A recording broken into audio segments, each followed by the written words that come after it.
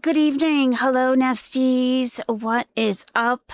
Welcome to Wednesday in the Nest. Well, I just ran a very brief poll because Chantal just uploaded a new video. It's not eating, and it's only 20 minutes old. It is Costco shopping and cooking dinner vlog. I don't know. Does she actually cook in it? I'm just at the Costco part. Maybe I'll bet she goes live to do the cooking part. Yeah, she's just at Costco. But yeah, it's 15 minutes long. Do you want to watch that first is my question. Who paid for the membership? Excellent question, because I don't know how much they cost in Ottawa, but I have one and it ain't cheap. And I just have the regular one. It's not cheap. So if you'd like to watch that first, please vote below. If you just want to get straight into Scranton issues, vote no. It's up to you. You have the executive membership? Yeah. It's not cheap at all. It's boring. She got her Costco card. Who paid for that? How'd she get her giant chicken tray in her basket? I wonder. It's a charge you dread every year, I'll bet. But they give you that credit card, right? And they're like, oh, but you can get points back that goes toward your membership payment or something, right? Is that true? Like, does it even make up for it? You watch City Council, Spider Queen, Emma? Yeah, last night I had a lot going on during the day. I was exhausted at night. I saw Chantal wasn't doing anything interesting, and I totally forgot about City Council until I woke up from my nap at like 9 p.m. And I was like, oh no, I forgot about Scranton. Rick Little did a great job. Awesome. I can't wait. I didn't get to see his part. I did watch some of it. You get a rebate check every year if you remember to get gas at Costco. It adds up quick. Oh, okay. Yes, I am okay. Thank you. I was exhausted. I had a lot going on yesterday. But I'm good now. I am good. I'm good. So, 66% want to start with Chantal. It's only 15 minutes. We can 1.25 it if you would like. I don't want you to feel like you're missing out on something. Hey, pause. Chantal said the membership was $65. Yeah, it's like, yeah, I think it's, well, that's Canadian money, and you know how that goes. Yeah. I'm fine. Bark Street Boys are fine. Thank you for asking. Hello, Tater Tot Hot Dish. Yeah. So let's see. We have 35 people here, and we got 30 votes. Okay. Hey, that's pretty good. Okay. So we got 60. So 2/3 want to watch Chantal first. So we'll do that. It's only 15 minutes. We'll do it very quickly.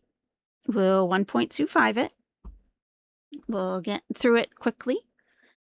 Yes, we will. 65 Canadian, so like $10 real money. Yeah, something like that. Close enough. Yes. Costco haul. Oh, Chantal. You hit up 3 parks today? Oh. Hello, Toasty. How's it going, Toasty? Toasty. She's in the nest, yeah. Toasty. She's in the nest, yeah. Okay. Here we go. I'm gonna need you to get a new intro, Chantal. This is so... Ugh. Really? Can't be that hard. I know it's not hard, actually. What am I talking about? I know it's not hard. It's hard for you, though. I know. I know it's hard for you. Just have someone make you one if it's that hard for you. Because this is getting old. Old and played out. Diane C., thank you for the star. Thank you. Oh my gosh, look at the swirls. Oh my goodness. All right, Chantal. Suck it to us. What you got?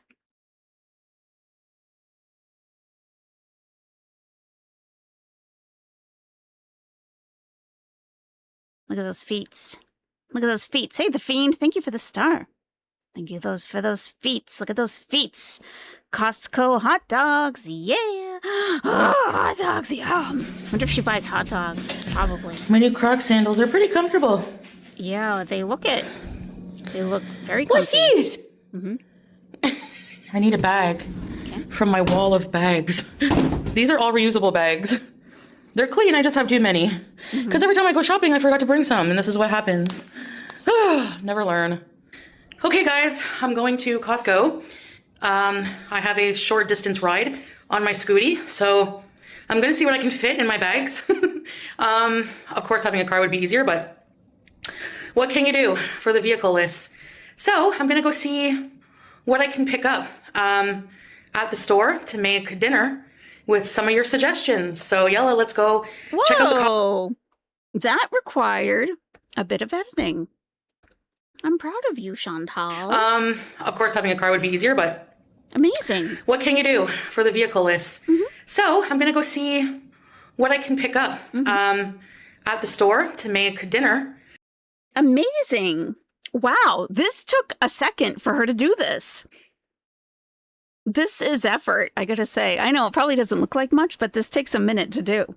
She had to screenshot all of these on her phone or wherever.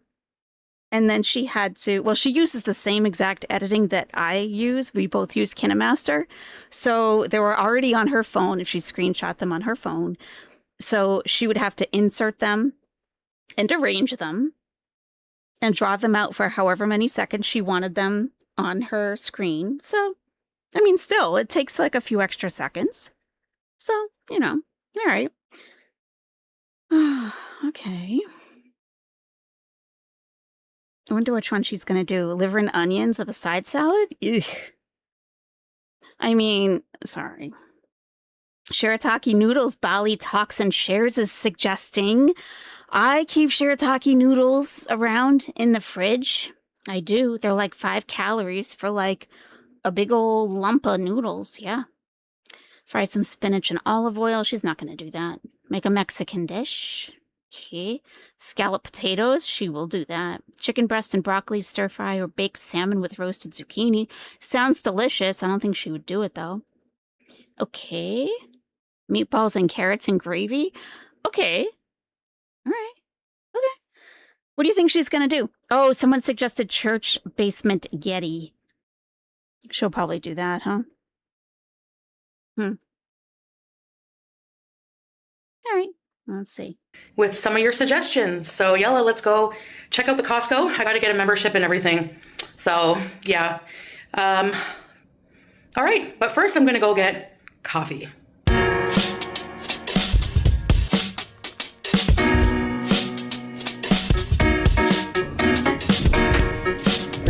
New music? Whoa! I like it. I gotta say, I do like it. I like the new music. Okay, good. I really need a pedicure. Peace. All right, we got a full battery, and we're on our way.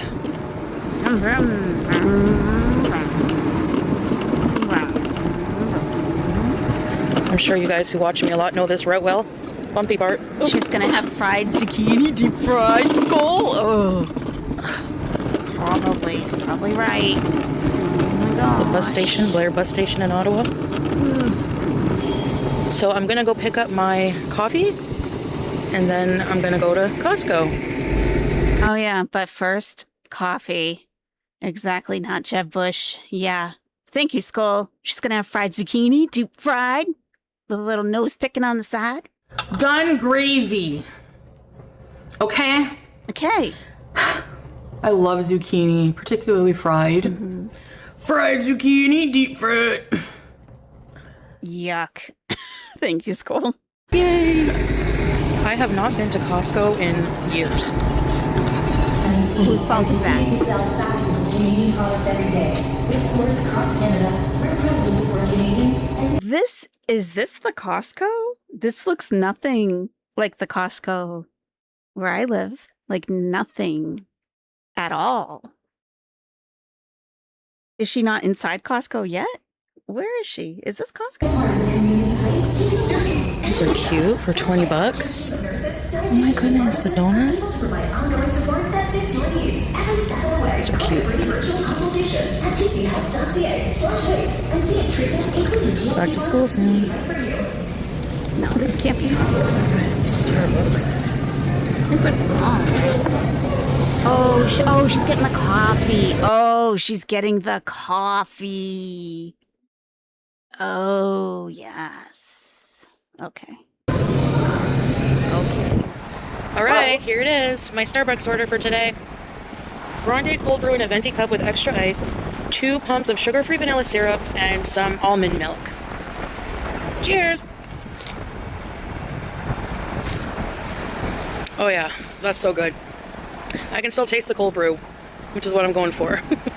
The older I get, the more I like to taste the coffee. That's how it goes. All right, now let's take this path, which will... This whole, like, the older I get BS is so annoying. Ma'am, you're 42. Stop it. take us right to Costco. You can walk here, you can bike here, and you can scoot here. Enjoy the windy ride, guys. It is windy today. I am not sure why, but that's how it goes. This is a train line they were meant to, I think they're going to open soon. It goes east. The LRT train. Or the O train. Alright, we're on bunny mode. Yalla.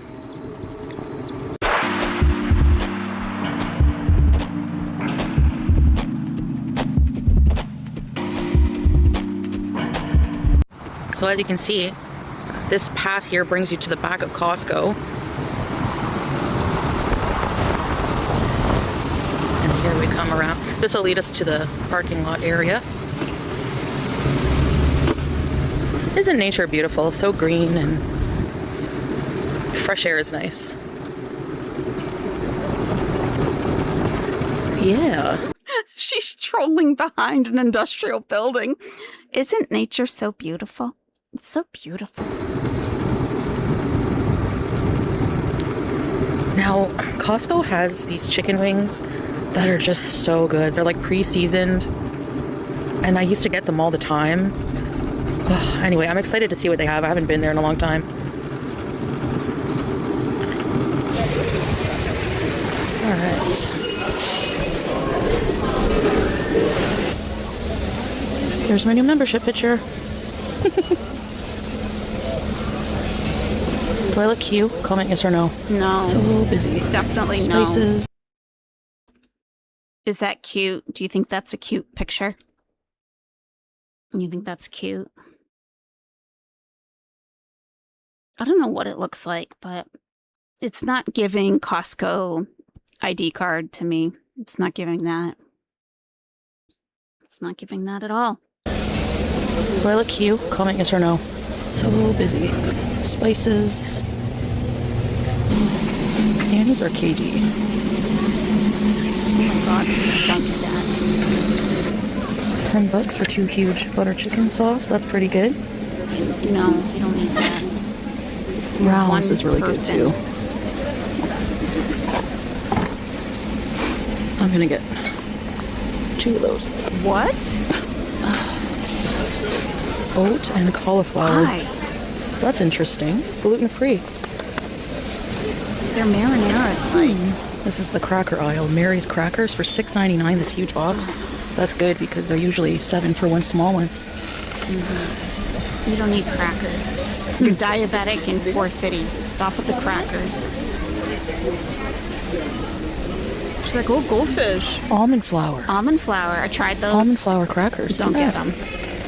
No, don't get those, Chantal. Don't do it. Don't do it. Look at the carbohydrates. 12. For how many little Still high in crackers? carb, Like 3. Just stop. Yeah, they aren't 3. No. Okay.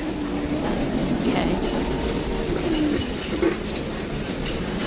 All right, we got some salad dressings here. You don't Look at eat this ranch. salad. Hello? Ranch lovers, $10 Whatever for 2 happened of to- these. That's insane. You don't make friends with salad. You don't make friends with salad. Jar of pickles for $7. That's a good deal. Yeah. Dill pickle. $8.99 for a huge asparagus. Ew. No. Pizzas. Spanico pita. Spinach and egg white frittatas. I'm gonna come back anyways. She's like, frittata. I mean, now that I have come back. What do you mean? When Nina's in the chat, when you're live? I can come back and get some stuff. Oh, acai bowls. Why would you have to come back? They have a lot of cool prepared food here. You just got breakfast paid burritos from YouTube today. Breakfast sandwich. When are you gonna go back? A lot of you suggested salmon for mid-meal ideas, and I will come back and get some. Today I think I'm craving chicken. So. Wow, look at that. Look at that reflection. Did you guys see that reflection? Don't look at the salmon. Look at the reflection. Oh my God. Let me just go. You need to see. Okay? You need to see. Forget the salmon. Okay? You can look at the salmon some other time. Look at the reflection. Ideas, and I will come back and get some. Wait, it's on 1.25. Sorry.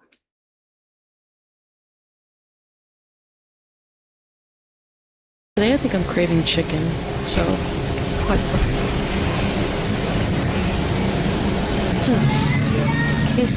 and Mexican style corn salad. This is salad. Can't wait for Foodie to rig a child's wagon up behind Scooty for her $300 Costco haul. She's gonna have to. How's she gonna get that stuff home, right, Skull? How's she gonna get that stuff home? It's like she doesn't think of these things in advance or something, kind of. Ow! Motherfucker! Exactly. Try thinking ahead a little bit.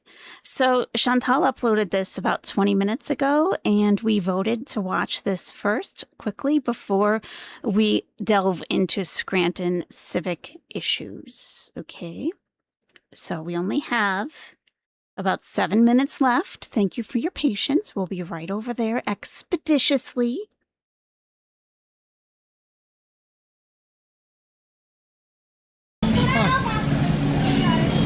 Costco chicken salad is the best. It's so good. These are the wings. They're a lot more expensive. They used to be $19, but they're so good. Why do you need to feel up those chicken wings, Chantal? You're so why?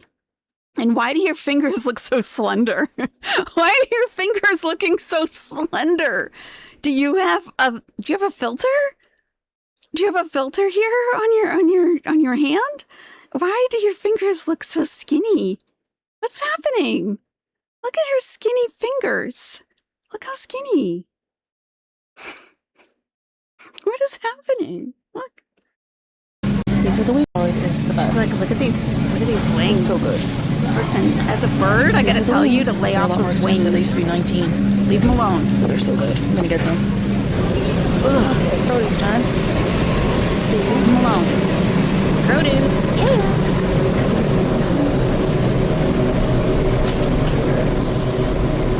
Is this a long, narrow room, or is it the filter? Those boxes look pretty slender.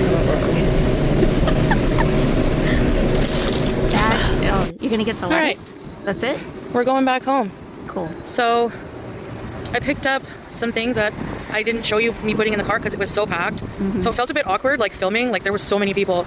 And so yeah, but I didn't check out also the prepared food because I'm just not hungry right now. But one of these days we'll check out what they have at the restaurant part. But they do have some good deals on some things. Some things are kind of pricey, but a lot of it's a lot of food, right? Like bulk food, and most of it's really good quality.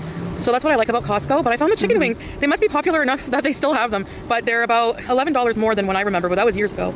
So you got to allow for inflation and stuff like that, right? So yeah. But I'll show you everything that I got whenever I get home. I'm going home now because I have a couple of frozen things. I was able to grab quite a bit in my huge bag, my huge grocery bag. I was surprised on my scooter, and they have self-checkout now. So yeah. Wow, it's really been a long time since you've been there. It's pretty cool. You just scan your membership card. It's kind of windy. So let's talk when we get home. She's like, yeah, self-scan. You go up and you scan your card, and then you scan all your items, and then you pay. Yeah, like they have that now. Have you guys been there recently? Wow, Chantal. Here we go. Going home. Yeah, you definitely need a little wagon to tow behind you. Okay, so I'm going to put this away right away. This is sour grapes freshly frozen grape splash with lemon juice and sour candy coating. I've always wanted to try these, so I'm gonna give them a try and see. So yeah, that's one thing I got.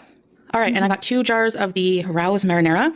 This is really popular with people on keto because there's no sugar added and it's really tasty. So yes, I'm gonna put this on Yes. burgers mostly.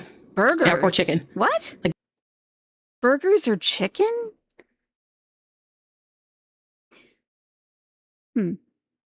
Okay. Bake it with it and some mozzarella cheese on top. Okay. And speaking of mozzarella cheese, I got 2 bags. Oh boy. 625 grams for less than $20. And this is really good cheese. I don't know if you guys have tried the Kirkland brand one, the shredded mozzarella. Also very popular with people on low carb. Costco does have a lot of good things for low carb. I'm not like completely low carb or anything. I'm not like announcing any kind of way that I'm eating, but I'm just saying what I've observed. Hello, pajamas. I also got a huge bag of broccoli. The produce area was so cold, but I loved it. Verdania, I don't know where that's from, but I love raw, fresh broccoli so much. You do? Oh. Yeah, and cooked. New. But also in the in the produce department, I got some green beans from Guatemala. Those look good. Yeah, I love green beans. Fresh green beans are the best. Even to eat raw like that with like some dip. Hi. Aw, BG. Mama's little helper. Where's I got their beef patties. Where's the cat treats? Did you get anything for BG? I always try to pick up something for the pups before I come home. Always. Because they're so good and you get so many. And I love frying these up in like a pan and just putting some marinara and some mozzarella cheese on it with a side of veggies or something. I really like these burgers. So this you're is spilling everywhere, but low carb. the seasoned chicken wings, I got to separate them in bags and put them in the freezer. Oh, stop it. You're not separating anything into bags. The last time you did that with potato chips you ate, you just wasted bags. You just wasted all those little bags. That's all you did with them. Come on now. We know you better than you know yourself. Just stop. They're so good. All right, I hope you guys liked this video. If you like more, please give a thumbs up and I'll see you in the next one. Bye. There go the chicken wings onto the sheet pan. And I got inspired by all of you leaving me suggestions, so please keep doing it. I will try some of your suggestions in the future. And for now, I like the sheet pan chicken and veggies, so I'm going to do my twist on that. I have my chicken wings, and I'm about to blanch some beans, and I'll show you the finished result of my dinner. All right. Doesn't this look awesome? So the beans, I blanched them by boiling them for 1 minute and a half, and then putting them in ice water. And then I mixed them with some garlic powder, sea salt, smoked paprika, and some mozzarella cheese, and some olive oil. And into a 425-degree oven it goes until it's cooked. Hopefully the beans don't cook too fast before the chicken. Well, you don't have to blanch them. Those are skinny. Those are skinny beans. Okay, here it is. My dinner, cheesy green beans and the chicken wings. Yeah, mozzarella and the green beans. Yeah. All right, that was it. Thank God that's over. Okay, let's move on. For the third of the audience who did not want to see that, thank you so much for your patience. Okay. Let's go to Scranton. All right, let's go to Scranton now. Okay, so we have the caucus, which took place yesterday, July 21st. Okay, all right. First we have the caucus, then we have city council. And first up was Parks and Rec, which Eileen was present. Eileen did not have satisfactory answers for a multitude of issues, as expected, for me. She's a little on the defensive, okay? Just my own observations. Having worked with a couple of Eileen types in the past, okay, I can spot them immediately. She's very lucky to have a job. Let me just say that. There are plenty of people in Scranton, and I looked into her a little bit. I don't know if she has since moved to Scranton, but when she first started working for the city, she did not live inside of Scranton. They had to make an exception for her. She didn't live inside of Scranton. But I got to give them a little bit of a side eye. How are you going to spend, and when you're the business administrator, how are you going to spend their money wisely? when it's not your taxes also. It's not your taxes. Eileen is the business administrator for the city of Scranton, Pennsylvania. And we've had run-ins with her in the past, and I find her very sketch. Very sketch. So no skin in the game, exactly. And her accounting sucks. I don't know if she was just like, there was no one else applying for the job and it was a vacancy for a long time, or if she, did special favors for somebody. I don't know how she got the job of BA for this whole city. I don't know. I don't think she's qualified. Let me say that.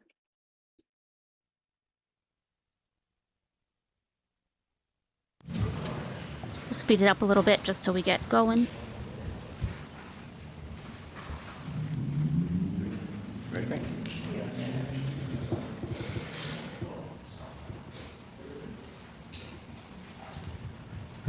Good evening and welcome. Tonight we have Parks Director Dana Force as well as Business Administrator Eileen Cipriani coming in for a presentation. Council had asked them to come in. We had a couple questions that arose over the last few weeks about some of the parks and things, and welcome tonight, and we'll turn the floor over to you. All right, thank you for having us here. Dana has a great PowerPoint packed with a lot of parks information, so we're looking forward to it. Okay, thank you very much, council members. So I did prepare a nice slideshow just to add some information about what the parks does. So that's from one of our events that we had where kids came out. They were able to, this was for a movie, a soccer movie. If they were able to score a goal, then they won a little soccer bag that says City of Scranton. So that's just something that we did at one of the movie events that we had. You can change the slide. Some of the new park additions that we had since last fall, of course, was the ribbon cutting for the skate park, and we have the NAOG pickleball and basketball courts, which are receiving heavy use. People are very excited to go up there. It's bringing more and more people out. And of course, we have the activity pool, which is also bringing a lot of people out as well. So we like to see lots of people out in the parks and enjoying a good time. So for the skate park, are you receiving, in Weston Field, I guess in general, are you receiving a lot of complaints about kids in there at night? No. Not at all? Nope. Well, guess what? They are. You work for a city in PA? Okay. Only when it comes from you guys. Okay. Noted. Thank you. Yeah, and just one thing, in talking to Chief Carroll, if there are people misbehaving or people violating curfew, he does recommend that we call the police. It's the only way really to document it. So yeah, that's why, neighbors that had called me, I let them know to call the police, and they were saying that it seemed like the amount of calls that were coming in from the residents were having the police not respond, if you will. That's how they felt. They felt like maybe there was a lot of calls coming in, and then the response somewhat went downhill. I'm still getting calls and videos of kids in there and individuals with motorcycles and things into all hours of the night. The only way for us to truly address it is through the police and documentation, because sometimes if we do hear it, it's a couple of days later, and it sort of passes its time for us to really be effective. But Chief Carroll always advises to please call. Yep. Yeah, and I believe they're making those calls. And there is signage, actually, just in case people were wondering, there is signage at the Weston Field Skate Park that does let people know they're not allowed to have motorized scooters or e-bikes in there. It does also let them know that the park closes at dusk. While we're on Weston Field, what's the process of renting the showmobile? 'Cause I know that's where it's housed, correct? It stays Yes. there. What's the process in that? Sure. So we have on our website, if you Google, I don't know how to access it another way. Eileen could probably provide information for that. I just Google organizing events in Scranton, and when you click on it, it takes you to a page where you can request the reservation of a pavilion or an open space or the showmobile. And then there's an application process to rent it. Usually there's a deposit, a fee that goes with that, and as long as it's available that day and it's not needed for repairs or anything like that, then we can provide it to them. So for the rental, at what point do they pay the fee? After everything's approved, or like when's the fee paid? Sure. So when it goes through a couple of different channels. So it'll go through myself. I say, yes, it's available. It goes through DPW so that they acknowledge they could put it on their calendar as well. I think it might go through Kelly Kraser as well, through the OECD department. And then the fees are put there, and they could pay via credit card right there on the website, and they're able to get a receipt for it. Okay, so they don't have to put the money up right, like it goes through a little bit of a process, then they put the money up, correct? Yes. Okay, was the showmobile used on Saturday for the FIFA event? Not to my knowledge, no. Okay, and that's bringing up a concern of mine regarding reservations. I received, I'm not sure if anybody else on council, we received multiple emails regarding a cancer benefit that was going to be down the street at one of the local establishments that did the process, paid the rental fee to use the showmobile. Weeks before their event, 1 or 2 weeks before, they receive an email saying, can't use it, we need it for the FIFA event. I drove by the FIFA event in the morning, drove by Westfield in the morning, drove back at night. That showmobile did not move. So I'm wondering why, if we're saying that we're paying the fees after it's already approved, are we then telling an organization who's using it for charity for a kid who has cancer that we're canceling it last minute on them and we didn't even use it? Councilman, I could chime in here. So it really, I don't know what the conversation was back and forth about the showmobile. I know they put in a request for it. I don't know if they paid for it. If they did, we would certainly return it. Yeah, I have the email saying that they were reimbursed. I don't know the specifics. Yeah, they were of it, paid for it, but correct. it really had nothing to do with the showmobile. The reason it was the event, we could not have the showmobile there because it would block the street. The police department did not. Yep, this is Eileen on the right with the blonde hair and the striped shirt and the glasses. Yep, she's the business administrator for the city of Scranton, Pennsylvania. I'm not sure really why she's jumping in here. I would think that Dana should be able to answer that question. So they're talking about this thing that the Parks Department has that can be rented out for special events or something. And there was a benefit that was being held for a child who has cancer, and they paid the deposit, and I guess they were told kind of in the last minute-ish, like, oh no, you can't have it. Like, it was already being rented out. And it's like, what? So they had to like kind of hustle and get something else, and they ended up having to pay more.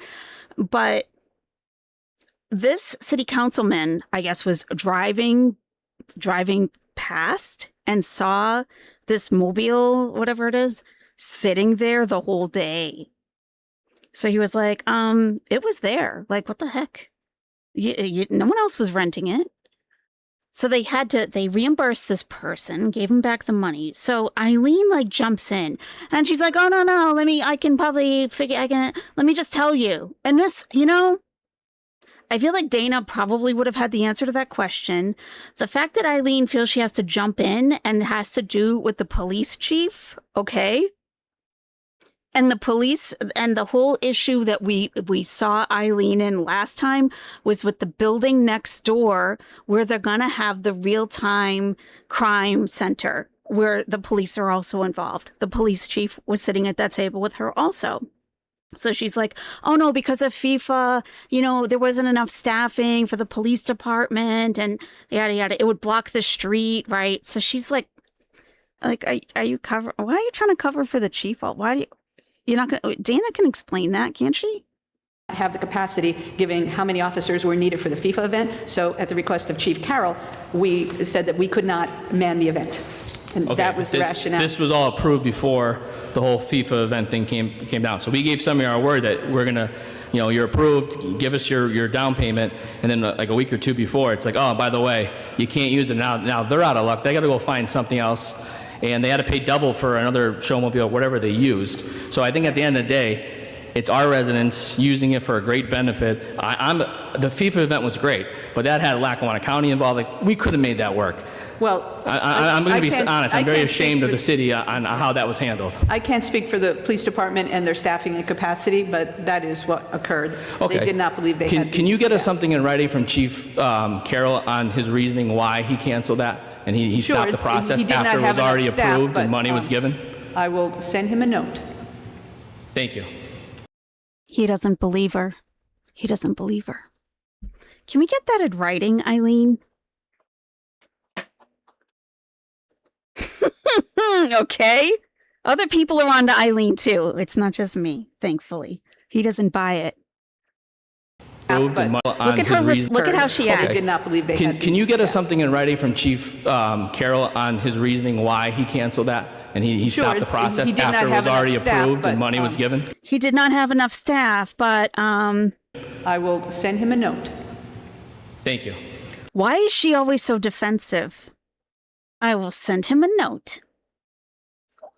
Yeah, exactly. Why is she talking over him? What is the problem? It wasn't your decision, right, Eileen? Why? Like, what shouldn't be an issue, right? Right?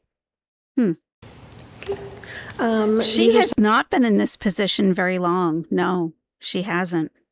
Some of the new things coming to the parks, which we're very excited for. The splash pad and the playground for the Pine Brook area is moving along very nicely. They just have the splash elements in this last week, so we're very excited to see that as well.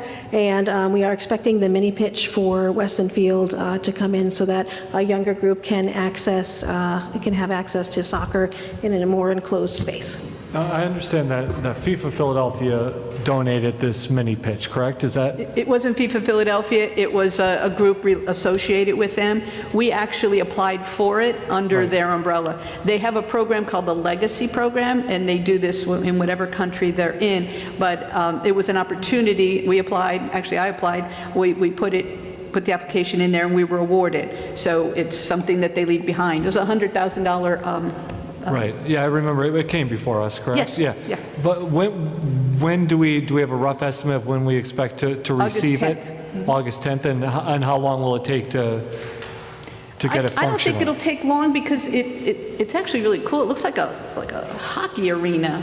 They just have to assemble it. This thing down here in the right corner, electrical access point area to stub up conduit is 3 feet to the right from center when looking toward mini pitch and 1.5 feet toward the mini pitch from the outside dimension. Okay, whatever that is. Okay. Together. So I don't think it'll take very long. But that was all part of the award. And that will remain on the grounds at Weston Field year-round? Yes. Permanent. And we have like the right stuff to put over it in the winter months to... It won't need to be covered. It's just, Wow. it's fine. And the only thing that we had to do was put in the blacktop. Okay. So this picture above here on the upper right, they had to install this blacktop paved area in Weston Field. They had to put that in. And then this thing is being sent to them in the lower right, and that's going to go on top of the blacktop. Okay. So that, I mean, this is what it looks like currently, is the top picture up on the right is the blacktop pad. Correct. Below, is it going to be, we're just going to paint the lines, or is it going to be a blue and red like that picture there? It's delivered and assembled. It's like a... It goes right on top of it? Yes. Yeah, it sits on Okay. top. I'm not sure of the colors. That was the mock-up we got. But it's like flooring that goes on top of that pad. It's not going to be the pad itself. No, it's a floor. Okay. It's actually really cool. Yeah, I think it's I'm sure it's cool. But, we're kind of asking, like, what actually is it? You would like to know how much the blacktop pad cost. I bet it was expensive. I'll bet it was, too. That looks like a pretty good size area, right? Wonder how much that cost. Exactly. And she's the business administrator. Of all people, she should be able to tell us how much did that a great cost concept. It's gonna to put in. Paving is not cheap at all. And it has to be certain dimensions. And does it get tapered off? It should probably be, and tell me this, right? Because, sometimes you got to learn about things that you don't even want to learn about. Sometimes when things get paved, it has to be tapered down so that the rain can run off of it so it doesn't pool someplace in the middle, right? So it's not just about pouring pavement and walking away. It has to be like leveled, and it has to be sloped down on the sides so that rain can run off onto the grass. So has that been done, Eileen? And the Parks and Rec department there, Dana, how many bids? I want to know how many bids. No one's asking these questions that I know of. How many bids were taken for that paved area? How did you select the company who did the paving? And did they do that sloping that's required? PA has a sinkhole problem. Excellent, right? You got to deal with frost compact too, right? But it's actually pretty cool. I'm sure it is. How about upkeep? Yeah, how much is it going to cost every year to do upkeep on this? My old middle school is built over a swamp, and they can't expand on it because of sinkholes. Insanity! That's insanity. be a great addition. My question is, so are we not looking at, are we going to start locking these parks up? Because we're Right, adding fine. beautiful additions to all of our parks, but we know what goes on at night. We've been getting the calls. I'm not sure why you aren't, but we're going to direct everybody your way. But we got to make sure we keep our neighborhood's happy and there's not people out and about past dusk, making a lot of noise in the park, but also making sure our assets are protected. So what are we going to do to protect this and protect the whole park itself? Because you can't lock the park. Right. Correct. And thank you. Yeah, Raman, it'll come back up in just a second, and then I'll zoom in on it. So I actually was exploring some natural barriers, and by natural barriers, what I mean, so there's a back gate and there's a side gate on the skate park side for vehicles, and there's a back gate, it's like a triangular shape. We keep them locked. We have heard that people do drive onto the field. Now, this last weekend, there was a movie, and there was a big to-do about a pickup truck. He had a movie screen. We unloaded a movie, unfortunately got canceled because it started to rain at the last minute, so I am aware that that truck was there, and we had workers there as well. But I know that people drive from the park. Hey, Debbie. All right, let me take a quick screenshot of this so I can have it up while they're talking. Okay.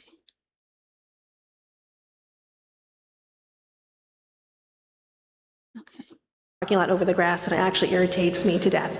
So one of the things I was exploring is a natural barrier like boulders, because if you put up a ballard, people are going to hit them, they're going to knock over. Fencing. Ballards are not meant to be knocked over.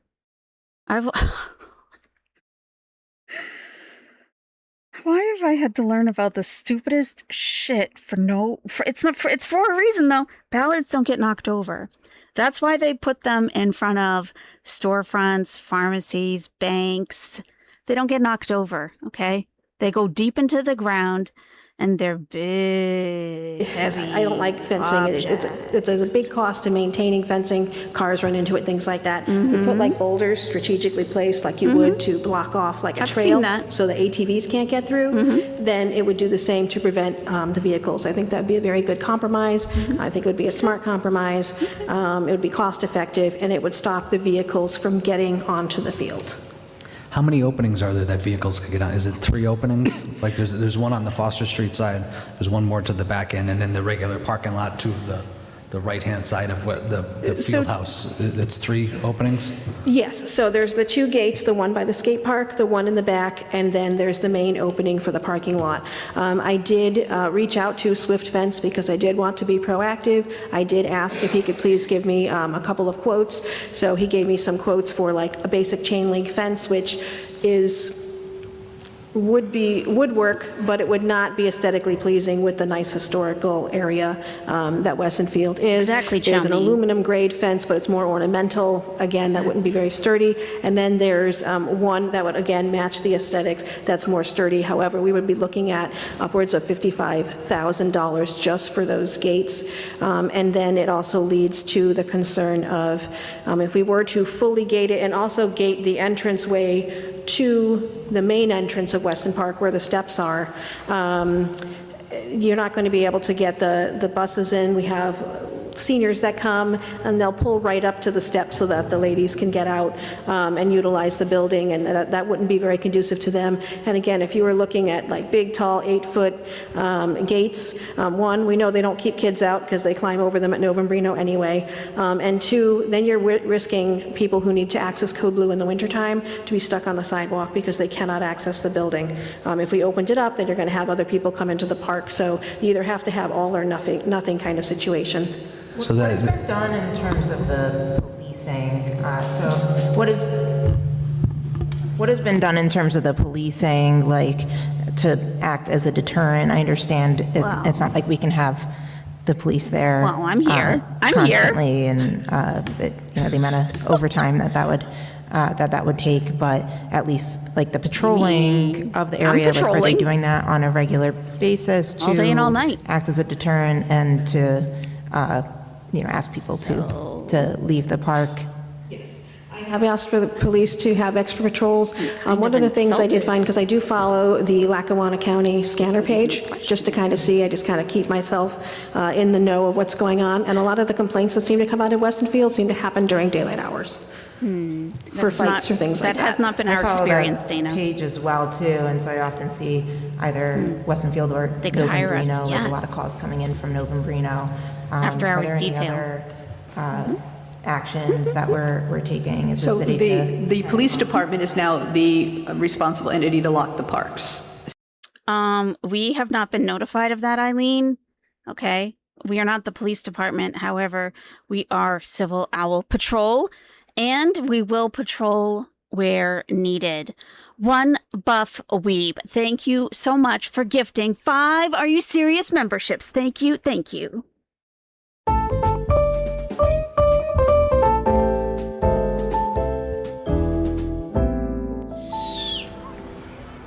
All right. We got Slime S'mores 7 received one of those membership. Emily sometimes got one. Limitless Possibilities received one. Chris Dot got one. And Auroras. If you're here right now, please be sure to give One Buff Weeb a big shout out in the chat. You just received a free 30-day membership from One Buff Weeb. And if you're a brand new Nestie, please be sure to check out your welcome video. Nightbot is going to put a link in the chat right now. Thank you so much, One Buff Weeb. We are checking out Scranton Parks and Rec. They are trying to do some stuff. Hey, you know what? I think they're doing good stuff for the city of Scranton overall, okay? But the finances, a little bit wonky, I gotta say. Potentially a little bit wonky. I'm not really sure what to think here. This lady here on the right, I don't know what she's up to, but I'm side-eyeing her the whole time. Mm-hmm. So we no longer have park staff there, so it gives them the opportunity to be there and go there.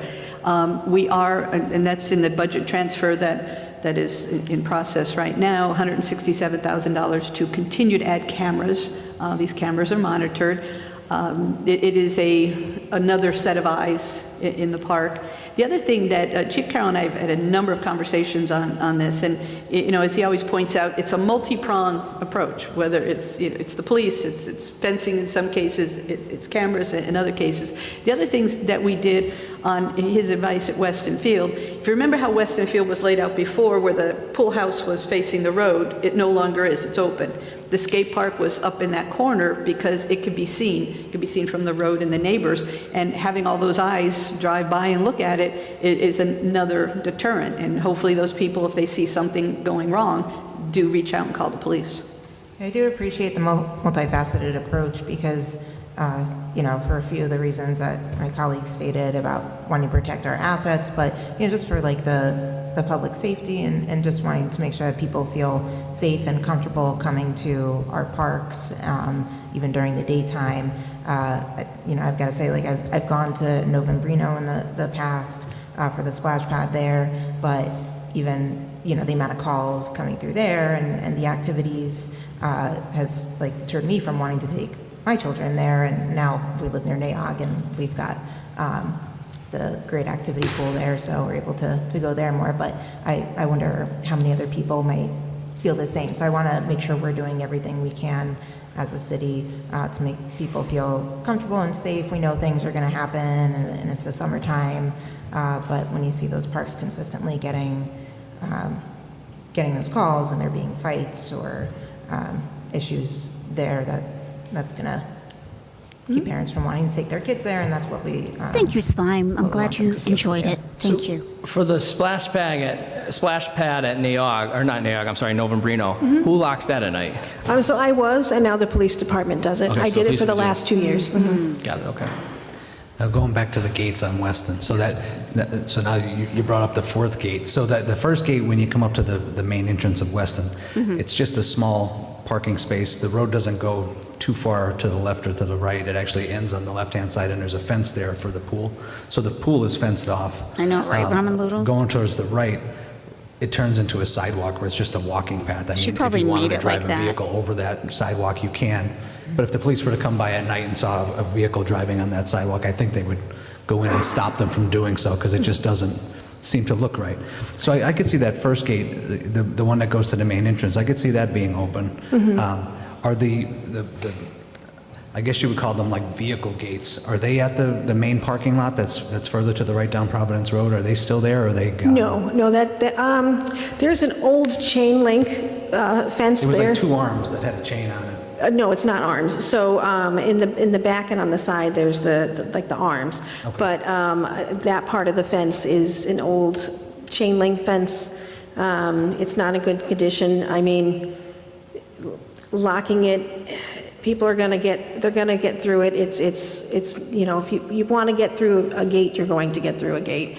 And it also is hard for my workers to get in there. You have to get out of the vehicle, you have to open up the gate, you have to go in, do what it is you need to do, pick up the equipment you need to do, get out of the vehicle, relock the gate. And I know it may not sound like a big deal, but it is when you have parks and things that you need to get to, and you have to get out constantly and relock gates and everything.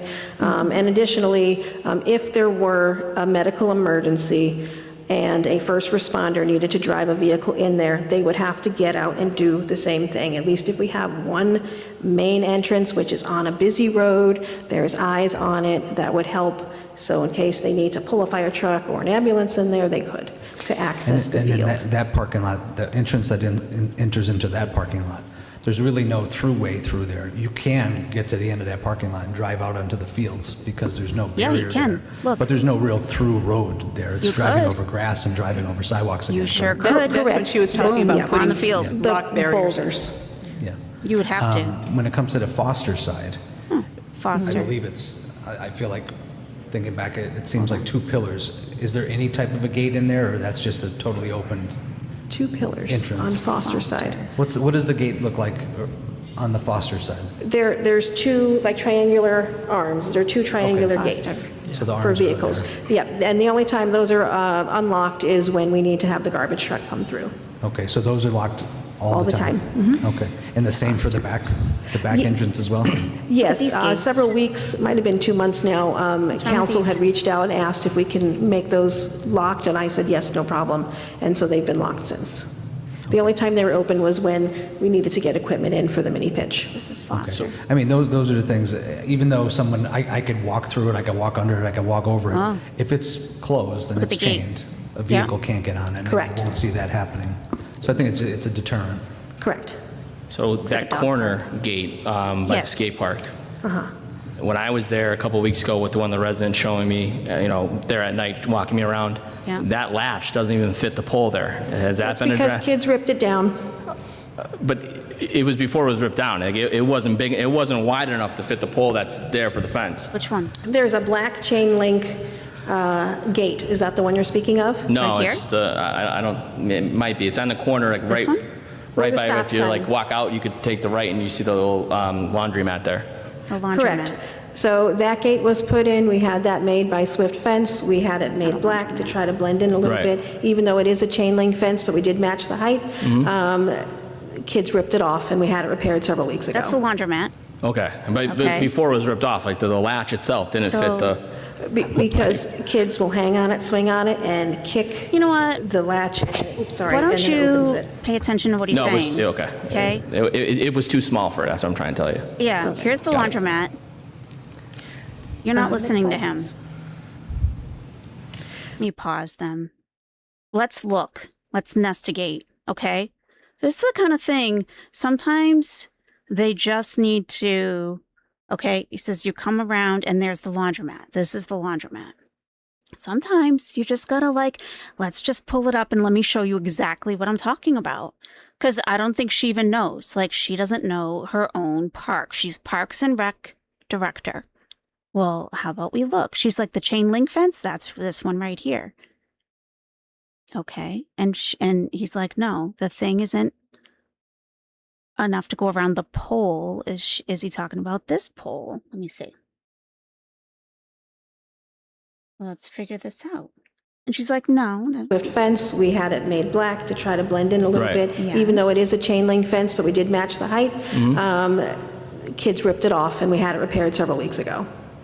Okay, but before it was ripped off, like the latch itself didn't fit the. Latch. Because Didn't fit the kids will pole. hang on it, swing on it, and kick the latch, oops, sorry, and then it opens it. No, it was okay. It was too small for it. That's what I'm trying to tell you. Okay. Got it. Okay, got it. Well, the gate itself is chain link. The gate itself is chain link. Let me go a little further down the street, and then we'll walk back up. Exactly. She's not listening. Exactly. Eileen is like, don't worry about these guys. They're just going to try to talk over you and intimidate you. I'll do the talking, right? Look at how the door frame doesn't fit on the gate. Right.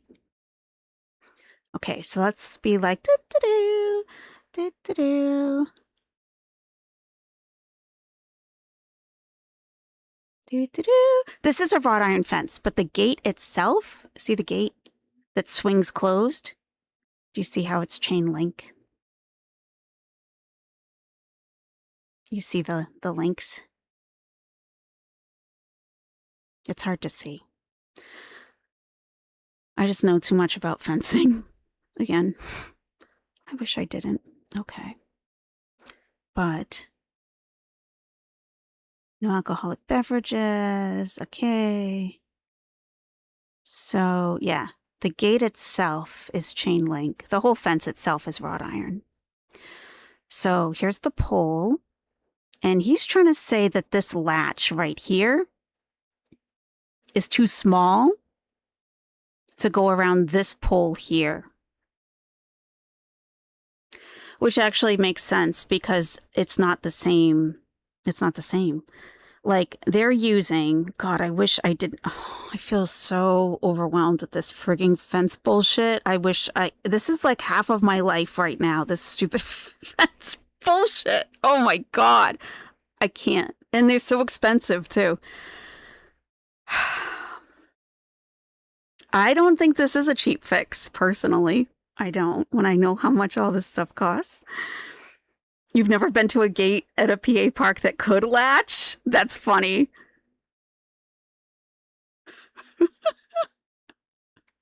Just a new latch? That's easy. That's very easy to say. That's very easy to say. Yeah. If Captain Quint comes in the chat at some point, please let me know. I have a very important question for him. So here we have this lovely wrought iron fence, right? This is expensive. Okay, this is expensive. I don't know how sturdy it is, right? But it looks nice. Okay, it's fine. It's hard to climb over to some extent, right? For most people, probably. Okay.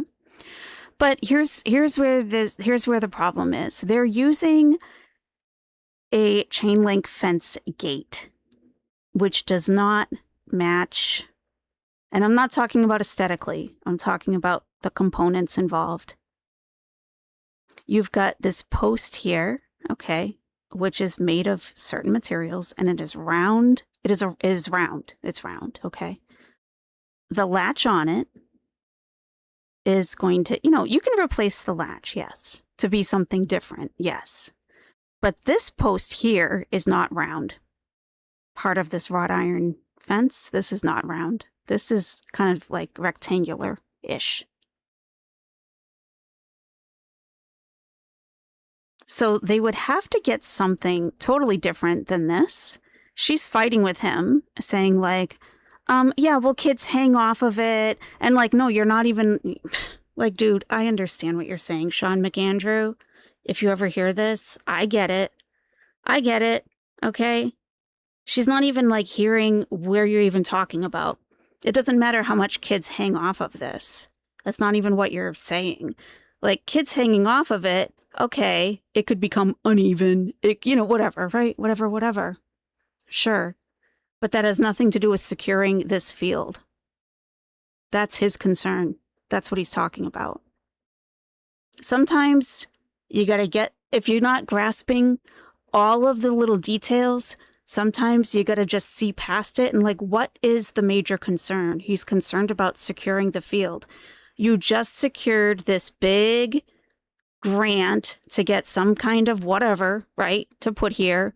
You just put this big paved area in, and you're going to plunk this thing down that you say requires zero maintenance. That's very unlikely, in my opinion, but whatever. I don't know.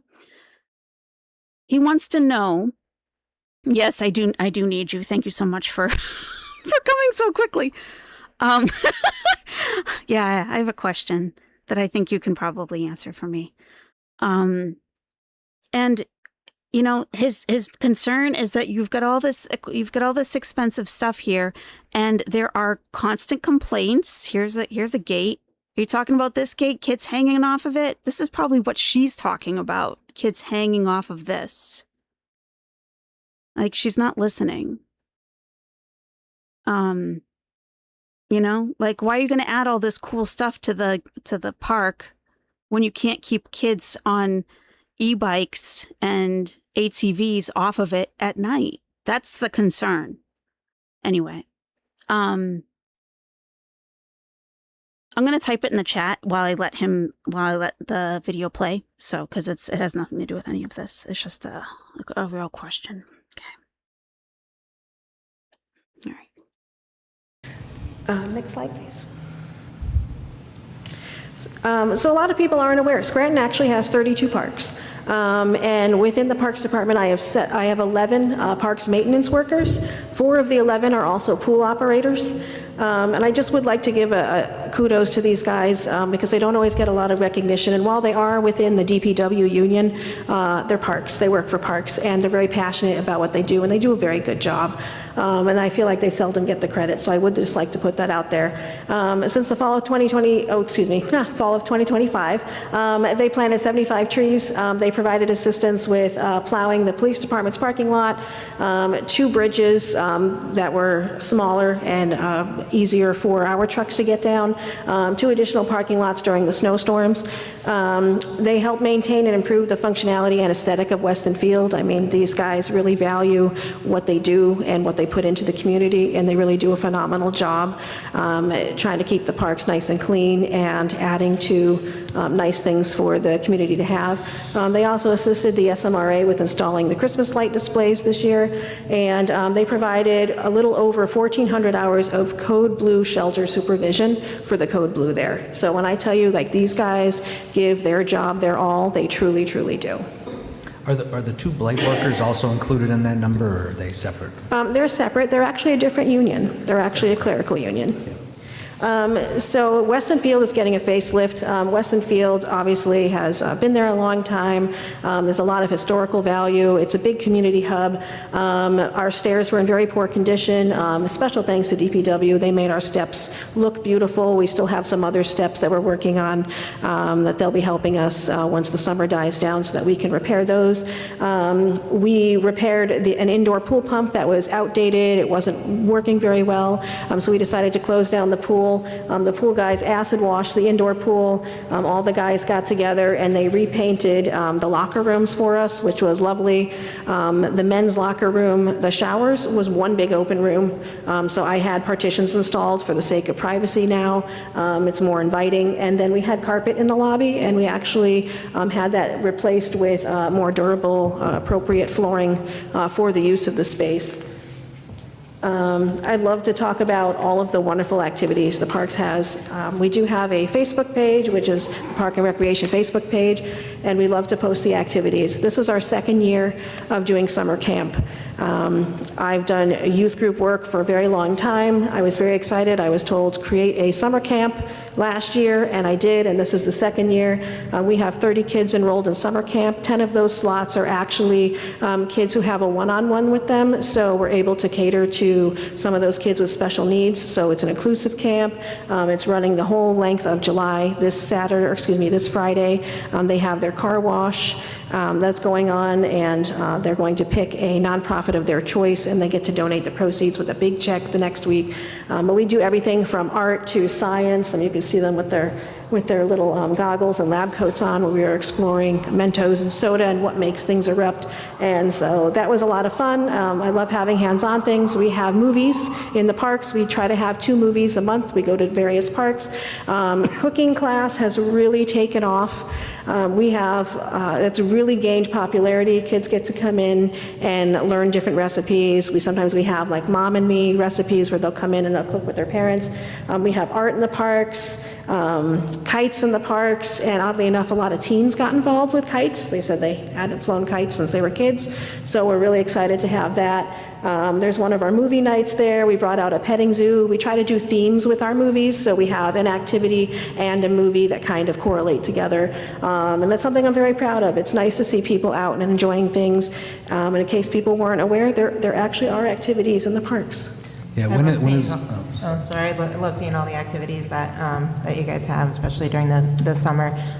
You might have mentioned it, but how long does the summer camp last? The summer camp runs the whole length of July, so next Friday will be the last day. Okay, thank you. And then when is the next movie, so everyone knows? The next movie is, I want to say, oh my gosh, Sunita does that. I want to say it's next weekend, but if you go to our Scranton Parks and Recreation Facebook page, you can scroll back a little bit to May, and we have all the movie listings there. Okay. So we'll talk about our property stabilization and enhancement team. So this is a two-man crew. They have done a phenomenal job with what they do. Scranton is huge. There's a lot of things that need to be taken care of, and these guys are the guys who do it. So they currently manage 24 land bank properties, 3 SRA properties, the Renaissance Plaza and elevator, several parking lots, the Scranton sign, so where the expressway is on either side, they make sure that the brush is cut down so you can see the sign. The lookout, any overgrowth, any illegal dumping, graffiti, and they also go up and help, they help cut the police range so that they can practice. So these are just some of the photos. The property, that's the 4 pictures here, that is the Vine Street property. I think it's on the corner of Vine and Prescott. So that is one of the land bank properties. So they went in and they cut it. They try to get to them once a month.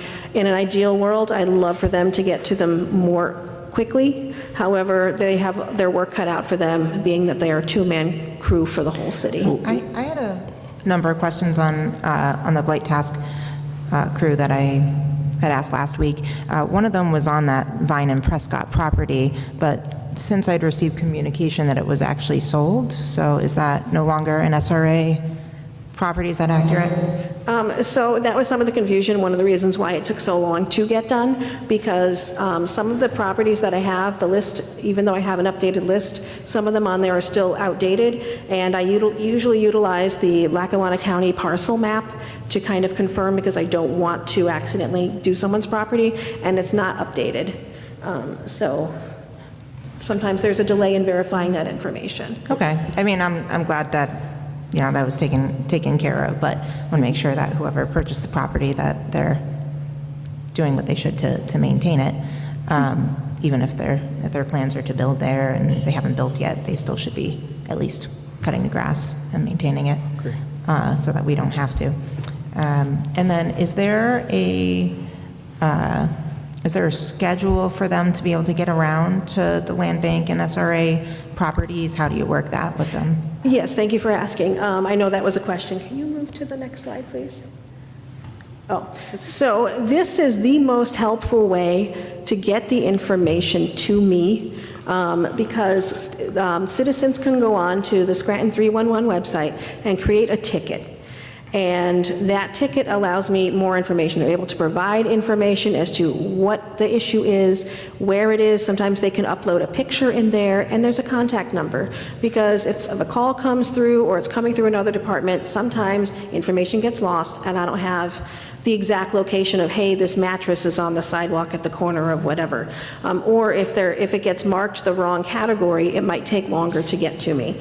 And so if it's not marked like parks, if it's marked something else, it might go through another department before it's bounced back to me, and by then it might be taken care of, and then I'm sending the guys kind of on a wild goose chase. So that is the best way to get information to me, and then it's time-stamped, so when it shows when I've looked at it, when it's in progress, what's going on with it, and when it's done. Some properties take a little longer than others because I might have to partner with DPW or code enforcement to get some information, or maybe get a dumpster, things like that. But you can follow it right on there. You can see what's in progress, what's been completed, and things like that. But as far as the scheduling goes, that's the easiest, because if it's all channeled into one channel, I can get to it in a more organized manner, as opposed to if it's coming to me from 16 different people in emails, via phone, things like that.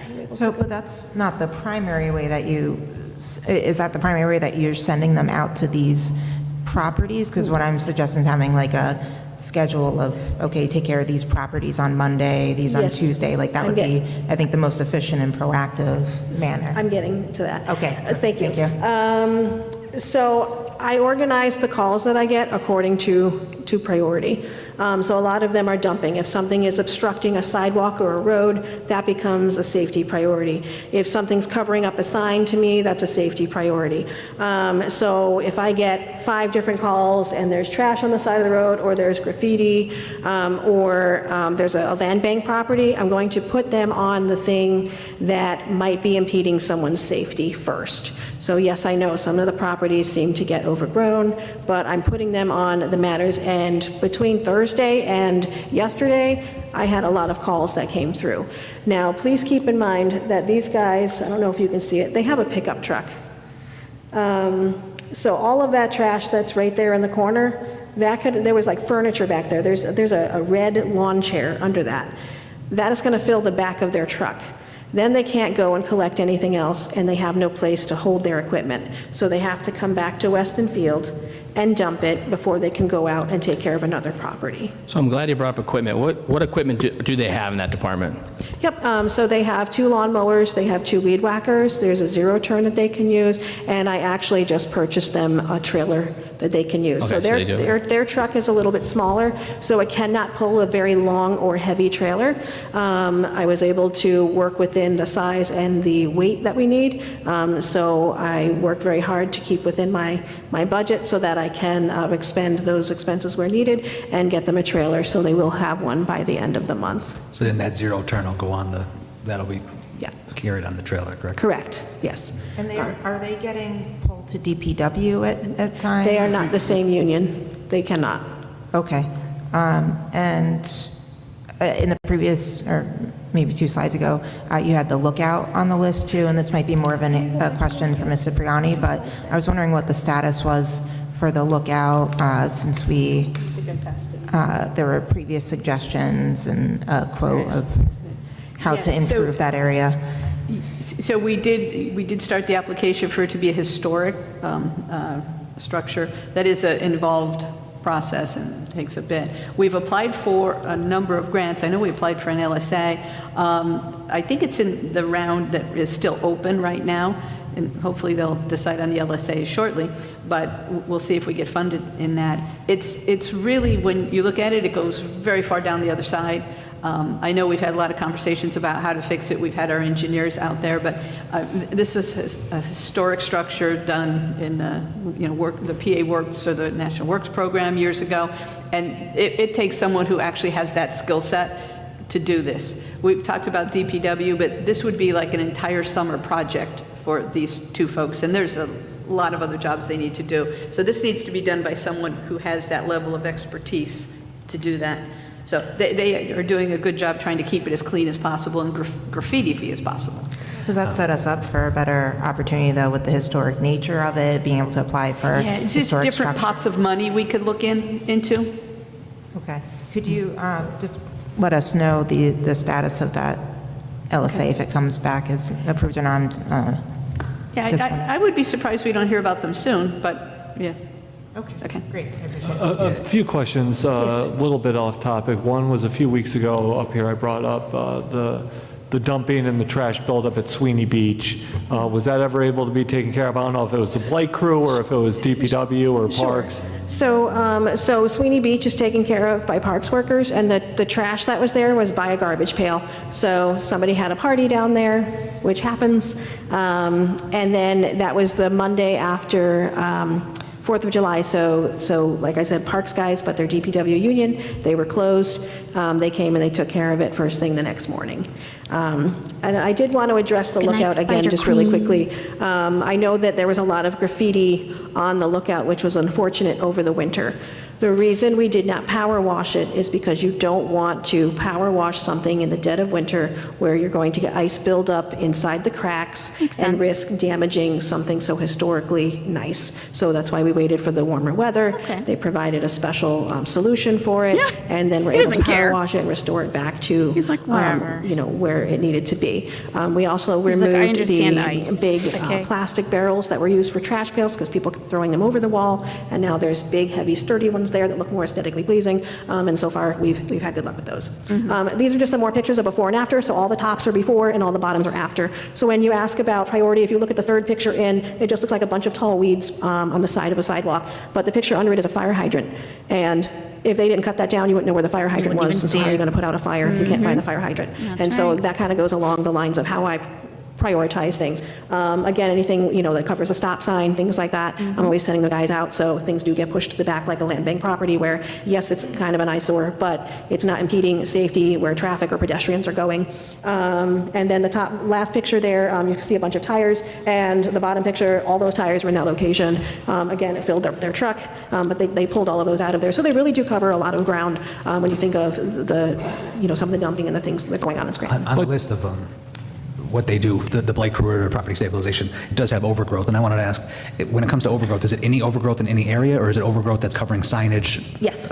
Fire hydrants, things of that nature? Yes, so I'm always looking, I'm always working. When I'm driving to work in the morning, I'm already clocking what needs to be done, and I'll let them know, hey, where the kids walk from the high school up Olive Street, I'll say, I see, like today, there's some flowers there, some overgrowth, they're going to be getting to that this week as well. Anytime that there's weeds in the crosswalks, on the corners, they don't do bridges, that's DPW, but if there's weeds in the crosswalks, anything impeding a sign, that goes on the list. And so I will snap a picture if I can, or I will make a mental note. And as soon as I get into the office, I'm texting them, I need you guys to take care of A, B, and C today.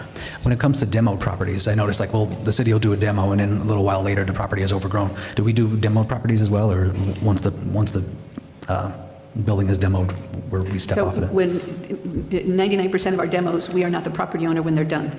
So there's a lien against the property owner then for the demolition. Okay. And again, with the condemned properties, it's still owned by somebody, so they cannot go there for liability purposes. Correct. I didn't know if we would clear that area or clear the overgrowth and then send the bill or add the bill to the lien as well. Right. Our legal department 1.25. tells us we would need to go back to court to be able to access people's private property. So unless it was deemed a health safety emergency. So have we taken, that was one of my questions, I think that might have been sent down. Have we taken anybody to court to get access to their property so we can clean it up? Because we have so many out-of-town landlords that are just... It's a real problem. Their property's in It's there. out of town and in town. I don't think it's across the board. There's a lot of properties that need to be maintained. We have not, to this point, done that. We've gone to court for a number of different reasons to be able to access the property, to be able to see if it's safe inside prior to demolition. This is an enormous task for the two individuals that we have doing this. It's just... Well, I agree with you, and I think that's one of my concerns, that why are they under a different union? Why are they in the clerical union, where if they were under the DPW union, we could have more backup? Well, that's not what DPW does. DPW is collecting refuse, and then they have the highways I'm department. sorry, well, we could do it in the Parks Department. I mean, there could be other jobs. We could have added this to the other union. Right. I think we need more blight crew people, but I do think we need to be Obviously. on the offensive and start taking these people to court, because I can't tell you how many times we get people sending in properties like, look what's in my neighborhood, it's an eyesore, the grass is so tall, but we can't do anything about it, so why don't we go to court? Well, you know what I think could be very helpful? Just a statistic, because when I was here, 2 weeks ago, last month we filed 94 citations with the magistrates. We've had one hearing. That is a problem. Because if people know that they get a citation and they don't have to respond to it, and then they don't go to the magistrate, they don't take action.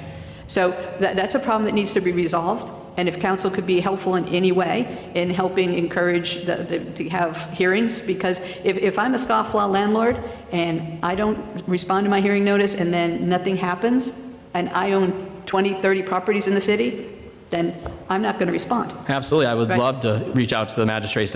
We would encourage that. But I would encourage you guys to start taking them to court so we can get access to these properties, so we can start maintaining them ourselves, because we can't just let them sit there in our neighborhoods. We are trying to get to the magistrate level. We're actually taking a proactive step of sending spreadsheets of all of the citations that are sitting at the magistrates to let them know. We've reached out to the court administrator to see what could we do to be able to get more hearings and get people fined, because the solution is to have them do the work themselves, not try and have our limited staff. They're not going to do the work, Eileen, because they're from out of town. Aren't you paying attention? They're not in the city. If they were in the city and all they needed to do was have the lawn mowed, they would hire a landscaper to go over and mow all the lawns. This is not the issue, Eileen. She's not paying attention at all. It's ridiculous. oh, well, then we're just going to have the Eileen, listen, I know you probably got other jobs to do and other things on your mind, but listen, I mean, really, how about we introduce an ordinance, okay, that if your property goes a certain length of time, right, with like, you gotta set standards, like what is considered like a nuisance property. No, seriously, what is considered a nuisance property? Like your trees, your bushes, your shrubs are growing into the street to the point where cars have to drive, like they can't drive straight. They got to curve around it or something ridiculous, right? And like you got to set like boundaries. You got to set like legit rules for that. Like, oh, it's out like 6 inches into the street or something. Yeah, problematic. Or a kid that has to walk to school can't walk on the sidewalk because your shrubs are blocking the sidewalk. That's a problem. That's a problem. That is legit. You know, some people may not think it's a big problem, but I'll tell you, it's a big problem for those parents of the kid that walks to school. God forbid anything should happen because they have to step off the sidewalk. What if? Then it's a real effing problem for the entire city of Scranton when your asses get sued. Okay? Because then it's the city's problem. Okay? Because it's your responsibility, city of Scranton, to maintain the sidewalks. Exactly, Maeve. Exactly. So you got to set some boundaries, okay? What's considered an issue? You send a warning, you send a citation. You got to make steps. Like, okay, your first warning this, your second, third, fourth, whatever. Then you get a summons to court. And if they are out of town, if they're out of the country landlords, and if they don't have like someone to contact within the states, they don't have an agent, they don't have a property manager someplace within Pennsylvania or something, then you subcontract, because you're not going to have the city do it. There's not enough room in the budget to have the city do it. You're going to have to subcontract a landscaping company to go over to these properties and take care of it, because it is a liability for the city at the end of the day. And you send the bill to the landlord. Landlord is not going to pay it. Let's not fool ourselves, right? So you put a lien against the property. You put a lien on the property. You can't sell it. You can't, and it's going to accrue interest over time. All because you did not trim your bushes. Okay? Like, this is not rocket science. It's really not. Eileen wants to make it this big, huge issue because she doesn't want to do any work. So she makes it sound much more complicated than it actually is. And the poor city council, I feel bad for them in some respects. I'm sure there's like a few that are like a little but like, I feel like they take the phone calls from their citizens. They're just as frustrated. They're like, I keep getting these calls about this house on whatever and whatever. And like, it's an ongoing problem. Trim your bush. Make it a dainty bush. Make it dainty. What is the problem? Trim it. Listen, it's spring again. It's going to be getting bigger and bigger. You got to trim it back. Oh, here we go again. That brown house on the corner. I don't know why brown, but you know what I'm saying? The brunette house on the corner. Let's make it dainty, shall we? Like, no, it's all out of control again. All natural. And I'm telling you, there's going to be a big problem, and then the city's going to get sued. Oh, well, you know, we have a spreadsheet over at the magistrate. F your spreadsheets, Eileen, okay? You're the business administrator, but you're not very smart business-wise. You have to think of liability. It's not just an eyesore. It's not just like, oh, I wish those were petunias instead of daisies over in that neighbor's yard. No, this is a potential liability. You have people that have to step off the sidewalk. You have people in wheelchairs or in mobility devices or whatever they're using that where it doesn't slope down, where they can get off the sidewalk. All because this house on the corner doesn't have their bushes trimmed. This ain't the 70s. Exactly, Moz. Exactly. You guys know what I'm talking about. Okay? And don't be all like sloppy about it. Don't be all sloppy and like make it all nasty. Don't be a salah, okay?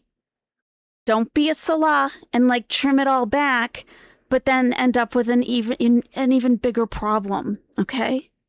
Like nasty, okay? Yeah, exactly. Here they let the prisoners do community service hours to clean up such properties. The owners get liens if these fines aren't paid. Exactly. That's what I'm talking about. Exactly. Pretty simple, Eileen. Oh, we're putting together spreadsheets of all these houses. Well, like our man here is saying, like, okay, but there's a lot of them. And you know what? I have heard about these blighted properties ever since I've been watching the city council meetings, and there's a ton of them. There's a ton of them. So what's going on here? We are talking about his manscaping, yes. Landscaping and manscaping. Mm-hmm. We had a serious accident happen because of overgrown bushes. Right. Yes. Okay, Slime. Oh, okay. Hey, if you can't come back, we'll see you on the replay because we're not even halfway done. We've still got city council. We're at the caucus. This is before city council. If we take the rest of the park staff to start cutting grass, we won't be cutting grass at Nayog, Weston, Clover, et cetera, because we have a limited number of staff, and 4 of them are pool attendants, so in the summer, those 4 are quite busy. When we're having this conversation, 2 properties come to mind. One is the property that's at the bottom of East Mountain Road, across from the Salvation Army there. That's a property that we've been asking who owns the property, what can the city do? When it comes to something like that, what kind of route can we take to clean up the property such as that? And then the other one that comes to mind when I was asking about demos was the 900 block of Euclid. A house was just demoed there on the corner, and I haven't gotten a complaint about it yet, and I don't know why I haven't, because it's overgrown. So what can we do at a property such as that? The first step on both of those is to do a citation and take them to the magistrate. That's the first step that we need to go. Well, we go through the quality of life process, but then that first rung on the judicial orders is the magistrate. Well, the question there would be, have we cited either of those 2 properties that you know? I don't know off the top of my head, but. Just to go back a second, and I think this is to Dr. Rothschild's question earlier on some of the land bank and SRA properties. I saw like a few of those pictures, and I think your answer was that like most of the time we go out to the land bank and SRA properties is when someone sends them in to 311. No. So I have a list of the land bank properties and the SRA properties, and they are to get to those at least once a month. But sometimes it might be postponed. So just for example, in June, the big boy came in and we were getting ready for FIFA. We wanted Scranton to look nice. Big boy. We want people to come in and see the city looking nice. So I tasked Hay hives and hot flashes. them with making sure that the area that surrounds the elevator that goes to that park, whose name is Renaissance Park, that gets Aren't you the Parks and Recs director? What's the name of that park again? taken care of by the blight team. So they wanted to make sure it looked good, wanted to make sure the Scranton signs looked good. And I said, let's prioritize all of the crosswalks because I knew we were going to have a lot of pedestrians. So that bumped some land bank properties back. Additionally, the police needed to, they had some type of firing qualification that they had. And they said, hey, we need help getting the range cut. So that was a priority, taking care of our police. When did this process of like once a month at these properties begin? Sure. So I asked for a list of the land bank properties a couple times, and it was not provided to me until May. Okay. All right. Yeah, because the one on there, I know when Mr. Cadillo from the SRA was in here, I let him know about the one property on the corner of 3rd Avenue and Broadway, I believe, and that's one of the pictures that's up there, and he wasn't aware of it and said, like, we'll get someone out. So I wasn't sure how long this process of going out once a month, but that makes sense timeline-wise. One more thing before I forget, before we end this, is I've asked about this a few times. Could we please get a new sign at Pretzel Park? The sign that was put up there says this parking lot is under surveillance. It's obviously not a parking lot, it's a city park. If there's any way that we could get new signage there, I'd appreciate that as well. It says there's a parking. I don't know if that's our sign, but I can look. I think DPW put it up. It's an off-the-shelf sign that we put up. Right, yeah. And I appreciate it at the time when all this was happening, but at this point, could we get a sign more reasonable for the fence there? Thank you. I have a question. The Trip Park Community Center, I know that the city now took control of that again. What is the intended use for that? Well, at this moment, it needs to be repainted, carpet. all of the appliances were removed, the tables, the chairs, everything was removed from the building. So right now, we just had this discussion this morning about getting it rehabbed. Dana has some great ideas about programming for the kids in that building, but it needs a little work. Okay, because I mean, I'm not sure if my colleagues have heard this, but since May, I heard there was a meeting regarding using that for Code Blue, if they need extra room. That wouldn't be a feasible location for code. Okay, I just want to get that on the record to confirm. If I could share what my vision would be for it, if Sure, maybe absolutely, something. Because the cooking classes have really taken off, and while Weston Field has been a wonderful location for that, in the wintertime, we can't have classes for the kids because you have people waiting for Code Blue, and a lot of parents feel, concerned having their kids walk back, people waiting. I would love to see if we could rehab the Trip Park Community Center and turn it into a facility where we can have cooking stations for the kids and teach them real cooking and bring in our art classes and have like kids serve hors d'oeuvres while art programs are going on and people are coming in and critiquing their art. I think that would be a wonderful use for that facility. So if that can happen, I'll Yeah, I think try. that's a great idea, actually. Yeah, I appreciate hearing about that idea as well. I did just, while we're on the slide regarding the swimming facilities and lifeguards, I did have a question, and I know it had gotten sent a few weeks ago, and that you had responded, but I just wanted to ask some more clarifying questions on it. So it was with regards to an experience that we had at the new Naog Park activity pool that's there, and while we were in the water enjoying it, and it was like later in the afternoon, the lifeguards had asked everyone to get out of the pool, and I wasn't sure why at the time, and I thought perhaps something had happened, and we were debating like, should we leave, should we stay, and waiting for it to reopen. And then I saw the lifeguards, there were like 4 of them hanging out in the room of the building that's there, and I was just curious as to why and if it was going to be opening back up. And they had said that they were short-staffed and that in order to take a break, they needed to close the pool. But people were getting back into the pool, which I thought was unsafe. That, even though it's a smaller pool, you have young children, parents deciding to go back into the water while the lifeguards were out of view from the pool. So the response that I had gotten back was that it was closed for medical reasons or maybe someone getting sick, but no one had come by, we were there the whole time, no one came by to clean the pool. It was only maybe 15-20 minutes, but I was just still concerned about that happening. Is that happening at other pools? I understand that you have on there that it is, that the pools are fully staffed with lifeguards, but there's just confusion on my part as to what happened there and if that's an issue. Thank you for asking that question. Yes, so we are fully staffed. We have 50, we might have 52. I think we just added 2 extras.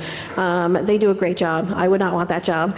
They do a wonderful job. We try to have at least 4 minimum at each pool, and especially for NAOG, we always have 1. And we also added splash pad attendants, so they can also do the slide. So that frees up a lifeguard. They are still first aid and CPR certified, but they're not lifeguards, so they can be at the top of the slide while the lifeguards are around the pool. The lifeguards work from 12 to 6. They are allowed to take breaks, so they usually will take a break at 2 and at 4.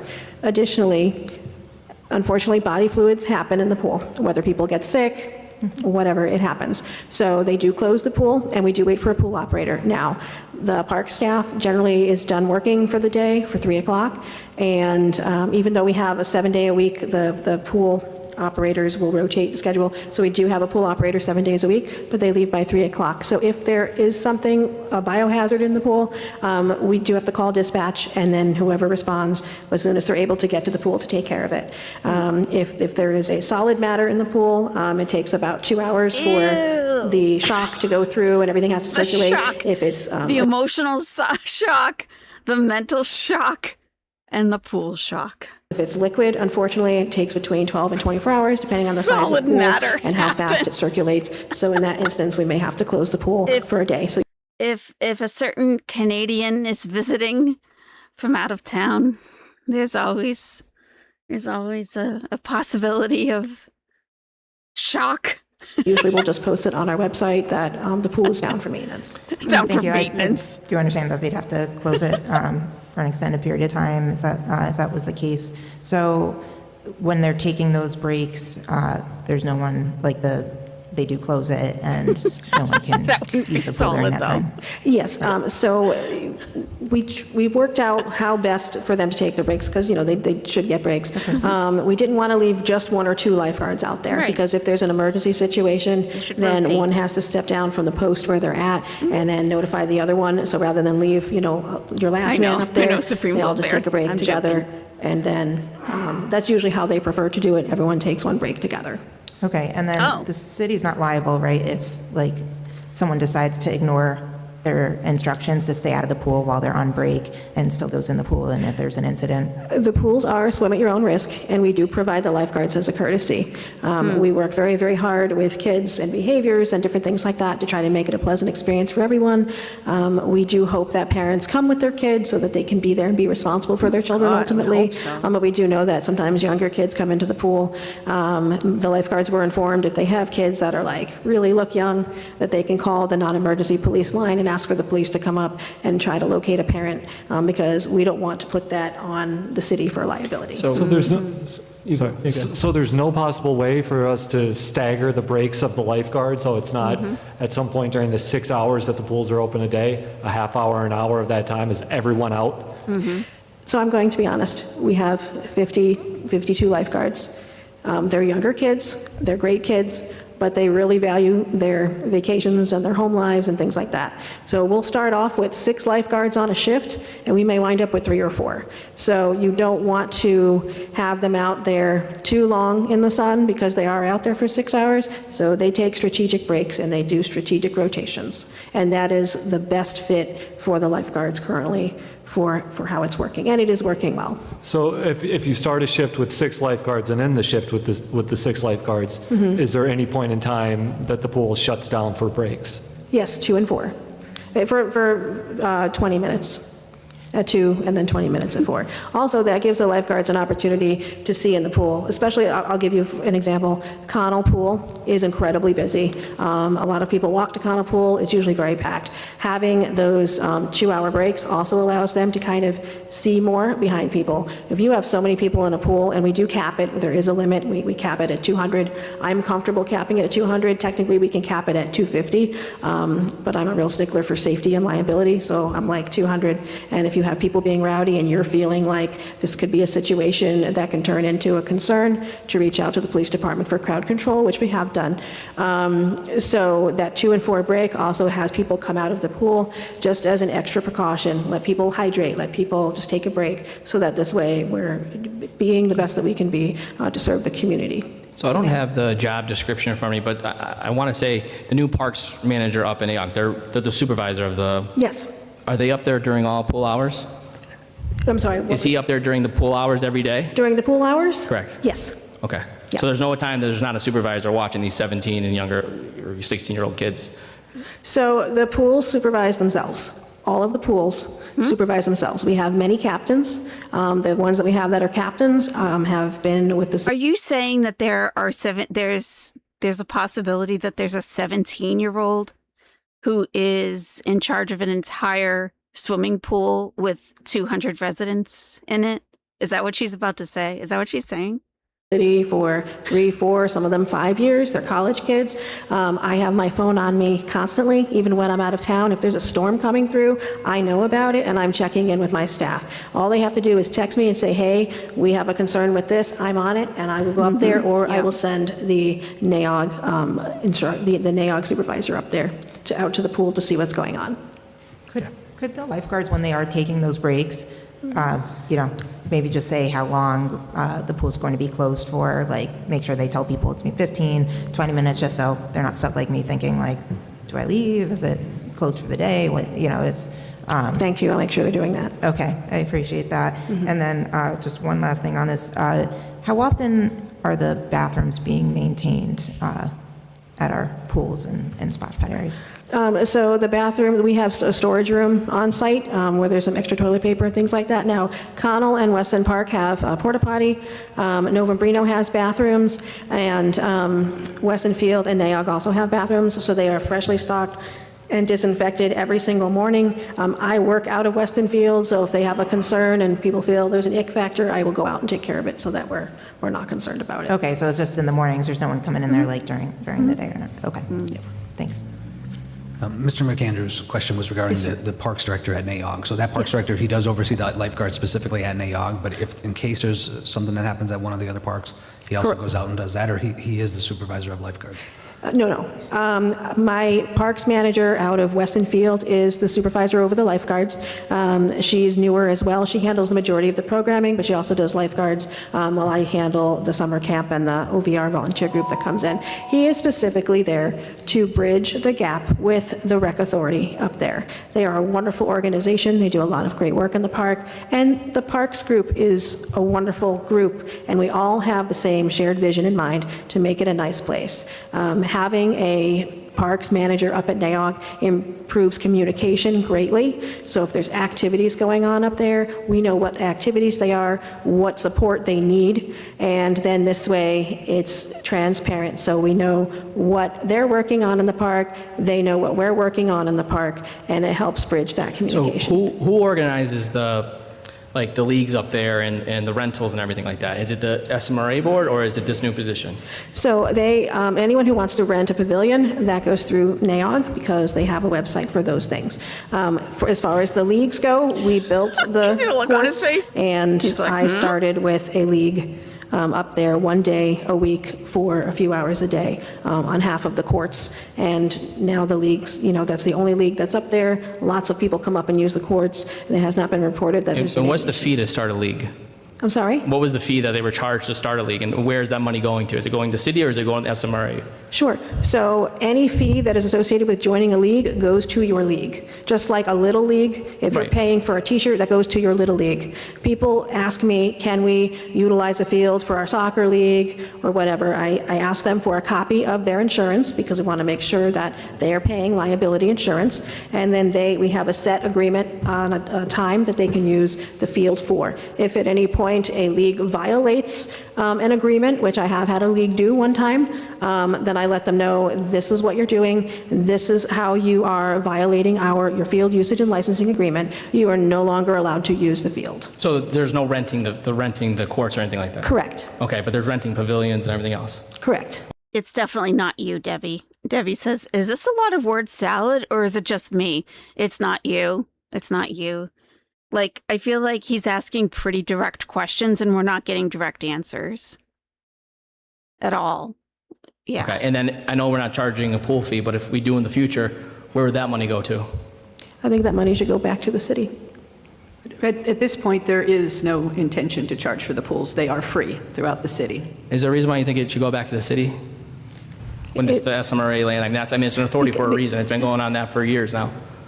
Okay. The authority is a wonderful authority. They have a lot of support, and the city built the pools, and therefore, if we charge for the pools, the money should go back towards the maintaining of the pools, because that's how you keep taxes low when you're collecting on the fees, and you're putting it back towards what you are maintaining. Okay, so in the budget now going forward, will there be money going towards the SMRA board, like there is to NAOG and everything like that? No, we do not fund the SMRA. Okay, I think that's something maybe we could look into. And Okay. just to be clear, we don't charge for the pools. That some took off on social media. It was total No, I know we don't this year. I know disinformation. We they have in don't the charge. past, but I'm wondering. We aren't planning on charging. And just for clarity, these are extremely expensive between chemicals, staff, maintenance. They are very expensive. So the to city's operate. paying for the chemicals and We upkeep? pay for every single thing in the pool, the staff, all the chemicals, any maintenance is all on the But city. previously, the SMRA board I love how paid he for the looks at chemicals. her. That's interesting to know, okay. They don't currently. Sorry, so explain this to me a little more. So you said the main function of the NAOG park manager is to essentially be a conduit between the SMRA and the administration? He also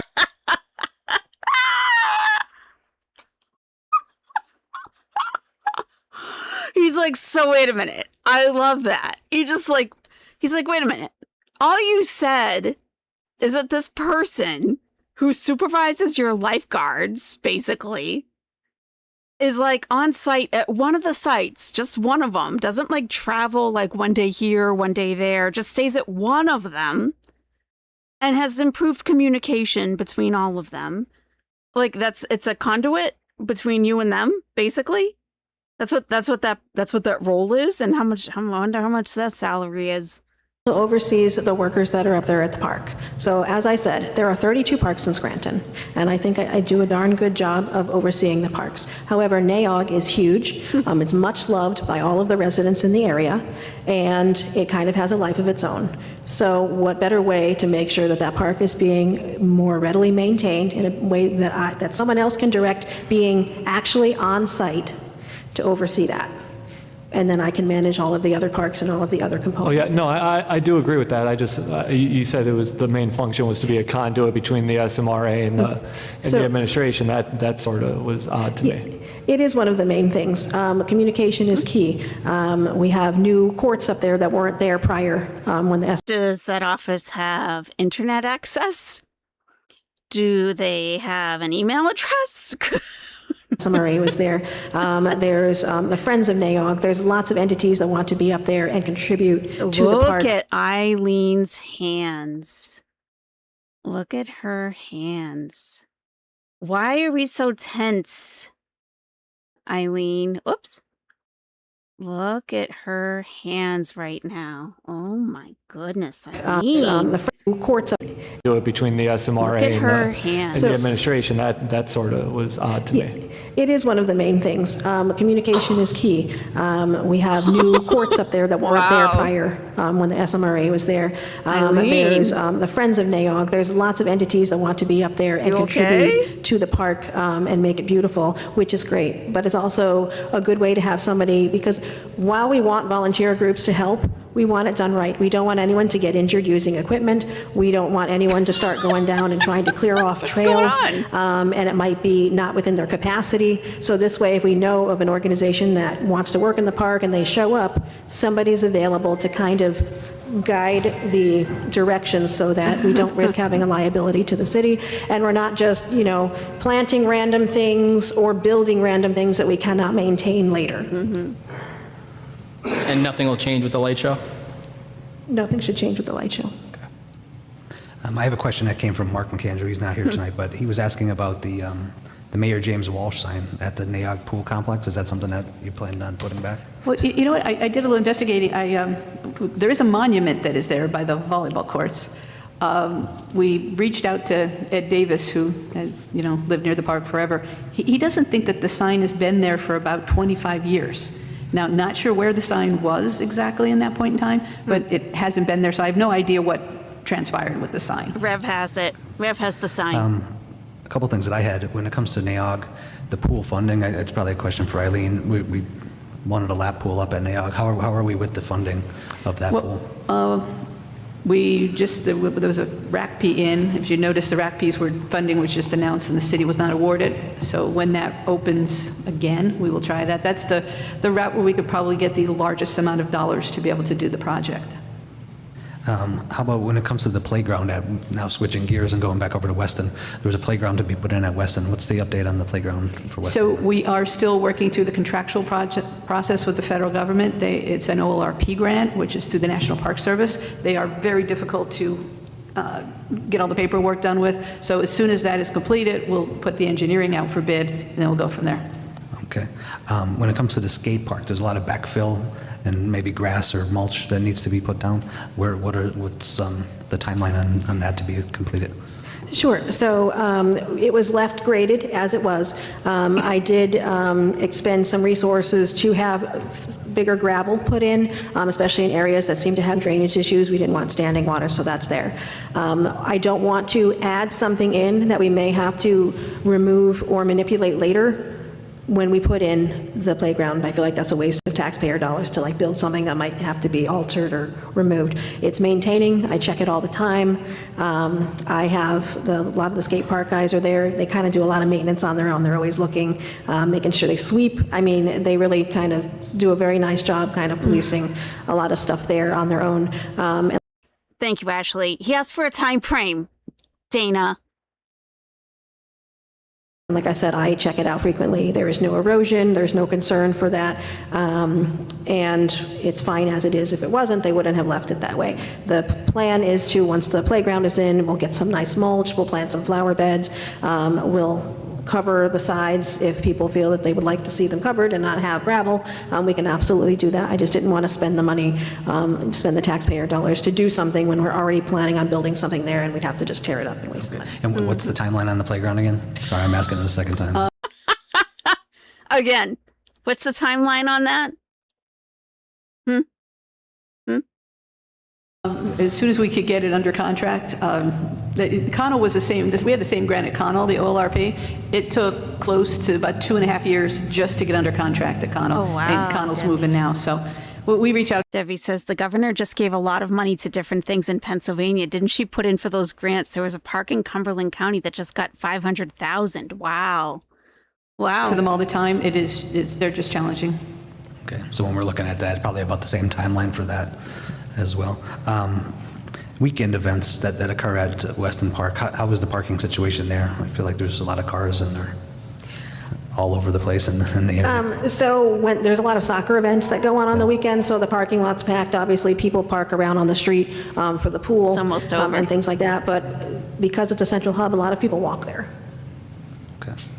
Okay.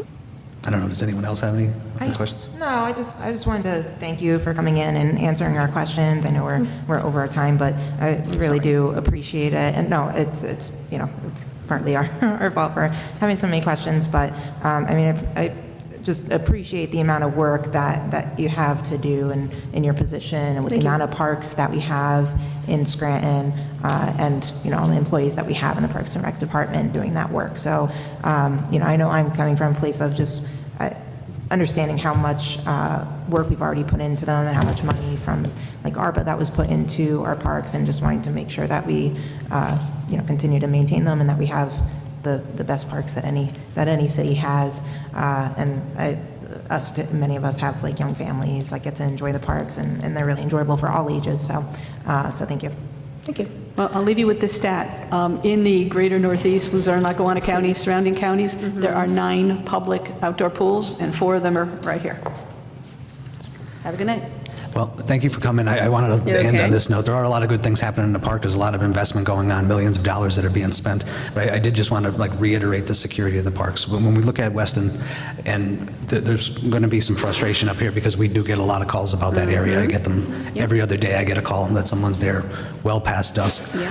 But we spent $3.6 million on the pool there. We did a skate park for over $900,000. Renovations of about 1.3. The new soccer mini pitch is there. So we put in that park alone, over $6 million worth of investment has been done in that park alone. And one of my fears is it is a place that people congregate at night. We have had issues in the past. There was an individual that was shot in that area. And I do know it's some of the neighbors' concerns that there's congregation at night. So if we could really look at securing those fences, making sure the police department is monitoring those areas, and enforcing the rules that we have in the city here at night, and making sure that they're not in there. I know after this meeting, all of those people in that area are going to be watching. They're going to be hearing it. And if this stuff continues past this, there's going to be a lot of frustration that comes out of it. So just want to reiterate, securing that park at night, it's on their radar. They are watching nightly and daily, and it's a lot of frustration in that area. So we would really appreciate it if you would secure the park at night.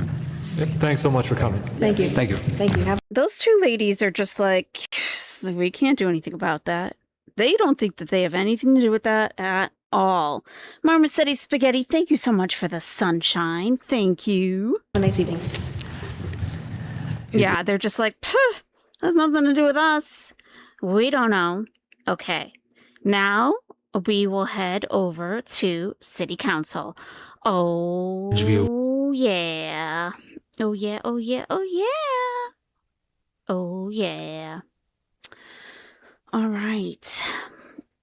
First, oops. Please stand for the Pledge of Allegiance. Okay. I pledge allegiance to the flag of the United States of America and to the republic for which it stands, one nation, under God, indivisible, with liberty and justice for all. Please remain standing for a moment of silent reflection for our servicemen and women throughout the world, and for those who have passed away in our community, especially Tom Gazoo and Arlene Santoli.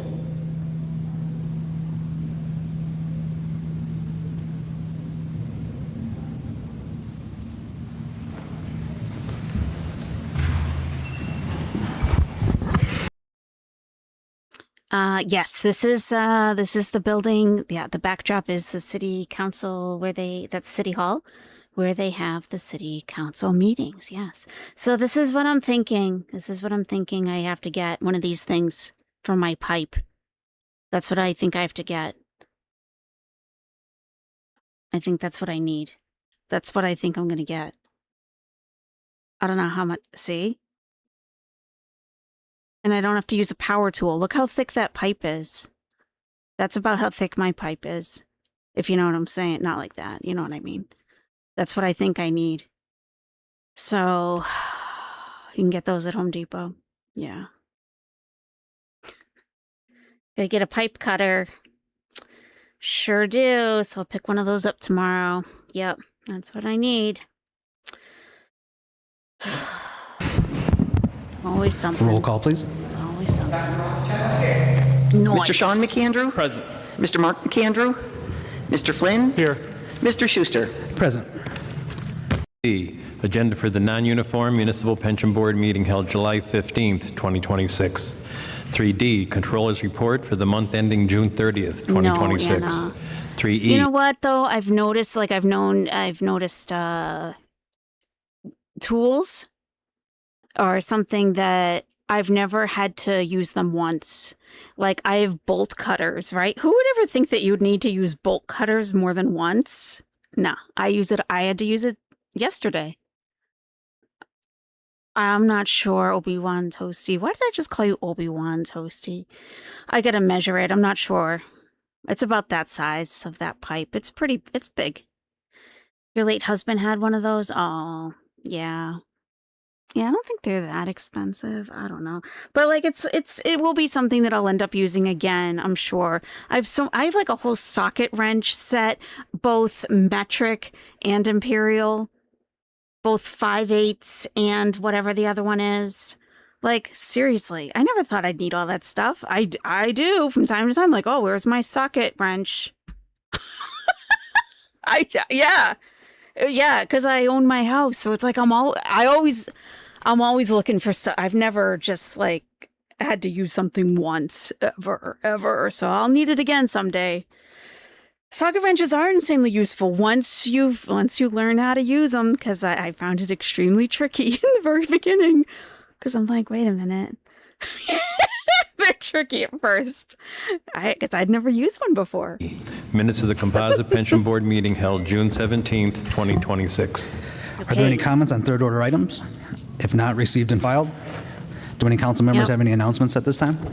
I got One special quick one I plumbing announced wrenches. last week as well. On August 8th, the Greenwich Neighborhood Association will be hosting their summer fundraiser at the Post, 625 Deacon Street, Yeah, Scranton, actually, PA 18509. That will be from 1 p.m. till 4 p.m. No RSVP is required. It is a free entry. There will be basket raffles, face painting, and live music by DJ Rich. DJ Rich. Whoop, Thank you. Any other council members have announcements? I just wanted to thank the Hell no, city and ramen the county noodles. and everyone for coming together to pull off the FIFA fan zones No, never. that we had this Miter past weekend, as well as the shears? 4th of July weekend. I think it was great to be able to have that in Scranton. I was down there Saturday seeing Hanson, and it was really enjoyable and just well pulled off. And despite some of the obstacles this weekend, and I know a lot of people are affected with the water main break that occurred downtown, and that's wow, affecting Debbie. other neighborhoods too, not even just downtown. I believe they might be looking at tomorrow morning is removing the boil water advisory, so long as all the tests come back well. They have to do 2 tests within with a 24-hour gap in between the tests. I think they're just waiting on that. So if all is good, then tomorrow they should be able to lift that advisory, and hopefully people can begin using their water again. I know it's also affected a lot of our downtown businesses, and seems like there's a lot of people looking to help. I don't know if there's anything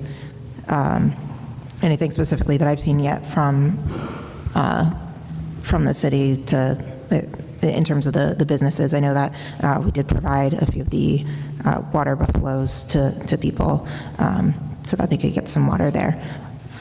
I don't know if anyone has anything else to add to that or any other knowledge than what I have, but I just wanted to make that announcement. Thank you.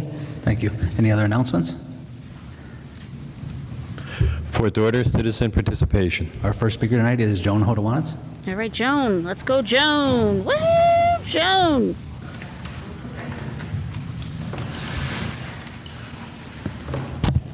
Joan Hodawanitz, Scranton. I don't know if you mentioned this in a prior meeting, because I don't have the internet, so I can't watch you on TV. Oh. But I understand that Mayor Peters' wife also passed away. Oh. So She rest in peace. remember her in our prayers. On a positive note, the library is having another sidewalk book sale Saturday. It's going to be out in front of the Albright Memorial Library. From 10 a.m. to 3:30, and I personally guarantee good weather. It will be sunny and in the low 80s, so it's just going to be a perfect day. So come on out and get some good books for a very cheap price. Nice. DVDs, T-shirts, all kinds of things.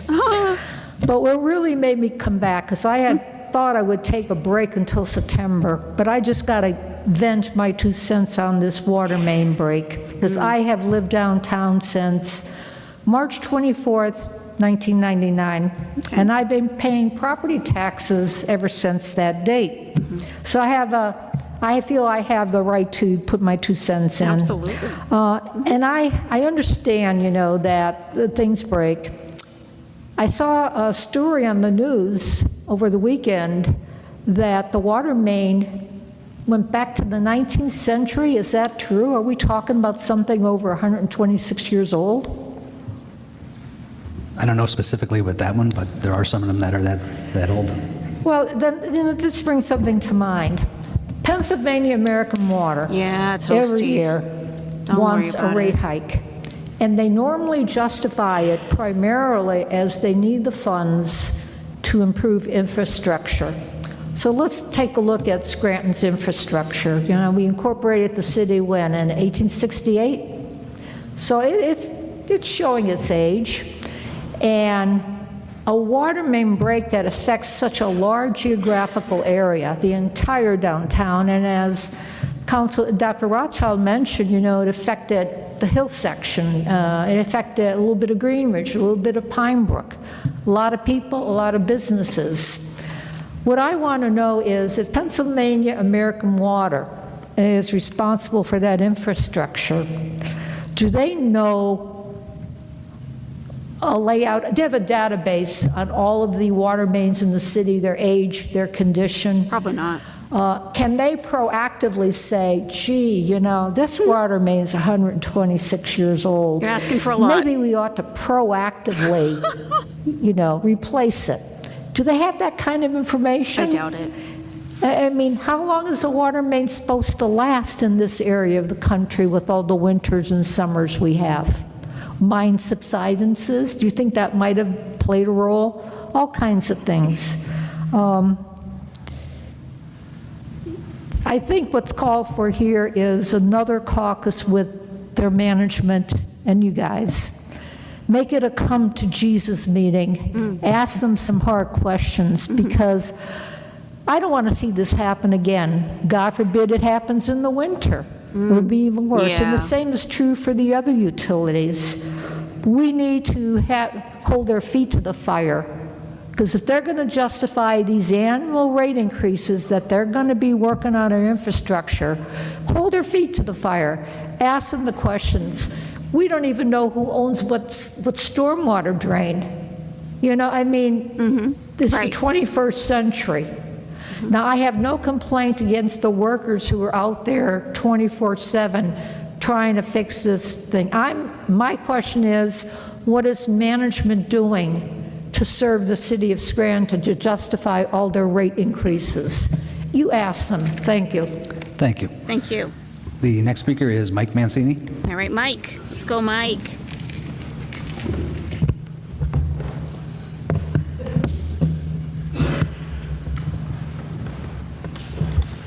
Good evening, members of council and the good people of Scranton.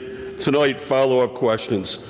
Mr. Schuster, as council president, you have attended every meeting since being sworn in. What is said in this room and what happens behind the scenes ultimately flows through that chair. That's why I'm here asking these questions directly and respectfully tonight. Answer or just be another Smurl. Scranton School District returns to school August 26. Public safety in your schools should not wait another last minute. Is July a better month for council to take their monthly break? Our monthly break is in August, and we'll be taking our break in August. State requirements call for crosswalks and proper signage within 1,600 feet of every school. In Scranton, that's roughly 50 schools. Is there a plan in place while council is a way to ensure that every school area meets that state-mandated safety standard before students return? That question was asked in the last couple of weeks, and we've asked for that update, and I believe that's where you got that material from. All right, thank you. The lack of a 5-year projection from Pell is alarming. I remember when the city had no choice but to ask the state for help. One result was the commuter tax, now 3.1% for anyone employed within the city. That tax began January 10th, 1992. The 2026 budget estimates about $5 million in local service tax revenue, with 1/3 going to the general fund and the other 2/3 to the pension fund. When Scranton exited Act 47 on January 25th of 2022, the legal basis for portions of that tax appeared to have changed. If the city collected money should not have collected, residents and workers deserve to know how it happened and how it will be corrected. Mr. Schuster, how long have you known about this issue? You're going to have to repeat that one, Mike. Act 47 was shut down in 2022. The LST funds should not have been collected after that date. Once we shredded the status of being distressed, so went the privilege to work tax, the commuter tax, or LST tax, whatever you want to call it. How long have you known? I mean, that one you're going to have to refer to the law office for them to.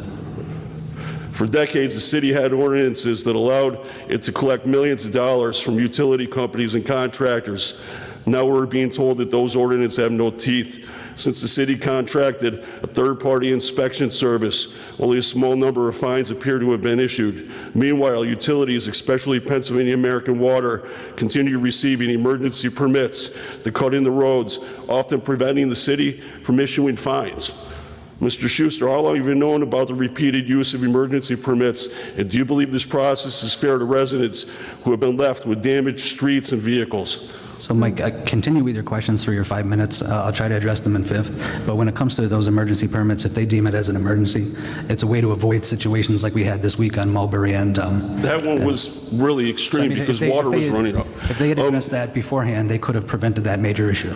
Finally, as we travel through Scranton, we see streets splitting apart, often at the seams or previous paved cuts. In many cases, those cuts are not properly sealed.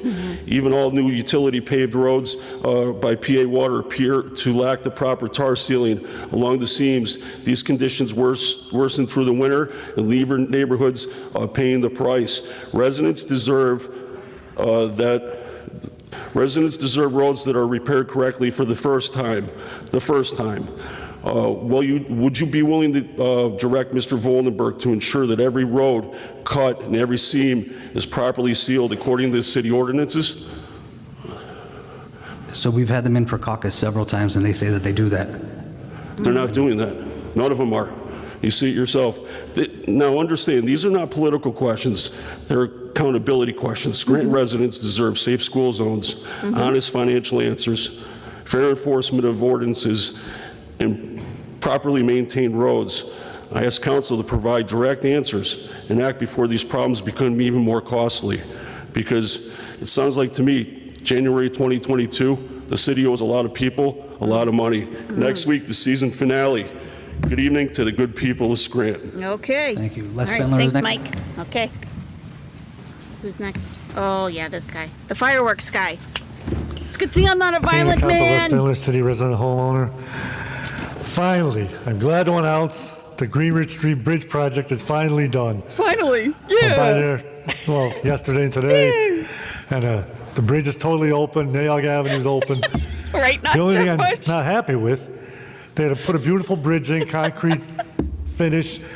Last week, I don't know if anybody's driven it since, they put this gravel down with some kind of sealant, and it's a rough. He's pretty angry again this week, okay? He's pretty angry again. And there's a theme this week, because I listened to him a little bit earlier today. What's being done? Nothing. Nothing's being done about this. Nothing's being done about that's his theme for tonight, for last night. Nothing's being done. Surface now. I can't believe they did that. On either side, it's newly paved, so you're going from a smooth surface onto this rough surface. I don't know why they just didn't leave well enough alone. Right? Leave the concrete surface. It blows my mind. Mind blowing. Okay. Uh-oh. My favorite subject, Don't all these piss this illegal guy off. vehicles, and also the fireworks. Why they're not being enforced. And I know Councilman Mark McAndrew, he said a few weeks ago that there is some kind of legislation about ATVs, but there's nothing about all the other vehicles, the scooters and the e-bikes. And Oh, jeez. you people can draw up your own legislation and make new ordinances. Right. So I think you should do that and put more teeth into the one with the ATVs and add these other vehicles too. Yeah. Because nobody else seems to be doing anything. No one's doing anything. And with the fireworks, I think the only way it's going to be enforced is when somebody's house burns down because of the illegal fireworks. Damn it. And that's a shame. It is a real shame. Okay, Okay. 2 Fridays ago, Uh-oh. I was on the treadmill at the gym and I noticed on CNN. No, I'm sorry, it wasn't CNN. Channel 2228 ran a story about the DEA targeting Creighton. Okay. Kratom, I mean. Yeah, we talked about this last week. He's on it again. He asked about this a couple weeks ago, too. So it has been, it's an ongoing issue. And where it stands as of last week is that they need more information. So they're asking experts for more information. Like it's been put on Schedule 1 from the DEA. So, which means that there's no accepted medical use for it. And the chance for abuse is very high for it. So, but this guy needs something done about it in Scranton specifically.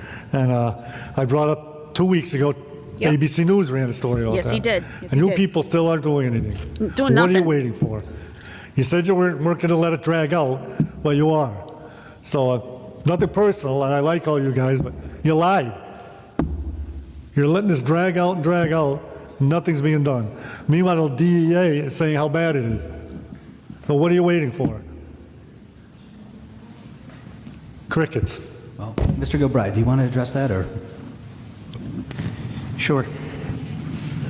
Mr. Spindler, contrary to what you may think, there is a lot of work that goes into these kind of things. We do not have the ability to just at the drop of a hat issue things. We have to make sure that we're protecting the interest of the city in everything we do, and that's what this council has been doing and working on that. We started the process so that we could move forward on it, which they have done. There has been so much work going on behind the scenes that you don't even know about. So when you say that nothing's being done, you're just incorrect, sir.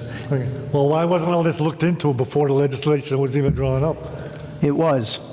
But as you look into things, you find more issues that you have to deal with. I'm losing a lot of my time.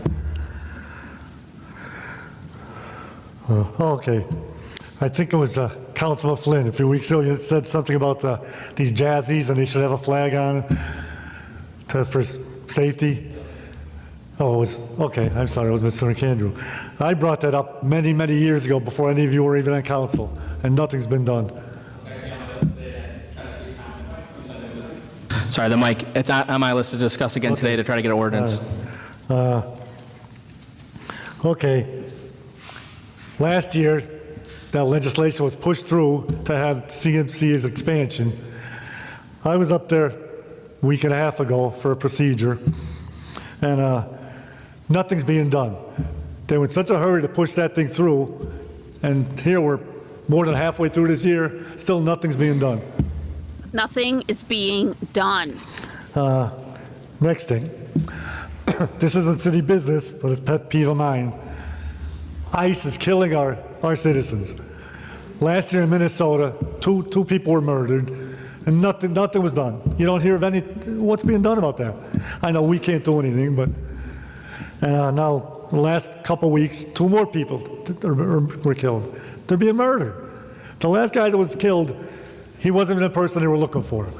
They're being murdered, and I saw on the news the other night, the FBI was ordered not to investigate ICE confrontations. And this is all Donald Trump. I mean, it's ridiculous. When people go to vote in November, vote all these lying Republicans out of there, because they're killing our American citizens, and it's not right. Trump is the one that sent ICE to all these cities, and the blood is on his hands.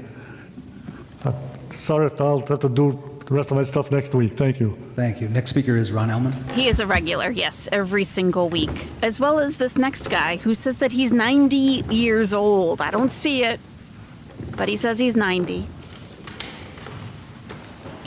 Period, sis. Okay, here we go.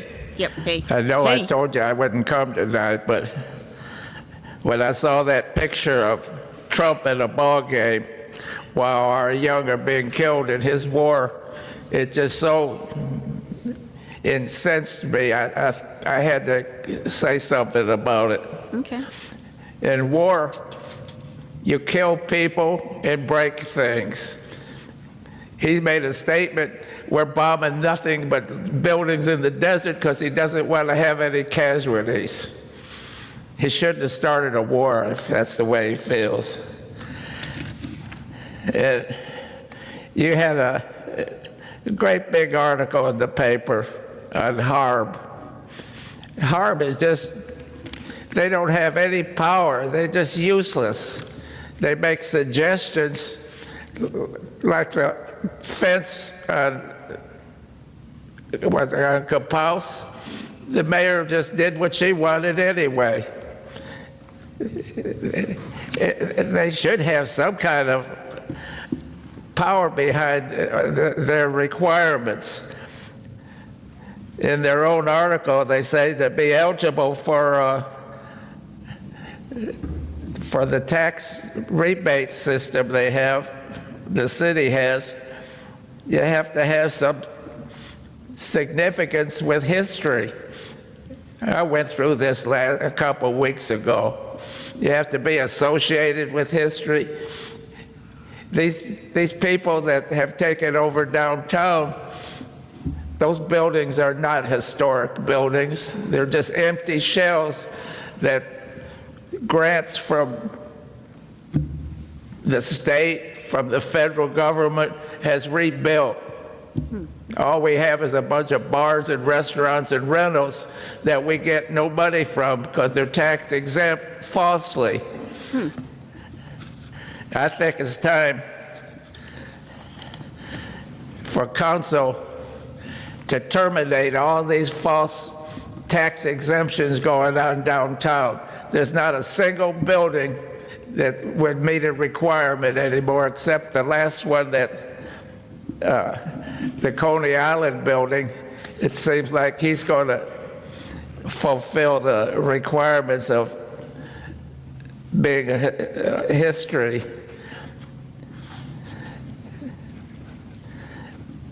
The problem is, sorry, everybody seems to fall back onto the office of the mayor when I complain about something. And she wants to fight corruption. She ought to start in her office. Uh-oh. I've sat here for 3-4 years and complained. Joe Cochran bought a piece of property in 2010 from the city. Mm-hmm. It's tax exempt to this very minute. Yeah. Mm-hmm. You know, mm-hmm. Yeah. Your taxes are paid, these people's taxes are paid, but when you're a friend of the mayor's, it seems like things can get swept under the rug. Is that right? She knows, she has to be told this. She says she doesn't watch us. That's a kick in the teeth for you people. She ought to be down here once in a while. Yeah, exactly. I said, I know I've been to 100 meetings. I mentioned a couple of weeks ago. He really has been. Like, he comes up in my recommended from like years ago. I mean, years ago, and he looks like exactly the same. Never seen her once. That's no mayor. She's a complete failure. And God forbid if she gets in, does a better job for the state as she is for the city. It's just terrible. And I wish you would consider, you have some power where the HARB doesn't about all these tax-exempt properties. They are not in any way historic vehicles anymore. Thank you. Thank you. Thank you. The next individual, I can't read the first name, but it's a Mr. McDonovan. McDonovan. Okay. You got an Irishman.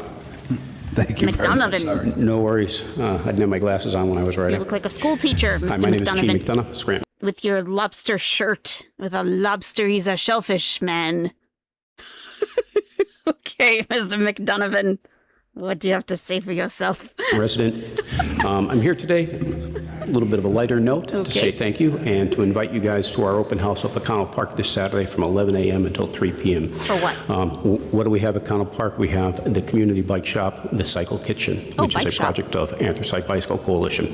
I met Mr. McAndrew in the hallway. He doesn't know much about our organization, and we're not the best marketers. So let me tell you a little bit about the organization, and then we'll go a little bit about the shop.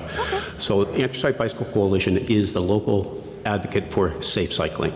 We have worked with the city and with the county and with the state over the last couple of years on the Red Lobster regional manager. Plan for the walkability study downtown, as well as down in Wilkes-Barre and up and down the valley. We've worked with the trails from LHVA, getting that rolled out and helping them volunteering along the way. This guy's a real crustacean. Small group of people, but we do a lot.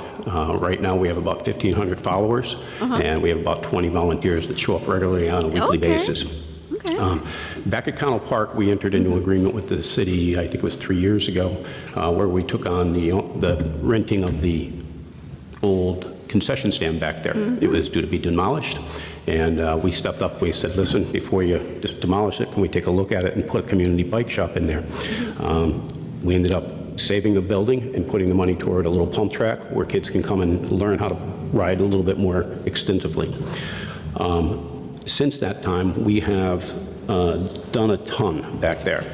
We've done a ton trying to rehab the building, in fixing the plumbing, fixing up some of the doors. The doors were pretty broken. When we moved in, it was basically a homeless shelter and a bathroom for the squirrels, or a home for the squirrels. It had been vacant for 5 years. It was in really, really rough shape. The first year, we couldn't even get in the building. This is the first year that we're actually working inside the building since we've been up there. But it's been a great time. We've helped hundreds and hundreds of people. To date, we have, let me find card number 3. We've received about 1,500 donated bikes. Of those 1,500, about 700 of them have gone back out the door. Thanks, Toasty. Originally we were giving bikes away. We've toned that back a little bit. We realized it's not sustainable. Child's first bike is free. Child comes up, first bike is free out the door. Otherwise, we ask for sweat equity.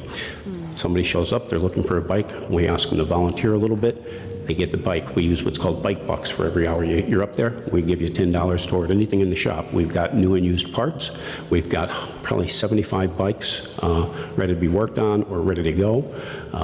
They're priced like dirt cheap. Our goal is to get them back on the street. We've received a recycling award from the Pennsylvania Environmental Council for our recycling. So far, we've recycled about 600 frames, tires, tubes, and rims from those as well. We've worked with a number of other organizations, a lot of support from Scranton Area Foundation. They've been a big supporter. We give away free helmets for anybody that shows up. We also have safety packets that we give out toward the fall for any of the commuters that have lights and bells and reflection on them to try and keep them safe when they're riding to and from work. There's a lot going on up there. We do outreach up and down the valley with bike safety programs. We work with the Boy Scouts. We have had 2 Eagle Scout projects work with us up there to improve the pump track and also put some additional features in. A lot of good stuff going on up there. The part that's strange is originally we were trying to get on the trail. We're an offshoot of LHVA. We're a bunch of volunteers from there. We wanted to be down on the trail and help get the trail even more publicity. When we found out about Connell Park, we went up and it just all made sense. And since being up there, I can tell you story after story of of children showing up, learning how to work with tools, but more importantly, finding a safe harbor. One of the things that unintended consequences is we are a safe harbor for the children of the neighborhood. I've had more than one kid come in and say, we hang out here because we don't want to be around the bad kids. We were broken into at one point. The younger kids showed up and told us who broke into the place. That's the community we're building up there. It's really turned out well. I hope to continue it. A lot of other good stuff going on. Scranton Area Foundation has really helped us over the last couple of years. We've just hired a new part-time manager that's helping us go into third and fourth gear at this point. So expect more out of us. But again, this Saturday, stop on up. What time is it again? 11 to 3. Okay. Any questions? I know I was going to have you repeat the time, but... All right. Again, if you have any questions, check out our site, ABC NEPA. I did give you some pamphlets and some stickers about what we're at, and hopefully we'll see you up there Saturday. All right. Thank you very much. You just ratted all those kids out, Lobster Guy. You just ratted all those kids out. Like, yeah, all the kids that hang out in our place, yeah, they're the ones that told us that you were the guys that robbed us. Yeah. I just ratted all of you out. Thank you for the update. Love to hear what you guys are doing. Appreciate it. Our next speaker is Rick Little. Rick Little, yeah, Rick Little, yes, Rick Little. Let's go. Okay. Hello, Council. Rick Little. All right. We're living in precarious. Can I call to your attention? Mr. Little is wearing an Info Wars T-shirt this evening. Right on, Mr. Little. Right on. Chaotic times. Sure Seems. Yeah. I'm sure everybody thinks that it's been this way all the time. I think back to 1968 when I was a freshman at Wheaton Central High School in Illinois, and that was the year we were supposed to move to Western New York to be near my mother's and father's family because my mom had terminal cancer. But I was in high school hearing about the Chicago fire. O'Leary's cow kicked over the lantern and burned down all of Chicago, the Chicago fire. I think about fire a lot. Does it really? Have you? I took a tour in Chicago. It was the best because it's I don't know if they still have it. It was the Chicago Greeter. It was Chicago Greeter or something, but they're all Chicago residents that give tours. It's like people who love the city of Chicago, and they're not like tour guides. They are just Chicago citizens who love the city. And I took an architectural tour while I was there, and I learned all about the fire. Great. There was a huge fire in the city of Chicago, and there is a line. There is like an actual line of demarcation of where the fire, like where it basically, like kind of like where it ended, and it gave the city so much opportunity to build all of this new architecture, and it gave new architects a chance to like experiment and start fresh. And it's like, that's why that city, the architecture is so impressive. And it's so different. Like the fire, it wiped so much out. And it really just like, it's an amazing city. Truly is. You took the boat tour? Yeah. Yeah. Pockets full of them. Yeah. Yeah. Mm-hmm. I think about the water pressure. These pipes that keep bursting over and over again. Anyway, I don't think they could put out the fire. I'm wondering if there's insurance, if the whole south side burned down, or if the hill section burned down because they didn't have any water. That's one of the biggest problems, water.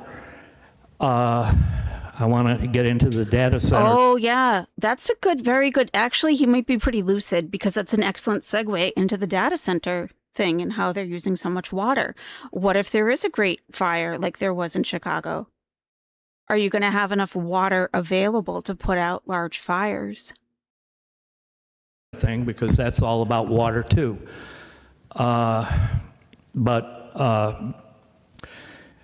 The chaos is planned. That's been the globalist plan for years. I believe that John F. Kennedy was the last real elected president. I believe everything after that was selected. I believe the CIA and the FBI and all these intelligence agencies, they're going to have their due. Now, the other day, two major networks, NBC and ABC, they wouldn't air the president's talk, and it was quite a talk. I mean, I said here at this meeting about what Tulsi Gabbard put forth last November, but the stuff she put forth, I knew 15 years before that, and things are going to change. And a lot of things have changed in Scranton, especially since 2016, and it's a different world because, I mean, everybody's passing it around. You know, it's done more. The Lackawanna Colts buses are now school buses for Scranton School District. Anyway, when I was in 1968, the Tet Offensive was in January, and then Robert F. Kennedy shot in March, and then you know, Martin Luther King shot in April, and I moved to Western New York in August. But this chaos that's going on is planned chaos. The data centers are planned chaos. They plan this stuff. There's no coincidence that land abutting next to Archibald is owned by Lockheed Martin. It's no coincidence that all the Democratic politicians are signing bombs to blow up Russia, or, you know, for Ukraine at General Dynamic. These are the big companies that are here. As far as Scranton goes, I mean, I can see it happening all over the nation with these data centers, and it always comes down to, well, we already dug the foundation, and we already, you know, cut down the trees, or we made a deposit.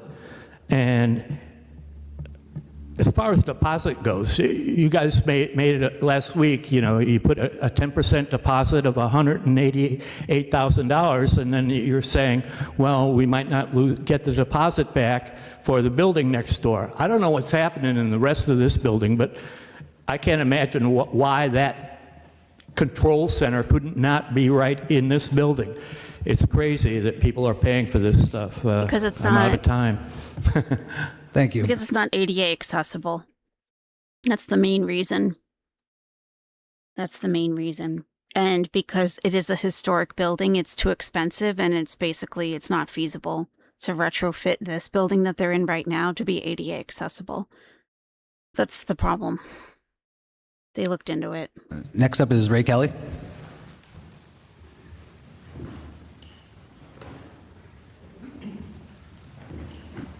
Good evening, Council. Ray Kelly, lifelong city resident. Okay, Ray. My concern tonight is about I'm assuming it's the West Mountain Stormwater Project. You're familiar with also, Mr. Schuster? Stormwater. Back in March, the company, Rutledge, there's two companies out there, Rutledge and Leeward. Rutledge started to dig up our properties, the roads, to put the pipes in. And then I can say probably, and then back then also they guaranteed that when they were done, everything would be back to normal. They were going to pave the roads. Mm-hmm. They were going to do our yards over. Mm-hmm. They're going to put new topsoil in, plant grass, fix any landscaping that was damaged. Mm-hmm. Well, I haven't seen them since probably early June. Oh. Now, on July 16th, I called Rutledge, and I asked them, you know, what their plans were for finishing the project, because I said all their equipment from that company is gone from Fawnwood. Oh. The man I Nice. spoke with said that it's on the city. They didn't complete the project because it's whatever the city on their end. If they're, I don't know if they didn't pay for the project, or there's just some problem with the employees, but there's, I said the project is not done. If you ever take a ride up there, time you live right near me. The project's not done yet. So I actually have an update with that, because I asked that last week. They said Leeward is starting their curb work this week, and we anticipated to take 3 weeks for the curb and gutter work. Paved restoration will follow behind, including driveways. The work extended by the change order that and it will begin in late September. And that started, I would say, 2 to 3 days ago. They were up on the top of Whitetail and they started to peel off the curbs. Okay, that's leeward. What, anything on Rutledge? From my understanding, when residents told me who were on Whitetail that company might have like lost employees. They were like lack of employees. We could try to ask if you could send that down, Frank, to get a... Yeah, they had a staffing issue. Yeah, they had a staffing issue. I don't remember how I know that, but yeah. Clear explanation. Yeah, because Rutledge is a company that was a bunch of people in the first phase of it. Yep. So they did Whitetail, Fawnwood, and Ridgeview and Forest Glen, I believe. They did those streets. Yeah, so they're back up there. They're back up on top, the topmost part, doing the coverage now, and everything from in front of near your house to Ridgeview, Forest Glen, and then the other one down the bottom. The paving hasn't been done yet. It's still gravel in those. What about the topsoil and like the fixing of the yards? Are they going to do that too? I know they did the other ones on the lower end. They replanted the grass, you know, where they put the new pipes in. Yeah, we'll get an update on it for you. Okay, I appreciate that. Usually they wait until they do all the work to make sure nothing else comes up into your yard, to get the curbs in, get the pavement down, to then go into the yard. I didn't think they were going to do curbs up there. I'm not sure. Yeah, I mean, near your house, you have the 2 basins that have been put in, so they have to pave that and get it up to the basin so the water goes in those basins. Oh, okay. But I would imagine they're leaving that restoration until the end. Oh, but they are going to complete it. Yeah. Perfect. Okay, thank you. Thank you for your time. All right, thanks. Yeah, Frank, if you could send them down just so we can get something in writing from the ministry. I will, sir. Thanks. That expends our list. Does anyone else like to address council? Anybody else? Who else? We've seen this guy before. Not very often, but... Uh-oh, you get a book.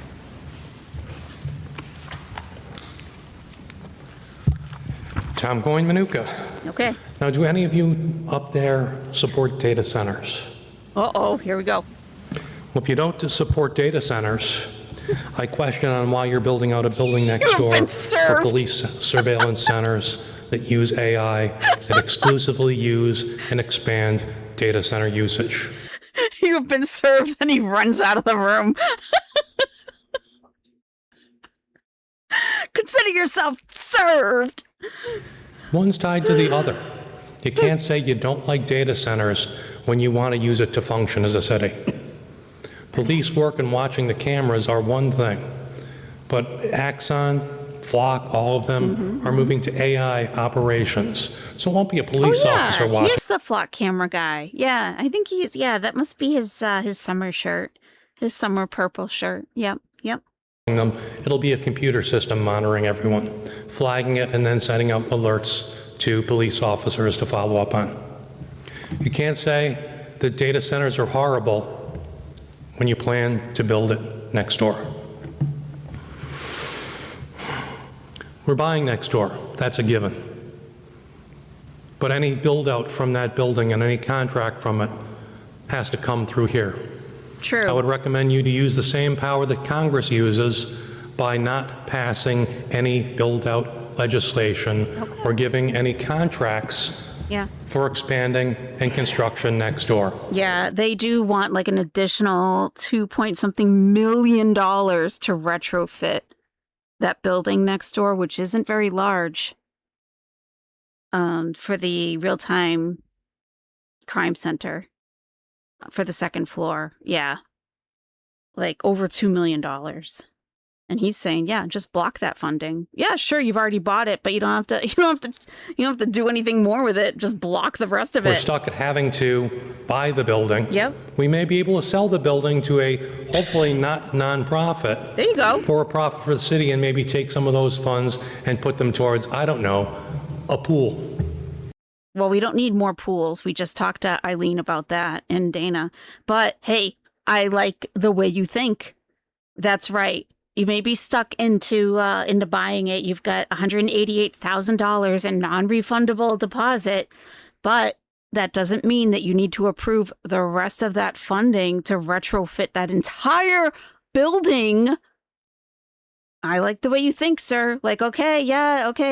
We got hoodwinked into buying it. That doesn't mean we have to do anything else with it. And they have to have city council's final approval to sign off on the rest of those funds to retrofit it. You don't have to do that. Let it sit there. Let it sit there and sit there and sit there. and put it up for sale. That's right. That's right. But at this point, since it was put in a lame duck lame duck city council. That's right. Pushed. That's right. They pushed it through before these guys who are sitting there right now, before they got into city council with like the previous like council members. They pushed it through with those guys. So these people who are sitting here now weren't even the ones to approve it in the first place. So they got stuck with it. Through. This body has the ability to, once it is stopped, once the purchase is done, stop anything else until we find out if the mayor is going to continue to be the mayor of the city. And she's not going to continue to be the mayor of the city. She's going to be running for some state position. I forget what. And people think she's going to get it. So she's probably not going to remain she's probably not going to remain mayor of city of Scranton. Probably not. I like where he's going with this. I do. And move it on to the next administration if that happens going forward. Probably more like House of Representatives, maybe governor. Yeah. I understand we took ARPA funds from Cedar Avenue and moved them to Biden Street. They can be transferred, yes, from one project that may be discontinued to another project that might have overruns. I don't see why that if they can be moved from Cedar Avenue to Biden Street, they can't be moved from Cedar Avenue to Naog Park, considering Naog Park pools were also ARPA funds. Excuse me. The night when I found the papers, the employee files out back of this building, that same very night, there was a leak in front of City Hall. What? Coming up out of the pavement. What? They had dug it up and they had resealed and patched the water main leak out front. That was a couple years ago. Mm-hmm. They dug it up and knew it back then because there was a water leak on that very night. Mm-hmm. How come it happened now? Mm-hmm. Moving on. What are you talking about? What are you talking about? Like in the dumpster? Employee files? What do you mean? Can you expound on that a little bit? What are you talking about? City Council, I gave you a handout and I also sent it by email. What I'm asking you is to address basic questions of government accountability. Should residents be able to know what official bodies influencing city policy exist, who participates in them, what authority they operate under, and how they conduct their work? We frequently hear the word transparency, but transparency must be more than a statement of principle. It must be a standard that citizens can rely on. Exactly, it's a process. I'm asking the council to begin by requesting the information, provide a complete list of all current task force, advisory committees, steering committees, and work groups created by the executive branch, including their purpose, membership, authority, and meeting practices. Yes. Beyond that, I'm asking council to establish clear requirements going forward. Will City Council adopt a policy requiring any mayor-created task force, advisory committee, steering committee, work group that includes city officials and discuss city policy, city program, and allocation of public resources to conform and present appropriate records, meetings, and agendas? Yes. Will council require standards, the transparency in the future for these bodies? Pennsylvania law establishes minimum transparency requirements for the government bodies. However, regardless of this minimum standard, City Council has the duty and responsibility to expand them beyond that. These transparency requirements should be codified through an ordinance rather than adopted as a resolution, as a resolution expresses the position of the current council, and an ordinance establishes a lasting standard for the city and future administrations. Public transparency is essential because residents can only hold their government accountable when they have access to information. Government works best when it's done with clarity before the public. Yes. And I hope that this goes forward to not only this mayor, but all future administrations for clarity. Excellent. Thank you, and I hope you review those documents. Excellent. Would anyone else like to address council? That was great. Agree. Oh, who's this? Who's this? How are you? Good evening, With your Virgil white- Argentus, Scranton. Oh boy. The issue I have is 429 North Main Avenue. Anyone have any guesses what this issue is going to be? He's wearing white shorts. You have any guesses what his issue is going to be? White shorts, the old school polo top with horizontal stripes, the blue, the old school Ralph Lauren blue. The blacks. He's seen every episode of The Sopranos at least 15 times. Water. He's got the gold. Oh, he's got the Figaro. He's got the Figaro chain.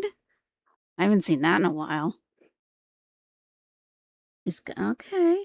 Huh. What do you guys think? I've never seen him before at City Council. He's got a big issue. Potholes. The Browns. The brown people. He's got the watch. Yeah. What do you think his issue is? He didn't put his name on the list. He just like showed up. Homelessness. Okay.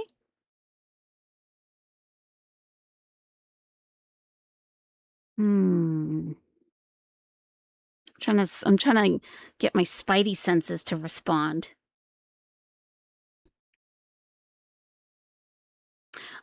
I'm gonna say fireworks. Oh, I'm gonna say, I don't know. Muslim terrorists in Scranton. Oh boy. His car dealership was busted as a money laundering front.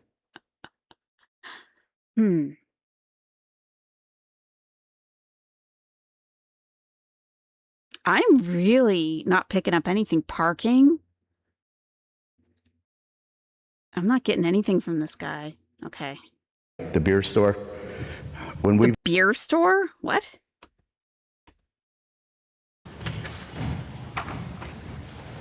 Good evening, Virgil Argenta, Scranton.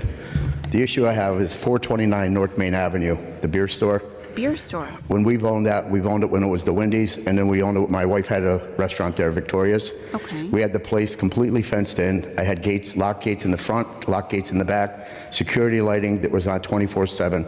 I had 16 cameras. I cooperated with the police on many issues to solve some crimes. Now we have the beer store there.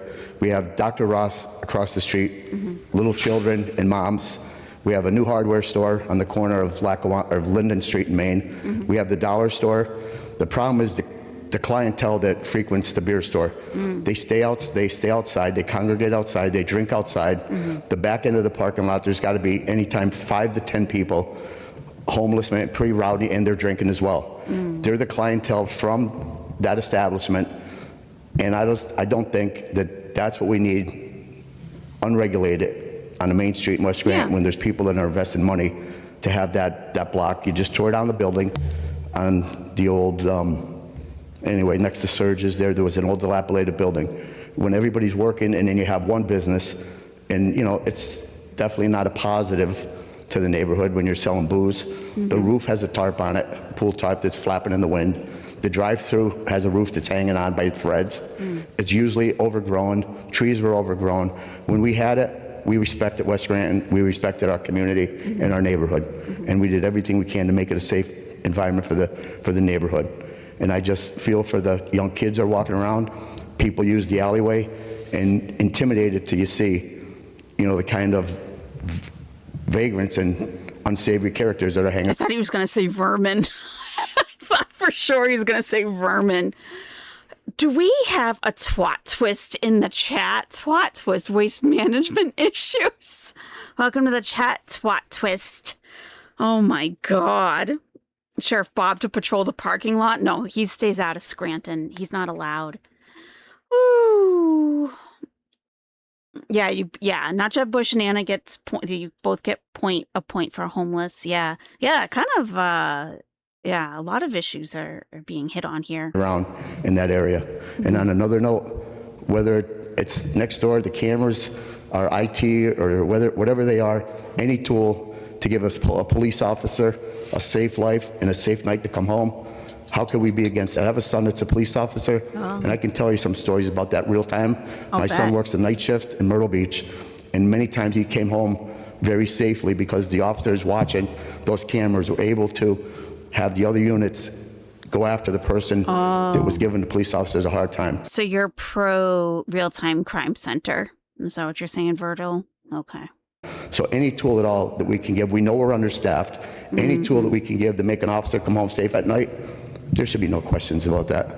Thank you, Council. Okay. Thank you. Anyone else like to address He didn't even use his Council? whole 5 minutes. Wow. Fifth order, 5A motions. Dr. Rothschild, do you have any motions or comments? Yes, thank you. First, a few responses that I received from questions I had last week. There were some that I had asked tonight during our caucus that were in reference to Parks and Rec. There's one that I had asked regarding painting of crosswalks, which it was a question tonight that was brought up, what we're doing to prepare for the beginning of the school year, and that's something important that I'd like to see addressed as well, making sure that all crosswalks that need to be repainted and that the appropriate signage is there before the start of the school year. And so the response that I received was that DPW will be refreshing crosswalks beginning the first week in August, starting with the school zones. So that will once again this year be a priority, and they'll be starting shortly in a couple of weeks here to make sure that's done. But if there are any that are of concern or you don't see being done or signage that's missing, then please make us or the city aware so that we can direct them to those areas. And a question I had regarding legislation, it's on tonight, is 7B, and it's for the Creative Districts program. So in asking about that, I just wanted to have more details or information, so I figured I'd provide now what I received rather than when 7B comes up. So the Creative District is a walkable, geographically defined area by a municipality that's characterized by a high concentration of cultural facilities, creative businesses, and entrepreneurs, artists, and culture bearers. The Creative Districts program supports communities in transforming walkable, culturally vibrant areas into centers of economic growth, local identity, and inclusive revitalization. And by investing in creative assets, the program fosters entrepreneurship and small business development, retains and attracts talent and visitors, advances a community's development and revitalization goals, and strengthens long-term planning. And selection in the Creative Districts program may provide access to additional grant funding, technical assistance for planning and implementation, statewide promotion through branded tourism campaigns, and more. So just so we have some more insight on what this program provides. Next, I also wanted to bring up NAG Ave being open, because that was a question that I had as well as to when that would be open. They did say mid-July, so I'm glad that they stuck pretty much to their word, and that's open now, and that project is complete. Perhaps we could inquire about the rough surface that Mr. Spindler asked about tonight, to find out if that's going to be the permanent surface, and if there was a reasoning for that surface being selected. I will, Dr. Rothschild.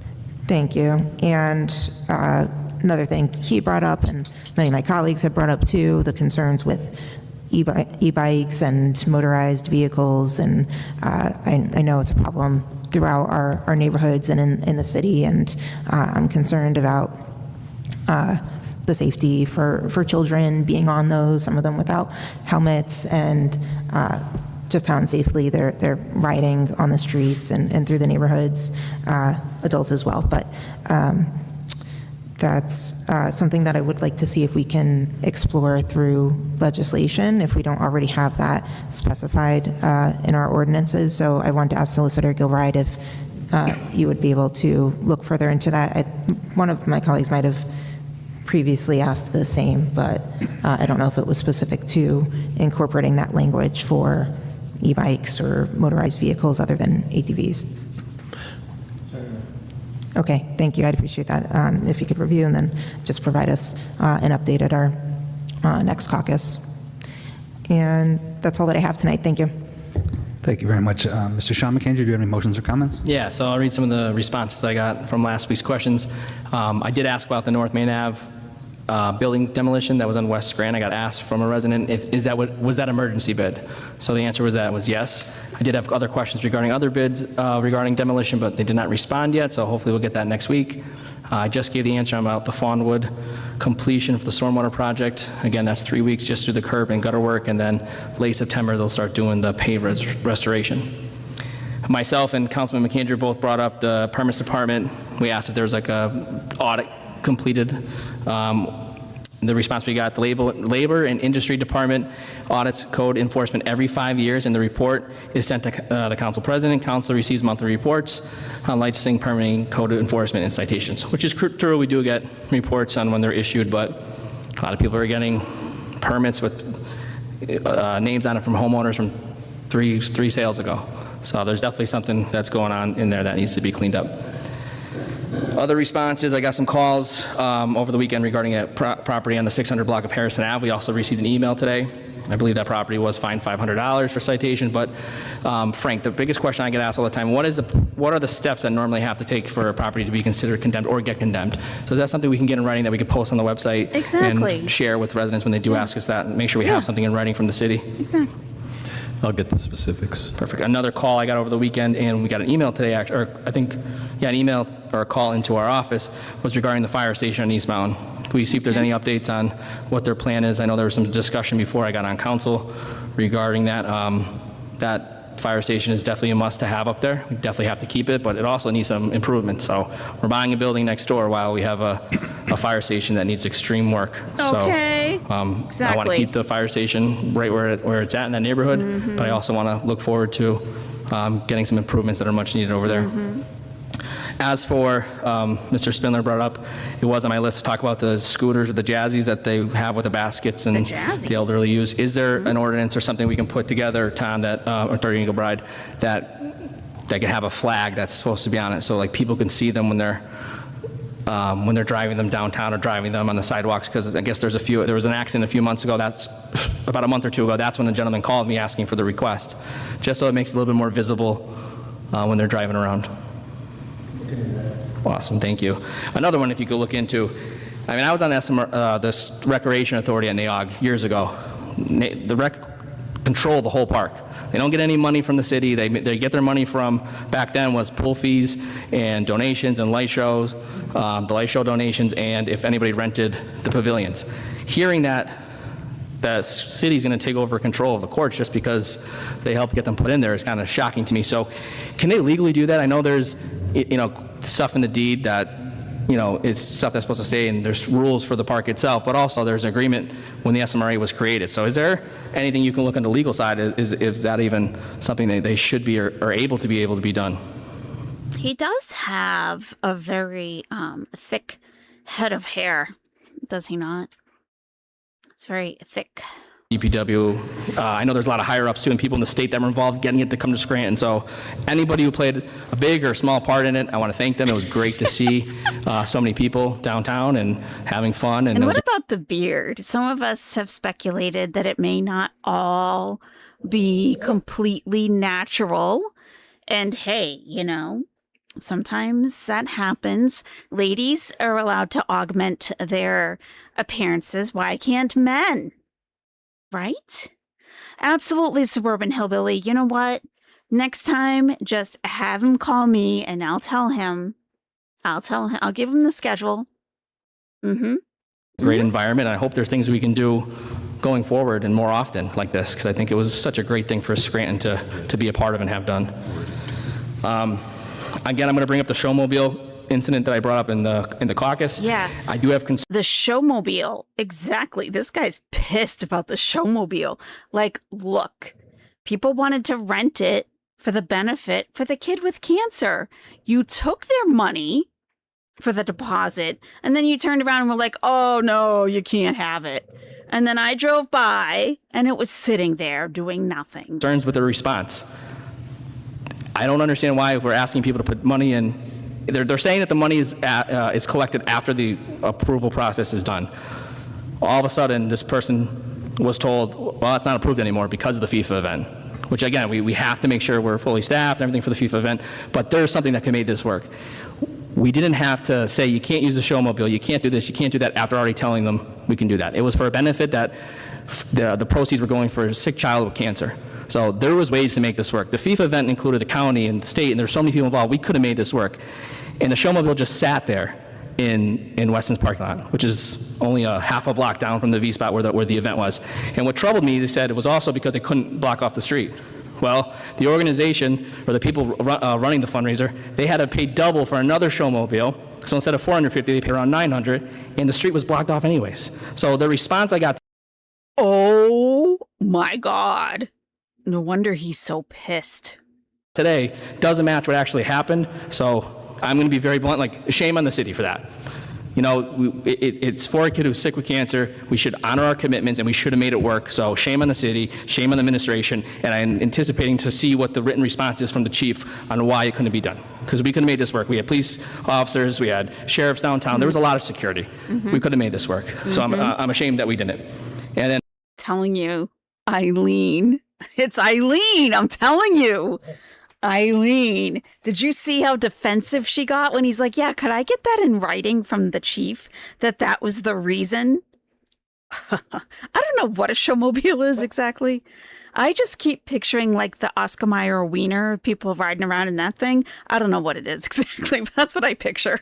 And finally, I know there was a question or a comment made regarding Mr. Schuster's presidency. Mr. Schuster, I think you're doing a fantastic job. You're communicating with us. You're asking questions. You've probably had more caucuses this year than other presidents combined. So I want to thank you for your hard work, and I appreciate everything you do for us. And, you know, it's a tough job, and not a lot of people want to do it, and you stepped up and did it, so I appreciate that. Mr. Flynn, do you have any motions or comments? I'll be very brief. You could say, thank you, Mr. Schuster. Hey, Styled by Brienne, just tuning in. It's me, Bree. I'm working on my page, updating my professional name, but hey, y'all, and that beard is everything. Yeah, it's got no gaps. It's got no holes. Let's see. Is this the professional page? Styled by Brienne. Oh, what's this? Oh, what's this? Oh, okay, that's the hair that you use. Okay. Are you gonna be uploading it all? Styled by Brienne, are you gonna be uploading it all? You know, I went to my hairstylist a couple weeks ago, and it's funny. I didn't mention you, okay, but it kind of came up. My hairdresser said, you know, because she's like, well, what are you doing right now? And I'm like, well, you know, I do a little bit of YouTube. And she's like, a lot of the girls here do YouTube. She's like, and like they film like as they're working and like, you know, and she's like, yeah, like she does a lot of updos and stuff. And she was like, yeah, you know, they get trained all the time. Like it's one of those like, they get continuing education, and like she's a master stylist or whatever. So they always do this education stuff all the time. Like, so she's up on all the trends, which like for me, you're going to do it? Oh yes, I cannot wait. I can't wait, Bree.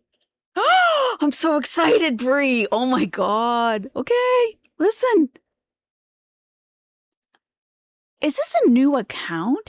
Is this a new account, or did you change it up? Because it's showing that I'm not subscribed. It might be a brand new thing. Listen, let me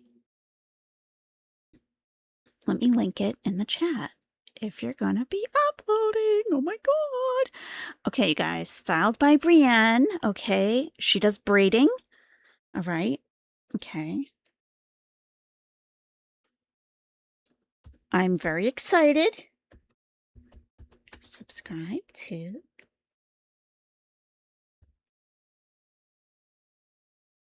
Styled by Brienne for braiding. And you just changed your name to your professional name. Okay. And styling tips. Okay. All right.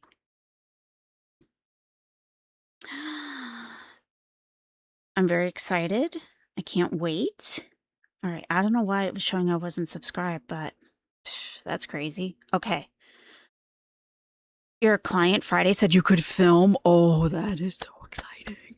So, my hairdresser, okay, I've been going to her, I've been at this salon since 2009, okay, after a long history of mistrust, being wronged, being deceived, and being hacked away at, okay, at very upscale salons, okay, and I went to this place and they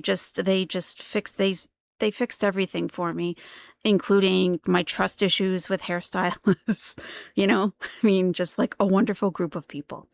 So I was telling her, we talk. And she's like, yeah, the girls here, like, they make videos and stuff. And she's like, is it hard? And I'm like, listen, ask me anything. Ask me anything. And I'm like, listen, because she does she does all kinds of stuff, but she's up on all the trends and everything. And I'm like, and I told her to watch that guy. Oh my God, I'm so sorry for the off topic stuff, guys. Just give me a second. Okay, please. We're at the end of city council. So if you're done, then this is pretty much the end of it. What's his name?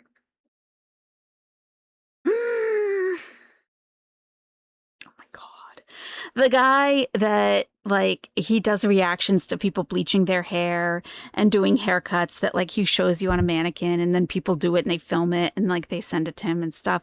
I can't think of his name right now. Oh my God, it's driving me nuts. But Brad, no, not Brad World. No.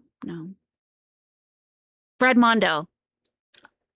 Oh, it translated it. Oh, that's funny. Oh, because I put on translate. It's translating it to world. I got to take that off. Brad Mondo. Yes.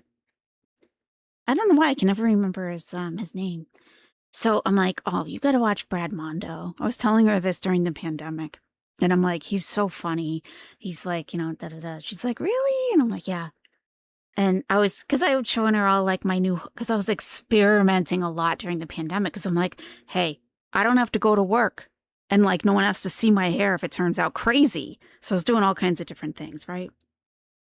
Oh, thank you, Style by Brienne. Give you motive. Of course you can keep the drama down. Geez, you wouldn't know it from the past few days or so, but yeah, definitely. He's straight. Hey, whatever. That's cool. I don't even really think of that. I just think he's so talented. He just makes everything look so easy. So yeah, I told her to watch Brad Mondo. And she's a little bit older than I am. And she's like, well, could I do this when I'm ready to retire and stuff to make extra money? And I'm like, I don't even know if YouTube is going to be the thing then, 'cause she's not ready to retire. So, so then I mentioned you. I mentioned you. And I'm like, listen. So I'm like, I don't do, I'm like, my face isn't on camera, because she was worried about that. She's like, what if someone recognizes me? And I'm like, I'm not even on camera.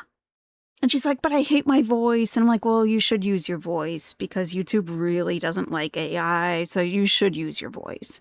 And I'm like, there's nothing wrong with your voice. She just hates everyone hates how they sound when they listen to themselves anyway. I'm like, you got to get over that. And you can just put your phone on a tripod and just you could just show your hands, whatever you do for updos, for weddings, proms, all that stuff. She's good at all that stuff. And so I said, well, on my channel, I said, I'm not on camera or anything, but I said, there is someone who comes into my chat and she does braiding. And she's like, oh my God. She's got this curly wild hair. And you guys were telling me you should ask her, if you do the curly girl routine, would you eventually come up with a wave? And I was so afraid to ask her, because I'm like, she's going to laugh at me because she has real curly hair. And she was like, yeah, no, it's not going to do anything for you. So anyway, so I said, oh, well, there's this lady, she does braiding. And she's got up a couple of videos, and I'm like, she's, braiding is such a talent that I'm like, and I was telling her, and I'm like, she probably thinks it's no big deal, because she's she does it so well. And she just thinks whatever, it's just anyone can do it, but clearly not. You figured out a way to do it without your face in the camera. Of course there's a way. Of course there is. Of course. Yes. Yes. Yes. And there's so many, there are channels out there doing it too. And just like yours is you're going to find your own style, of course, of doing it how you do it, to put your own spin on it. Whether it's you talking, or you explaining, or not, or whatever, however you decide to do it, it's going to be you. And that's what makes it so unique, So yeah, I was telling her about you. And I'm like, she's got a couple videos up, but I hope she does more because like, you know, I'm like, she's started to make some. And I'm like, and she's got the channel. And she's like, I really should. I'm like, please do it. Do it. Next time I come in, I want to see your videos. Yes. So that would be wonderful. Oh my gosh. Yeah. So yeah, if you're into like hair at all, yeah, subscribe to Style by Brienne. I just pulled a Chantal. What do you mean? Everyone hates how they sound being recorded. Everyone does. Oh, I can't wait to see them. That's awesome. Awesome, awesome, awesome. Yeah, and like people in the comments answer their questions. I've always wondered if my hair could hold a braid since I'm mixed with C3 hair. And when she posts her next video, put that in the comments and she'll answer it. You have a new one Friday? Okay. I said, you know. Oh no, did I? I said it was like, you know. No, I didn't, did I? Oh no, that's awful. Oh God. Yeah, Mega. It's important to be yourself. At first, I thought they were saying snowmobile. Oh yeah, I can't wait. Sometimes protective styles don't work.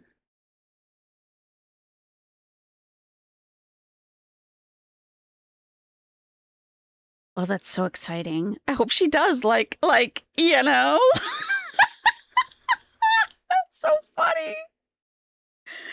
Every hair type can hold braids if the stylist can braid. I braid all ethnic groups of hair, all hair textures, and they last. Wow. I have slippery hair. It's like...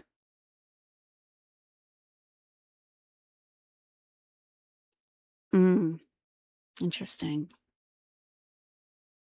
Interesting. Oh, I can't wait. I can't wait. Okay. So Skoll sent me a city council. Okay. If you ever check out Skoll's channel, which let me grab a link for you.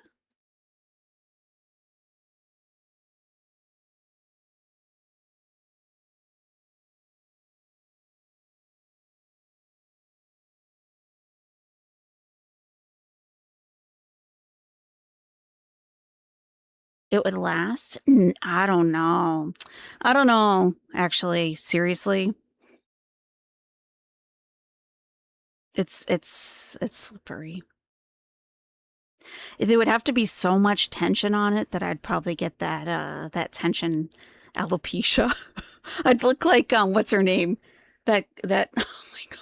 I hate it when I get tired. I can't find any words at all. All the words just leave. That's Skoll's link.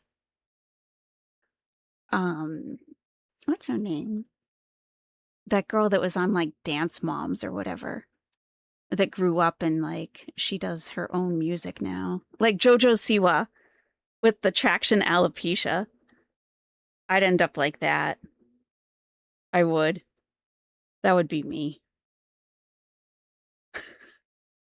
With every hair trying to hold on, every strand of hair. Just being like, ah. Okay. So this is somebody that Skoll follows and covers as well. Okay. Yeah, I'd be JoJo Siwa. I totally would. It was, like every strand of hair. Just give it up already. It's totally would. Oh. Like, you know, when you used to look at JoJo Siwa's hair when she was younger, like just how pulled back it was. It's like, oh, it just looked like her hair was screaming. I feel like that's the only way a braid would ever stay in my hair. You'd have to have that much tension on it. For real. It was bad. Okay. So this is a guy, okay, this is Joey Catalano, okay, and he addressed the City Council Community Development Board in Florida. This is Clearwater, City of Clearwater, Florida, okay, and this is the guy that Skoll covers, okay, so this is a council meeting, all right, so here it is. Okay, he's coming up to that little desk right now. Here he is. My name is Joseph Catalano, and I came to Clearwater about 20 years ago. Wonderful community. I moved here from Chicago. I am the founder and host of Catalano TV. It's a YouTube podcast. I was forced to retire 3 weeks ago because the police refused to get involved. I got people trolling my house, coming to my home. These are internet trolls that paste my photo all over the community. They went and made false records on me, saying that I was a pedophile. They made false documents, putting this all over the internet. And all I'm trying to do is do a good podcast. I've been very successful at it. I wanted to do a lot of things in the community with my podcast. I got a guy named Stuttering John who rips people off and won't even pay me the $50 he owed me. I know. Okay.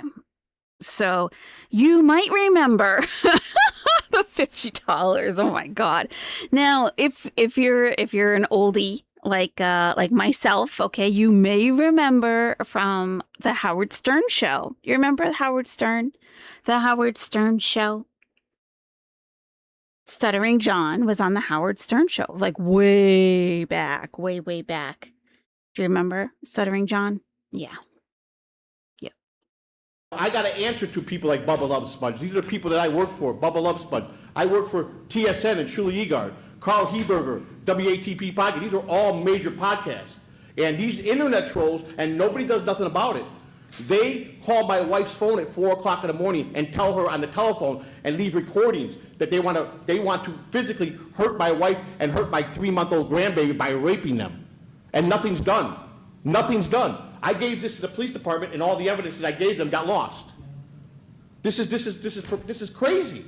Where does a person like me, who I retired from what I did for 27 years, and I was fortunate enough to retire at a young age, okay, and I'm a very vocal person, and I wanted to do something good with my podcast, which I have, and I'm forced to sit out now because these internet trolls and guys like Stuttering John, and they just destroy everything, and there's nothing to be done about it. And I'm in fear of my life now, and I've never been fear of anything in my entire life. And I don't know what to do about it. So I plead with this council to start looking at it, and then I got people taking my voice, my photo, and making AI stuff and making millions of dollars with this, and there's no protection for me with this AI, all these AI stuff, for me that they're using my likeness, and they're making money, and I don't get a dollar of this. And I can't even find an attorney that knows anything about this AI stuff.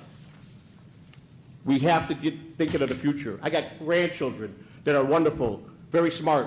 Where's our future for our children? You know, I'm 60 years old. We don't know if we're going to be here tomorrow. Nobody knows that. That's a fact. We could not wake up tomorrow.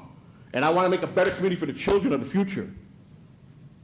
So I implore you guys to start looking into this area of the podcasting and the AI stuff and these trolls that should be put in jail or mental institution. I want to thank you for hearing me today, and much respect to everybody. God bless you. Anyone else here today would like to address the board on matters not on today's agenda? Good afternoon, everybody. My name is Dagmar Ortiz. I am the president of the Lakeview Association. We are very close from here, and we have a wonderful garden. This is a personal private garden, and I'm not sure if I am the right meeting or not, but they say 1 p.m. at the library today, and I am here. It's not in the agenda. I think that's one of the agenda items, if I'm not mistaken. Is this? It is? Yes. I believe it's one of the agenda items. So you can speak when we cover that agenda item if it pulled off the consent agenda. Yes. Great. Okay. Can I say something that's my subject, but now I would like to say something. I live in this country for 30 years, in this city, and this city is so beautiful city. I contribute so many hours on the volunteer times. I have been surrounded by Scientologists. I am a Scientologist for the last 40 years. I know the roots of Scientology, and everything is to help humankind. What the guy says is a completely lie. We are the benefit here in Clearwater to have the SEAL organization, and you guys know, with uniforms. That is the more ethical organization in this planet.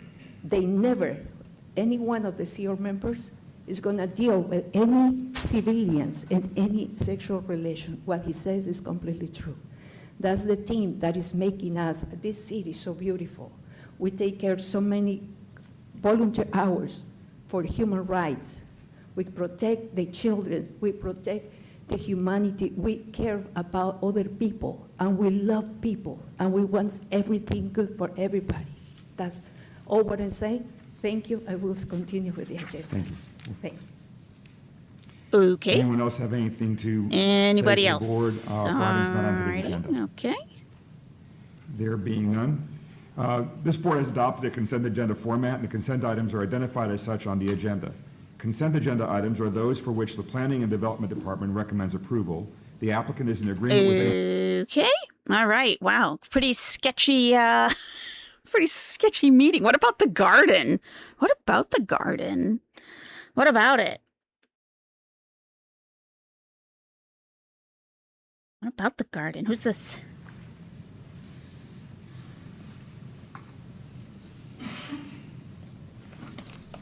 Who's this?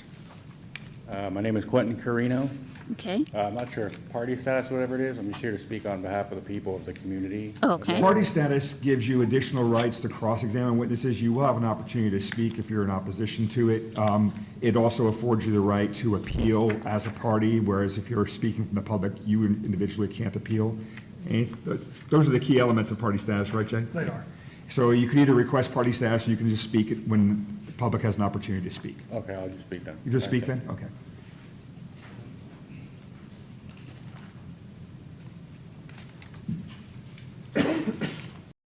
International Society of Arboriculture Standards, Land Development Code regarding trees. Oh, and trees. landscaping, all other matters he's about Yes. to testify here on. Trees are very It's the longest one important. I've seen in a while. Yeah. Do I have a motion to accept him as an expert? He's a tree expert. Oh, let's get into This this. infill redevelopment project Okay. for the use in the commercial district. All right. You can look on the map Yes. and the arrow Let's here look will, here. Okay. there are photos Oh, in the yes. staff report. This To the north is rectangle the here. community cemetery. Okay. Northeast is some offices. All right. To the west and southwest would All be some right. commercial. Yeah. To the Okay. south and east would Uh-huh. be detached residences. Oh, okay. Right adjacent to this property is I believe, a firefighters association building. Okay. So that What else you is got? that side setbacks exceeding what would MDR would require. Right. Talking with Matt way back when, Yeah. you know, as he had this idea. Oh, he's talking about the garden. I think Scranton has a lot more going on. Yes, let's talk about the gardening. Community garden Yes. was to teach low-income parties how to create a home food and vegetable garden. Talking with Matt way back when, you know, as he had this idea, a lot of the community in that area gets their dinner from convenience stores, and he thought by developing community garden, he could teach even, you know, younger population how to garden and create a home garden, and started giving away some of the plants. He would sprout the plants and give them away so they could plant them at home, and then had, you know, food growing on the property that he would give away. This kind of took on a life of its own as it started to grow, because it was a very small garden, and it's grown over the years, and it does currently help people in need. It does. With that said, there has been some issues out there, and such as a redevelopment of this property would change all of that. You know, that Okay. it turns into a residential property at What that are the point in time. issues? Fence, again, I'm happy to make that a condition of the permit drawings. That he would whether it's a tenant or himself living there, it would be a private home for someone and not somewhere you'd see people squatting and, you know, spending their time. You know, vacant lots in general have the nature of doing that, you know, and I think it's time to put forth what is realistic on these properties. That's a single-family residence. Chair, what is the minimum rental requirement? Is this a short-term rental? I know Clearwater's 30-day minimum, but would this be a property that would have... What part of Florida is Clearwater in? Does anyone know offhand? I don't actually know. This was a year ago. City of Clearwater. City of Clearwater. Thank you for... What's up, sir?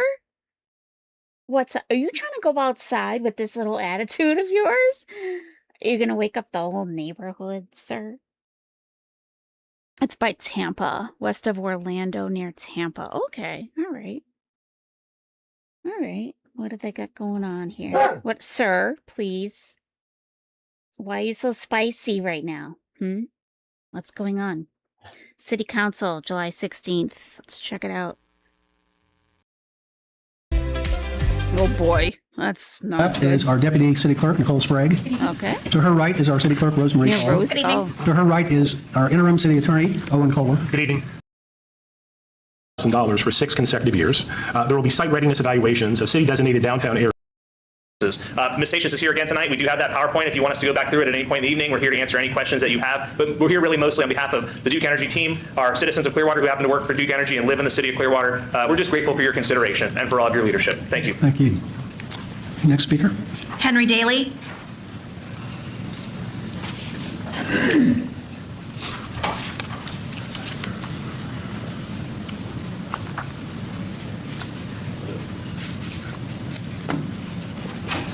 All right, my name is Henry Daly. I'm a Clearwater resident and a Duke Energy customer. I'd like to thank the City Council for their time and effort in considering options for the city's energy grid and allowing public comment on this important issue.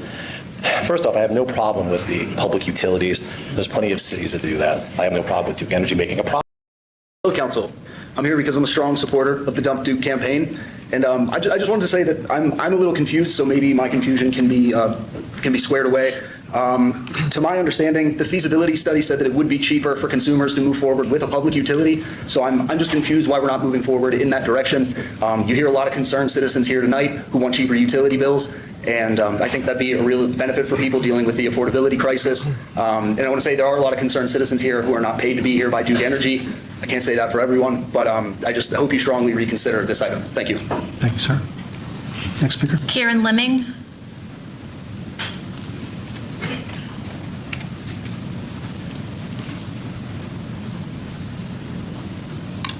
Hello, thank you for holding this all together. It's my first time speaking at something like this. But I've been a Duke customer in multiple states now. I moved from North Carolina in 2024. Yeah. What is that? Scientology.org. And now I live here. My time with Duke has not been great. Versus what Duke is offering. Over $30 million in the first year alone, I'm pretty sure, versus like $2 million spread out over 30 years. That's crumbs that they're offering. And I feel like if you're really set on signing with Duke again for some reason, you should use the study to get a better deal for the community versus signing something like this.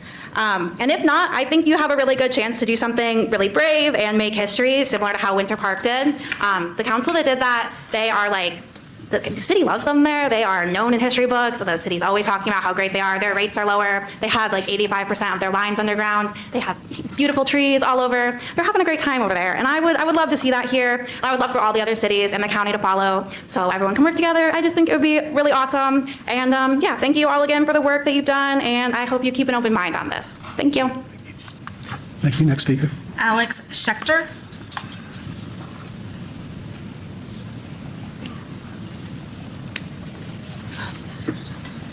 Hello. Thanks for having me. Sorry, bear with me. I'm a bit tired. I'm not being paid to be here. I just want to say I'm not being paid to be here. Born and raised in Largo, Florida. At 18, I joined the military and I was stationed in Goldsboro, North Carolina. And now I live in St. Petersburg, Florida. I've never not paid a Duke Energy bill. And this body unanimously are the ones who introduced me to just how much savings there are with public power. 10% in the first year, potentially. I just think, you guys have really I've really just introduced us to just how much savings there could be with this, and I've been really proud of the city, and I've been speaking to my council members in the city council in St. Petersburg about just how incredible it's been. I do find it strange that you guys have, I hope you guys continue this path. I find this pivot a little strange. With your previous city attorney, you've unanimously voted for both the feasibility study and the appraisal. So I just really hope that under this new city attorney as well, you continue this path forward in looking into our options. Thank you. Thank you. Next speaker. Jason Scott.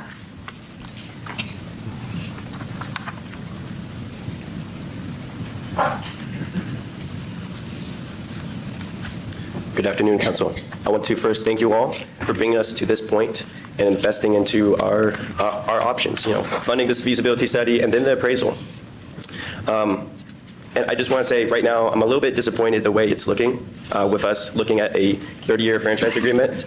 I think the next step after getting the appraisal would have been maybe public education and discussion around those results and why there would be any conflicts and why we would look into going back to a 30-year agreement. I have it. Okay. Okay. I'm good. All right. Is Chantal finished with her live stream performance? I believe she's finished for the night. Are you good, sir? Are you good? Are you okay? You're so silly. Yeah, she's finished.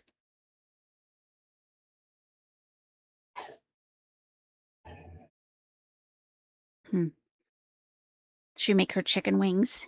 Did she make her chicken wings and eat something? Probably.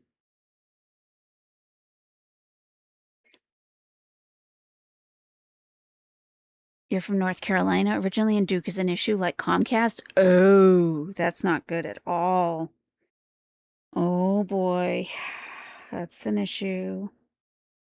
Let's see what the Beezers are talking about right now when we're not there. Oh my god, it's raining. Why is it raining? And they think we're not watching. Let's see. Spying on the Beezers, on the Beezership army.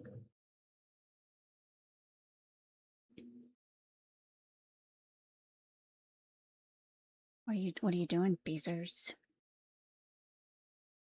Now I gotta check on you on a regular basis to see if you're beezing. Because I find out all kinds of stuff now when I check to see if you're beezing. Yes, I do. Let's see. Are you a beezer? You pretended to not be a... Sir, please. It's very late. You can't do that. Okay? Are you a beezer? I think you might be a beezer. Let's see.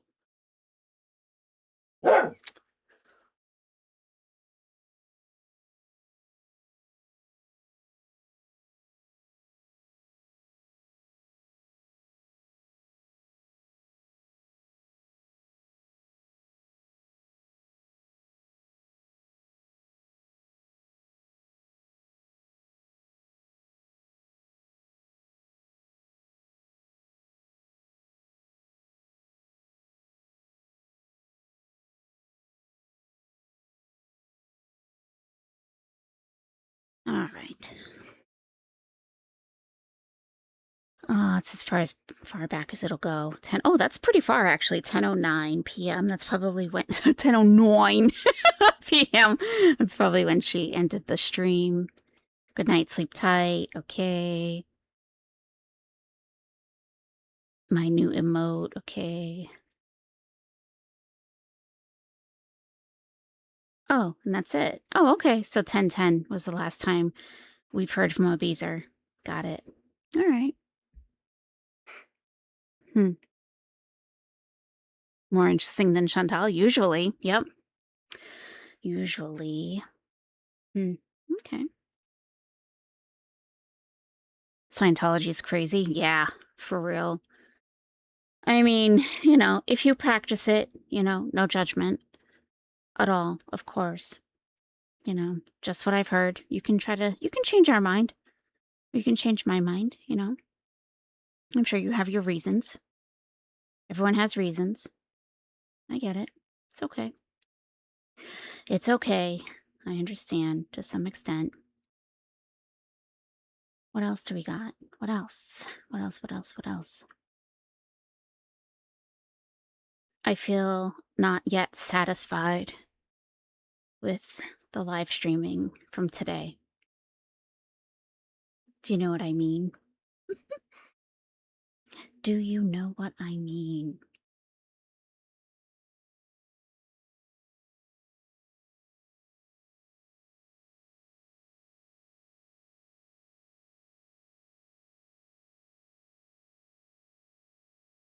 Let's see.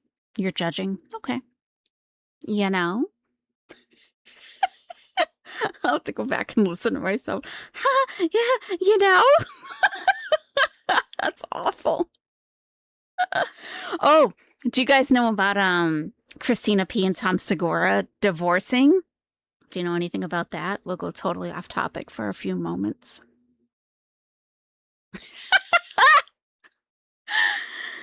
Only God can judge me. If you ever watched Your Mom's House, you know those comedians, they're divorcing finally. 18 years they were married. Yep. Yep. Yep. I hope she flourishes.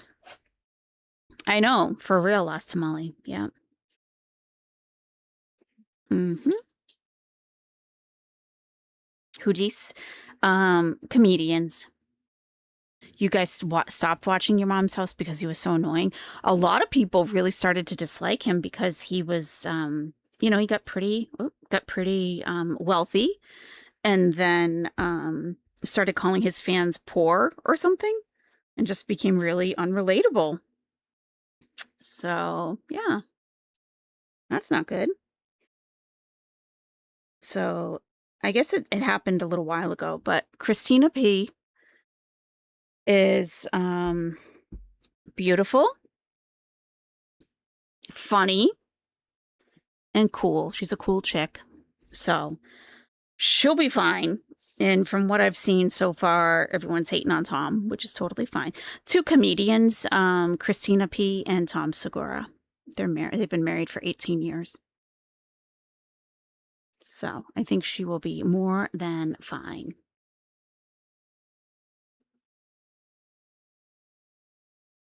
But I just found out about it like yesterday.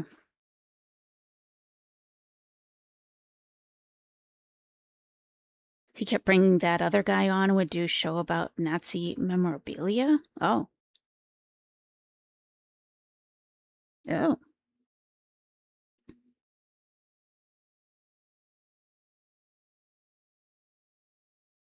Hmm.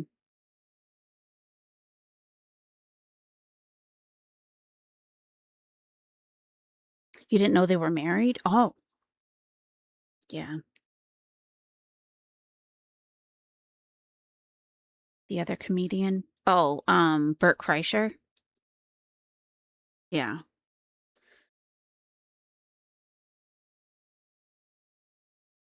Mm-hmm. Mm-hmm. Mm-hmm. Mm-hmm.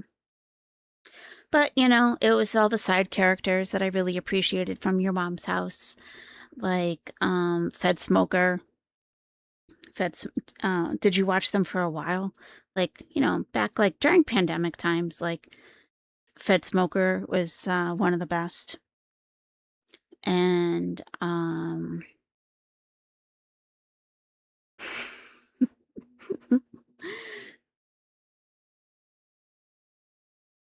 my dogs look like they want to start beef with each other.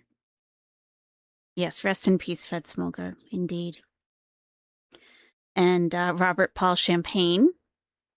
Robert R. RPC. Robert, do you know Lost Tamale? Do you know Robert Paul Champagne? Try it out, the try it out guy. Why don't you come over and try it out? Try it out. I found his Instagram the other day, if you know who he is. That was creepy. Yeah. Yeah, he used to be very funny. Yeah. I'm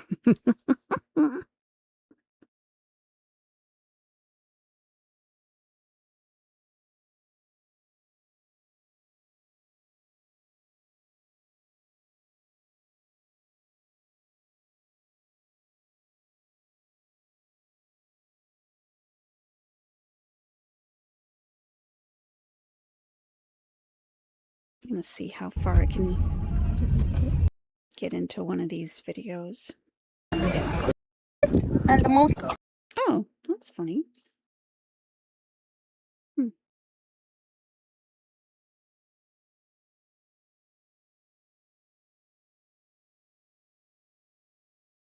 Mm. No. You want coffee, Suburban Hillbilly? Yeah, your mom's house was is still it's still on, and they started filming separately. Yeah, they were married for 18 years.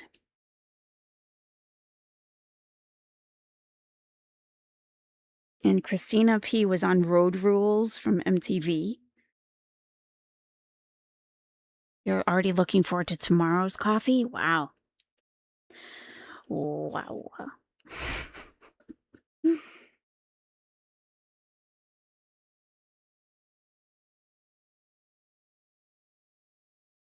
You know all the YMH side characters, all the whack packers, but you never really watched YMH or listened to Stern? I used to watch Stern on WOR. Isn't that insane? I forget what day of the week it was on. It was only on one day a week. It was on public access. And I was close enough to New York to get it. Public access TV. Isn't that crazy? And like Robin had like this tiny little fro. Yeah.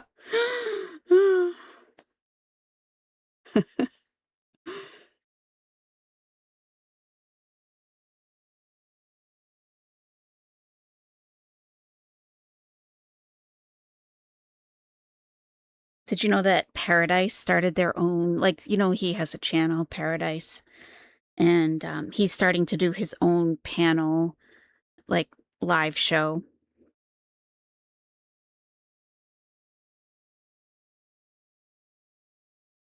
No, Robin's black, so it's a legit fro.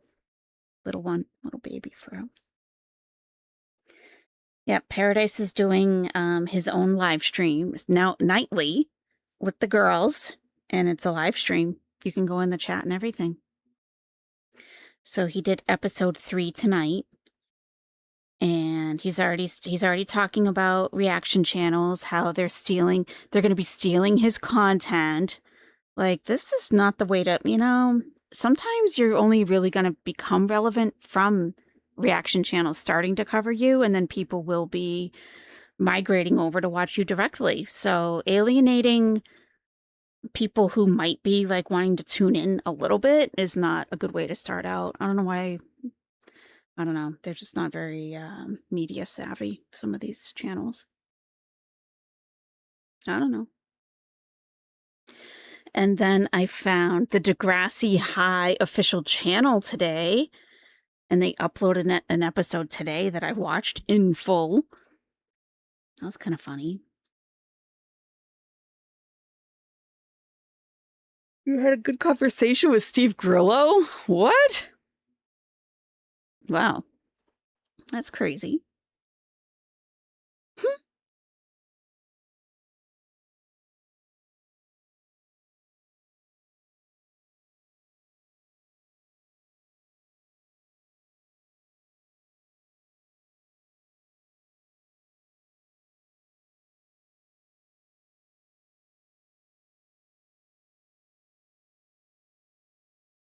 Which one? That's what I was waiting for, right? Like, which one of these is going to be like one that I recognize from Chantal's life? Because I watched some of Degrassi when I was a kid. Yeah. I was just waiting for an episode to come up that I'm like, wait a minute, this sounds familiar, but not from the show, from Chantal. Yeah.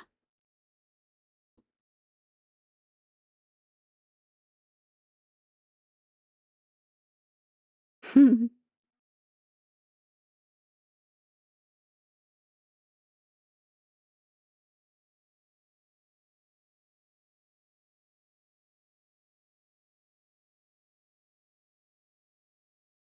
some of the kids were like saying oot instead of out.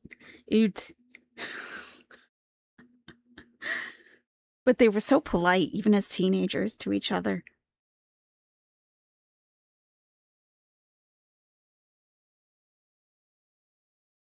And Cece Suarez did a video today or yesterday about one of the older true crime channels called Web Sleuths. I never watched her really, though. Like, I know about her, but I never really watched her too much. So apparently she's been scammer. And the timing is very unfortunate. She's doing, I don't know if she only does it once a year or twice a year. She's doing a 24-hour stream right now. So that timing is terrible. To have to do that, like, when Cece Suarez just put out a whole video about you. You just watched it? Yeah. Like, I never really could sit through a whole Trisha stream. Web Sleuths. I just never got into her. I don't know. It's like, it's kind of slow paced. It's kind of, I don't know. I never got into it. So I never really hung around long enough to hear her asking for money or anything like that. Just wasn't my type of thing. But they're definitely out there.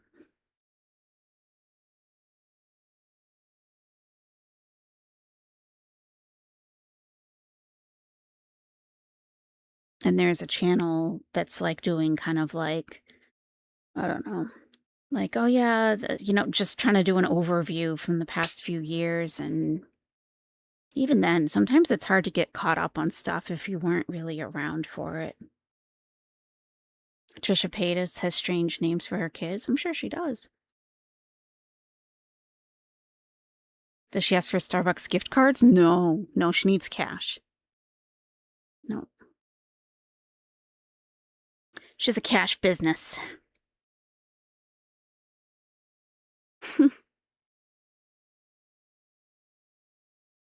No, she's been around forever, Web Sleuths. A long time.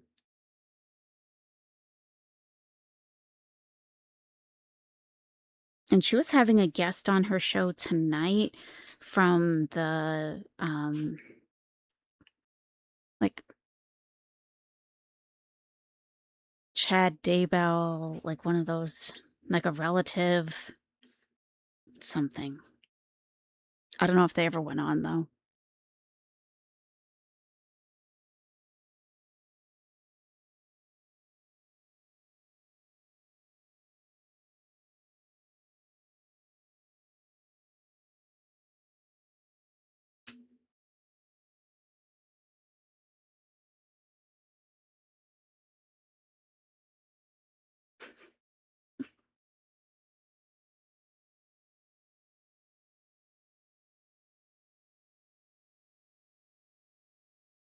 No, not Colby Ryan. No, he has his own channel. Malibu Barbie, Elvis, and Aquaman. Oh, for the kids? Yeah.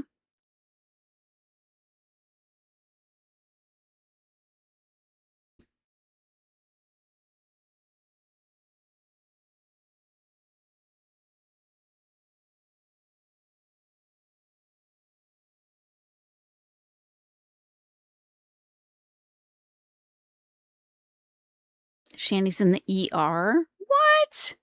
How would someone know that?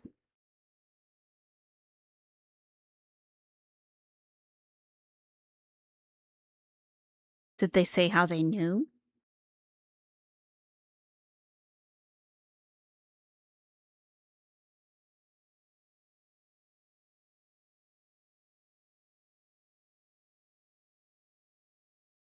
No.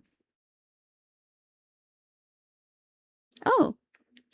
2023 debate, Scranton City Council, 4-year term, 2023. What's this? Dr. What's her name is there? We welcome you to tonight's debate sponsored by the University of Scranton's Center for Ethics and Excellence in Public Servants.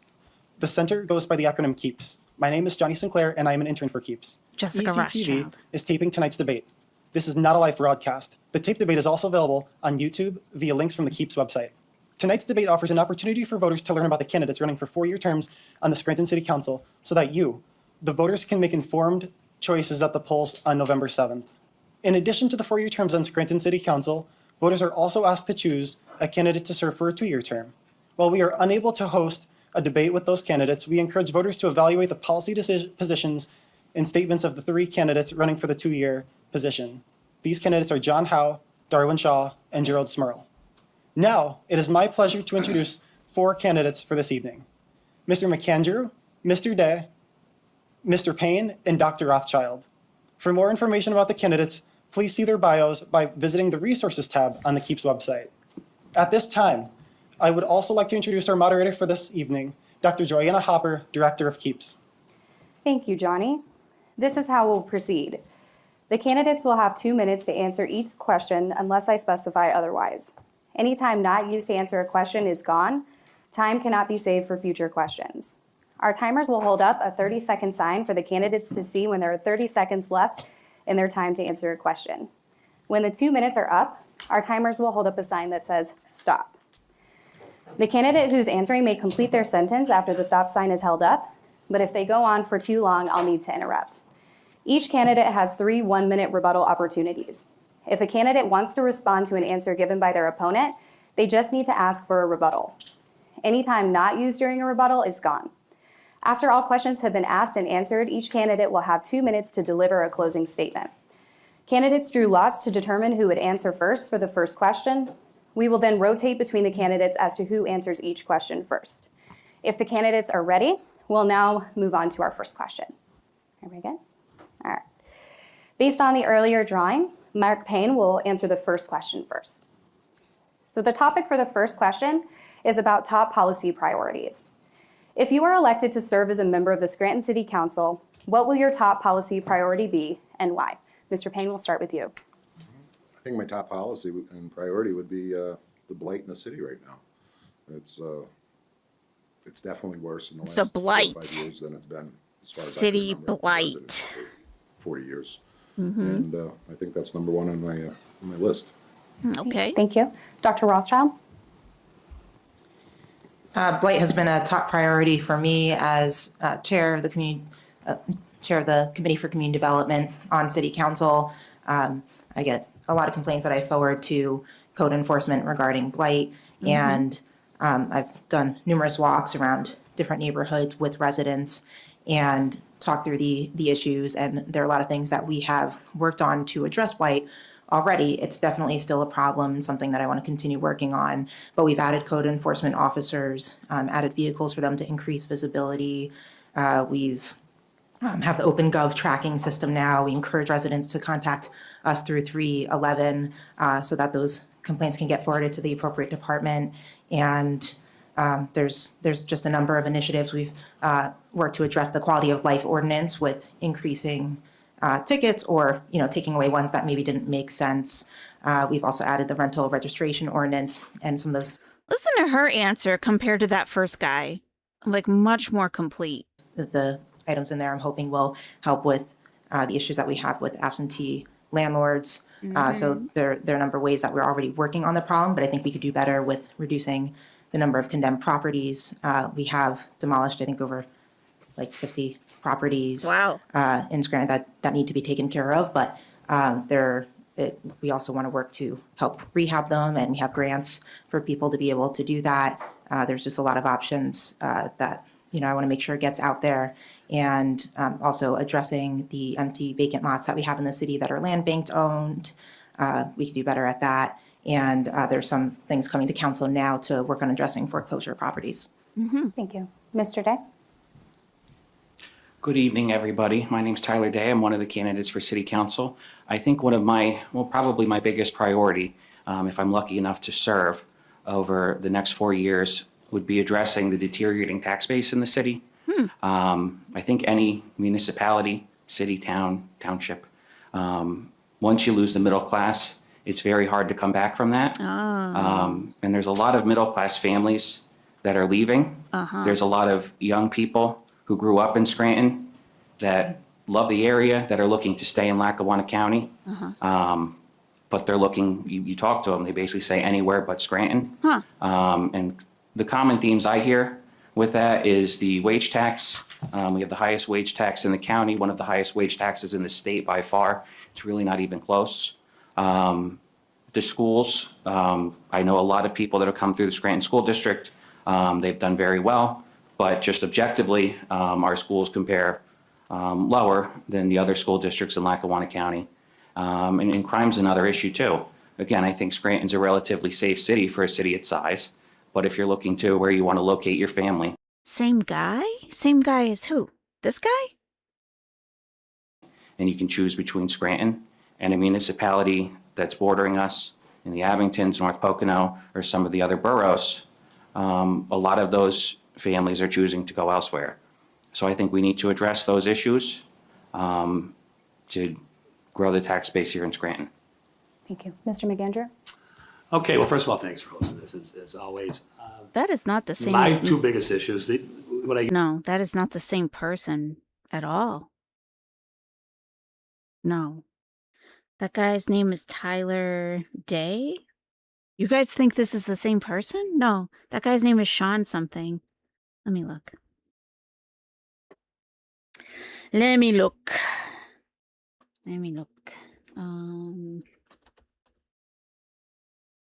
It's like Sean. Very brief this evening, so Yeah. Oops.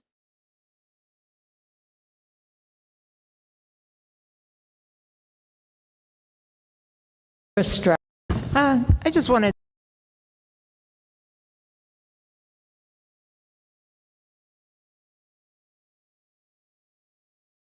Sean McAndrew. Yeah, that's a different person. Sean McAndrew. That's not Tyler Day. No, you're not the only person who thought that. A couple people thought that. Oh, why?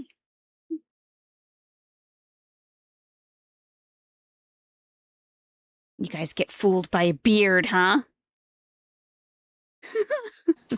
Okay, well, first of all, thanks for hosting this, as always.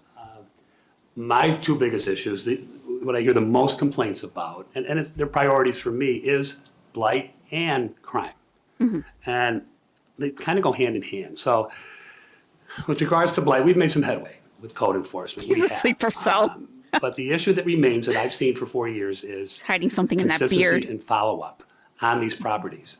And I know there's some barriers with regards to demolition, that we have to have an inspection for asbestos and abatement. It's a federal mandate, but we need to get better at it. Of course, we can, I believe, but abandoned properties harbor criminal activity.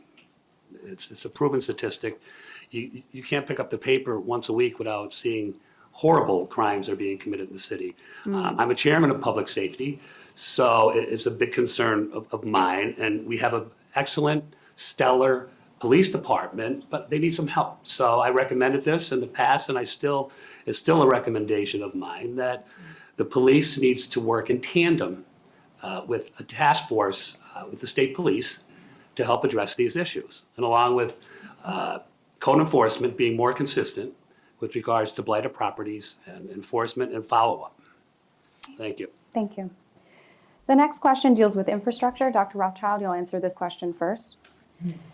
Recently, the city of Scranton endured deadly and costly flooding. Zoned out already. By the extent of the damages, it is apparent that the city's infrastructure was not prepared for storms of this scale, even though the city has historically dealt with flooding. How do you plan to address the city's infrastructure to ensure that Scranton residents are safe and prepared for future weather events?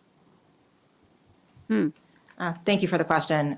Yes, stormwater is a top priority, and her hair looks much healthier then. It's only 2023. It's only 3 years ago. And I know it's a different color now, but it looks like it was healthier back then. 10/26/23, only 2.5 years ago. Okay, well, all right. I guess. All right, then. She got stressed out since then. She has to deal with Eileen of all people. Exactly. Exactly. Scranton is wet. How to make it dry again? Send Eileen out. Eileen will take care of all that. She'll dry up everything. Instantly. Instantaneously. Yes.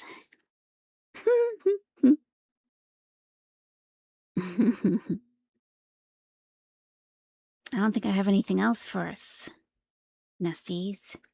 Unless there's something you would like to watch. She's dried up every budget in sight, you know it. Mm-hmm. Sure has.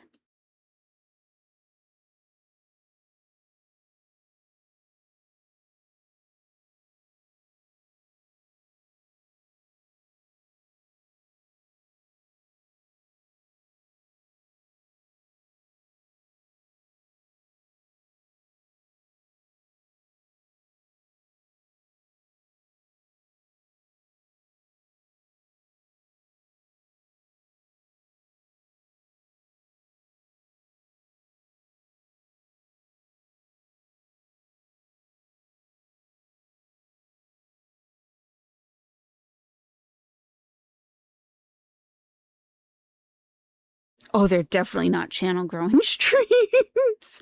But you know what? I did, it's funny.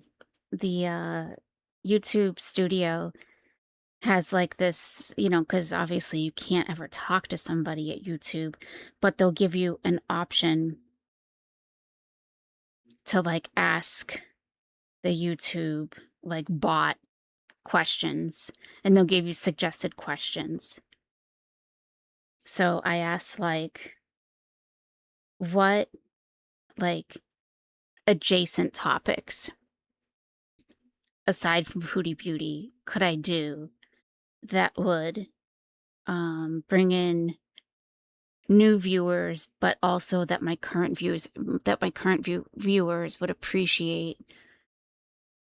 And you know, I'm too tired. I can't even think of like how to, you know, what I said. But it said that your Civic Civic's topic, your Civic, your civil and civic stuff is like a niche topic, but like the few, it said something like, but the few people who do watch it enjoy it, and it is like a bright, it said something like it's like a bright spark of your channel, even though it hasn't grown. It's like it's very slow to grow, but like it's a bright spot for some of your viewers. So it's like, yeah, keep doing it because you never know. But like, yeah, because a lot of the, like, basically it was saying the foodie beauty, it basically said the foodie beauty stuff is your bread and butter, essentially. It's like your most popular stuff that people want to watch. But the Civil Owl Patrol and the the city council stuff brings like a breath of fresh air that many of your viewers are seeking, even though it's not like, you know, yeah, like you said, it's not like channel building by any stretch, but it is a nice change. Mm-hmm. Rev posted it today begging for money. Yeah, he needs money. He needs money, but you know what? We all do. So, sorry, Rev. Sorry, Rev. It's a bad time to be asking anybody for money right now. It's a bad time for that. Oh, well.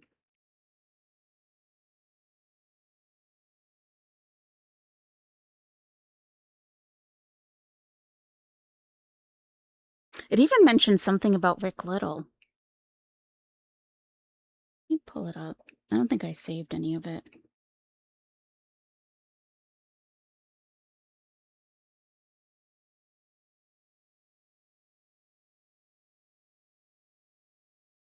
It said like I could do like a deep dive on Rick Little. Because when I first introduced Rick Little on this channel, people were like really turned off by it. But I think people might be more open to it now that you have more of an idea of like what he's all about. But people were kind of like a little bit freaked out. Because I went over like his early years in New York. Like people left the stream and they told me they were leaving. Like, sorry, AYS, I don't know what this is. And, you know, like, I can't with this. I don't know what this is. Like, I know, I understand it's not a morbidly obese piece of crap person. I get it. If that's all you want to see, that's fine.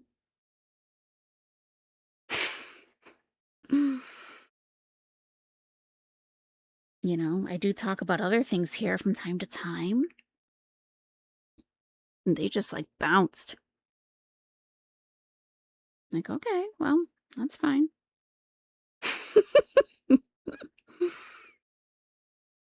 I don't really get that though. Like if a channel I watch is like isn't really doing something that I'm into, I just quietly leave. I just click on something else. I don't feel a need to make a big announcement to the entire chat that I'm not interested in this, and you know, like I'm leaving the chat. Like I don't get that, but some people feel the need to do that.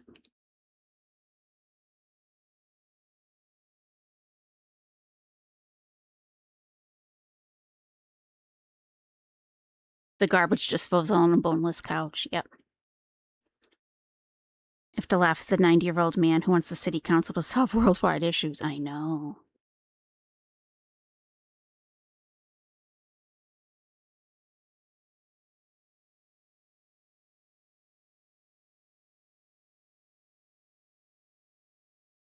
Thank you, Slime Smoors.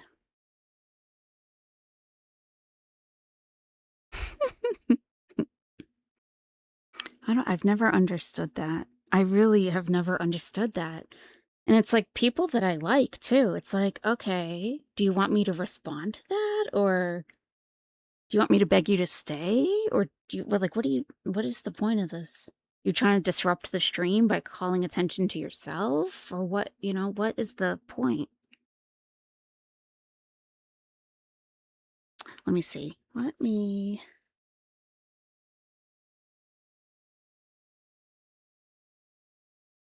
Yeah, Rick Little looked totally different then. Let me ask Studio, like, how can I... Oh, I think I asked, like, because the summer months are lower in views for everybody on YouTube. So I asked, like, how can I change things up for the summer, for the rest of the summer? And it said something like expand on, like, Rick Little or something. Let me see. How can I shift my content to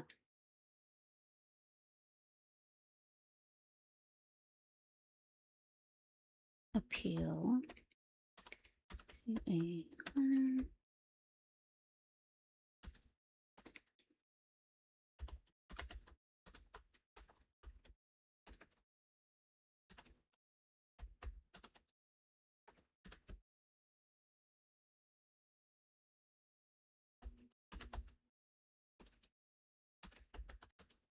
that my current audience would enjoy. Let's see what it says. A collab stream with Downtown Girl? Definitely. Yeah.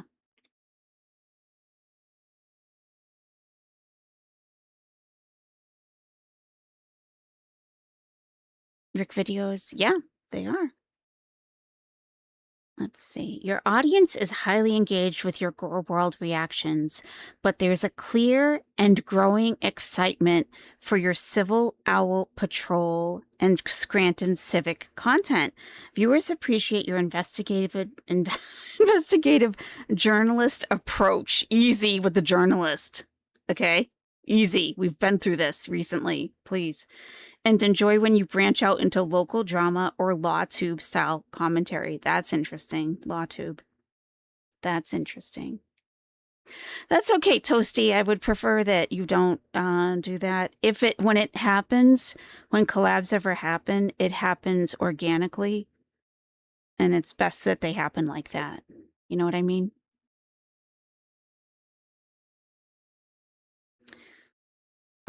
Gore World fatigue. Some viewers mentioned finding certain subjects boring lately and welcomed the nice change of other topics.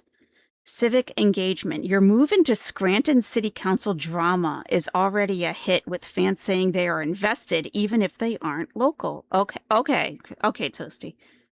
Okay, just making sure. Sometimes, like, I've been on YouTube for it's unbelievable, 8 years.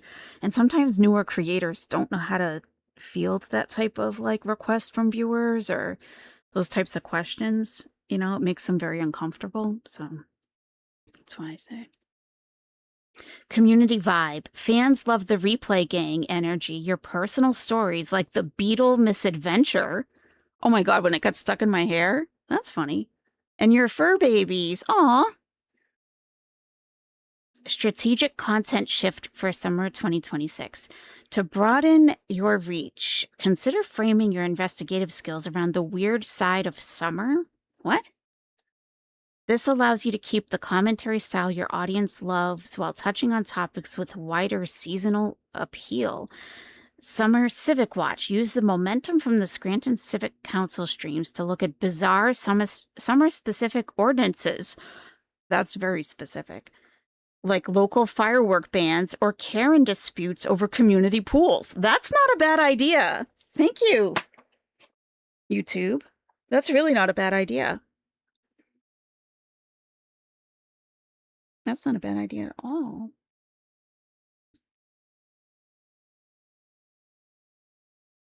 Especially the fireworks. Like, how many times has it been brought up? That would be a good compilation. Like, every time fireworks have been complained about during Scranton civic, whatever. I can't think, like, at all.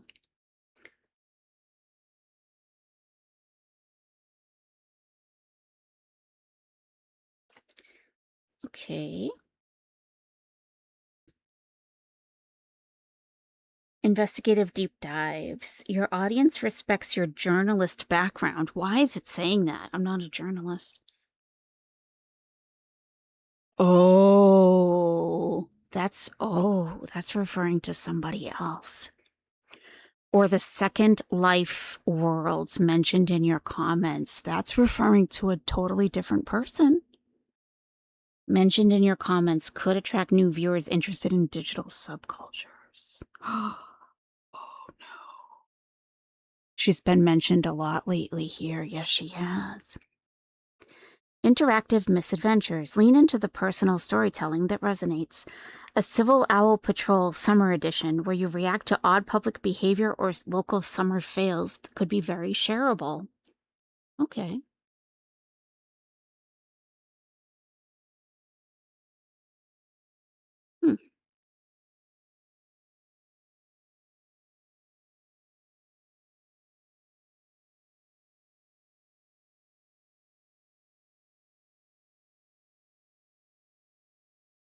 Are you a musician? I'm a songwriter.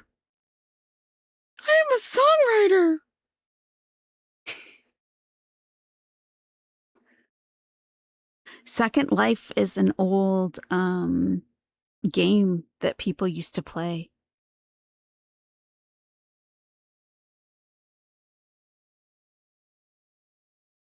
And a certain journalist used to be on it. You think you put a comment under the stream. I couldn't finish at the time, but did you notice she actually admitted later she majored in communications, not journalism? She said a lot of different things, so I have no idea.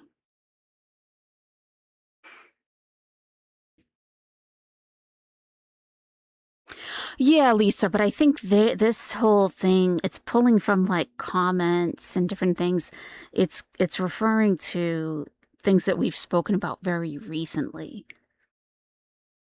Like journalist. Like a journalist is a very specific word, and I am not a journalist. You can't just throw that word around like some people have been recently. I don't know why she keeps coming up. I mean, she only just started watching, made an in-depth live stream. She's not like a Times speaker or anything. It really makes sense she would be big into Second Life. Right, exactly, Beetle Queen. I know.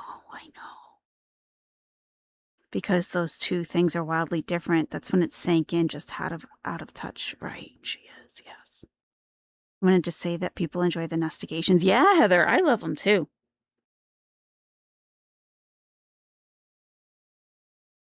How many people are here? Not many, right? 37. Do you guys want to watch one of the best Nestigations I've ever done on the internet? It has to stay between us, though. It's kind of long, though. I think it's kind of long. It might be long.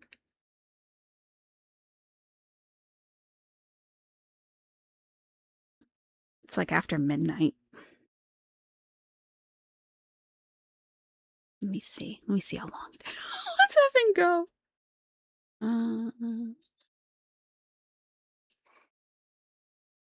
It's long.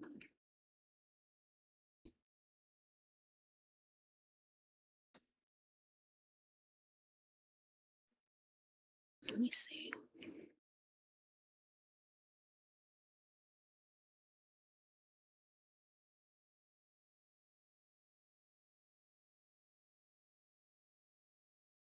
The first part is an hour and 20 minutes. The second part is an hour and 12 minutes.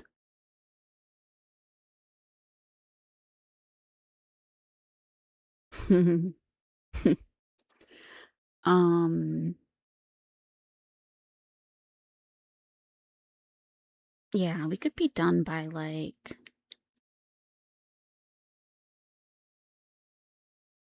Okay. We can do it. We can do it. We can do it. We can do it. I'm interested to see what you guys think too, because this is on my other channel, okay? I did an investigation, okay?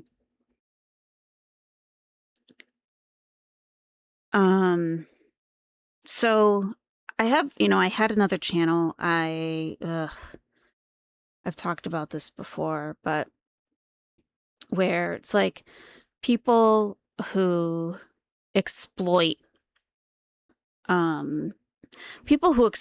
victims of true crime, okay? There's lots of channels out there that do that.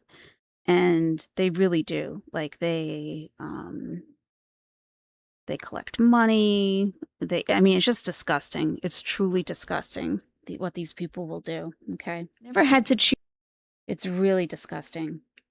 So I was watching all of this stuff, okay? Yes, Beetle Queen. Actually, yes. Well, I exposed her, and then she ended up going to court for other things earlier, like last week, and then a final judgment came out just the other day. Yeah. And it's really, really gross what these people do, like truly gross. And I was watching some of this stuff, like I was watching from just a perspective, just kind of like how I was watching Gore World in a way, right? And watching like, oh my gosh, just this woman is going to Kuwait. Like, oh my gosh, she reverted? What? Like just innocently watching from the sidelines, okay? And then it's like, oh my gosh, okay, wow, what is going on here, right? And then it got to a point where I was like, I'm very clearly seeing what's happening here. Is anyone else seeing what I'm seeing? Because I am watching the manipulation happen right in front of my face, and people don't appear to be getting it. They don't appear to be seeing it. And if they do see it, they don't care. Like, what is happening? It was very strange. So that's not even like half of it. So that's why I started the channel, this other channel that I had, okay? And I didn't want to use my voice because I already had a channel that I was using for like, just like commenting. I was using my Bellady Dogs channel to comment on these true crime-ish type of channels, right? So I'm like, well, I can't use that. I have my picture on there and like I had my dogs on there and all kinds of stuff.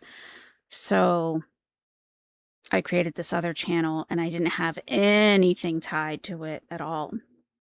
I didn't even have my voice on it until there was an issue that came up in that community where I'm like, oh, I have to use my voice. I have to speak up on this. It was an issue with a man that was verbally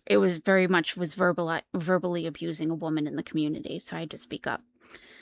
So it was using my voice is what got me caught, basically, like got me like, oh, we know who this is, because I was using my voice on my Bellady Dogs channel. So anyway, there were other channels like mine, okay? And the channel that I'm going to be showing you about was kind of like my channel, except she took it to a whole other level. She kind of became obsessed with one of the channels that I was like exposing. She kind of became obsessed with her. There's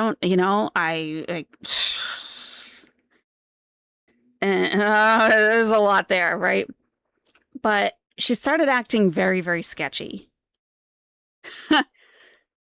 And I use the word sketchy for a reason. She started acting sketchy. She had like, anyway, I was like, there's something up with her. I knew she had a criminal record. A lot of people in that community do, though. Like, a lot of them do. They don't even think it's unusual. They think it's unusual if you don't have one. So I was like, you know what? I'm going to look more into her. You know, like, what is going on here? What is going on with her? So I started my investigation on her, okay?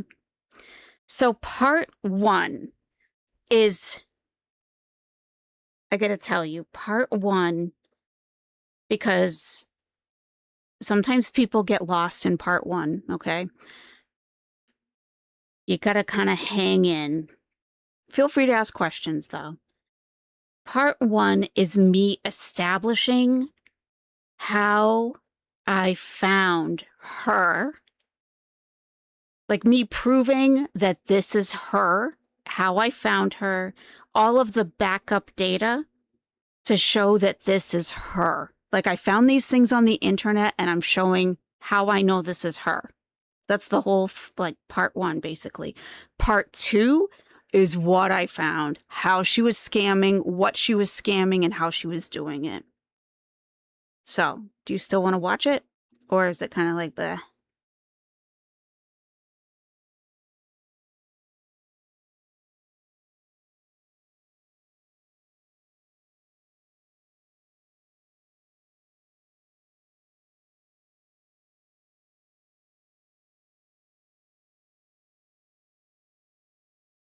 Or I can just give you the link and you can watch it on your own and, you know, whatever.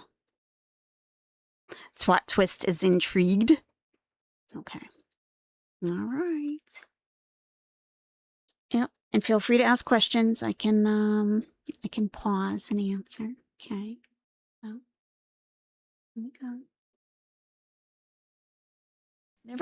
Never had to choose which time of the day we're going to have our one meal. And the government has abandoned us. So that person is like, dude, you don't need a tree. You need food. And I'm going to tell you how to go get some. And if you have questions, if you need directions, message me. This is help. This is actual help, right? She doesn't reply to it. Further down, Rutabaga Babe says, Christmas time is hard. Let me know if I can help. Jiffy Doe says, I will send you a PM, a private message. So you don't need the milk, cereal bars, burgers, buns, Bosch sticks, and pizza, 42 meals. Just go get it and pop your trunk. You're not going to send them a private message. But let me know if I can help. A vague offer of help, which I assume she is looking at as Hey everyone, welcome back to JTR2. Six Up Media is back. She's attempting to rewrite history and also putting her head in the sand as if she's not being called out. And I know she has been sent a link to my previous video, which I will link below. All right, so let's get into what I found today. And I really wasn't actively looking. It was very passive because I have a lot of other things to do because, you know, I'm very lonely and all. So I need to occupy. Look at this. This is a person who used to like come to my channel and like, yada, yada, oh, blah, blah, blah, like your videos, right? So this person, Six Up Media, okay, she called her channel like Six Up Mafia. Like all of her members were a mafia, okay? So this person, she joined the mafia. So that meant she had to be against me. So she said, listen here, you nasty, vindictive C-word. Did I mention this other person who I was going to bat for, who was really hurt by Six Up Media for a number of reasons? You fucking paranoid loner. You mentioned this person, and guess what? You're wrong as usual. I got you, you vindictive, jealous, lonely, childless, unloved C-word. Lovely. Yeah. Occupy my time with a lot of things to do, especially having no children, you know? Thank God. While I was watching the Ziggy Tabby live stream, I haven't seen it in several months.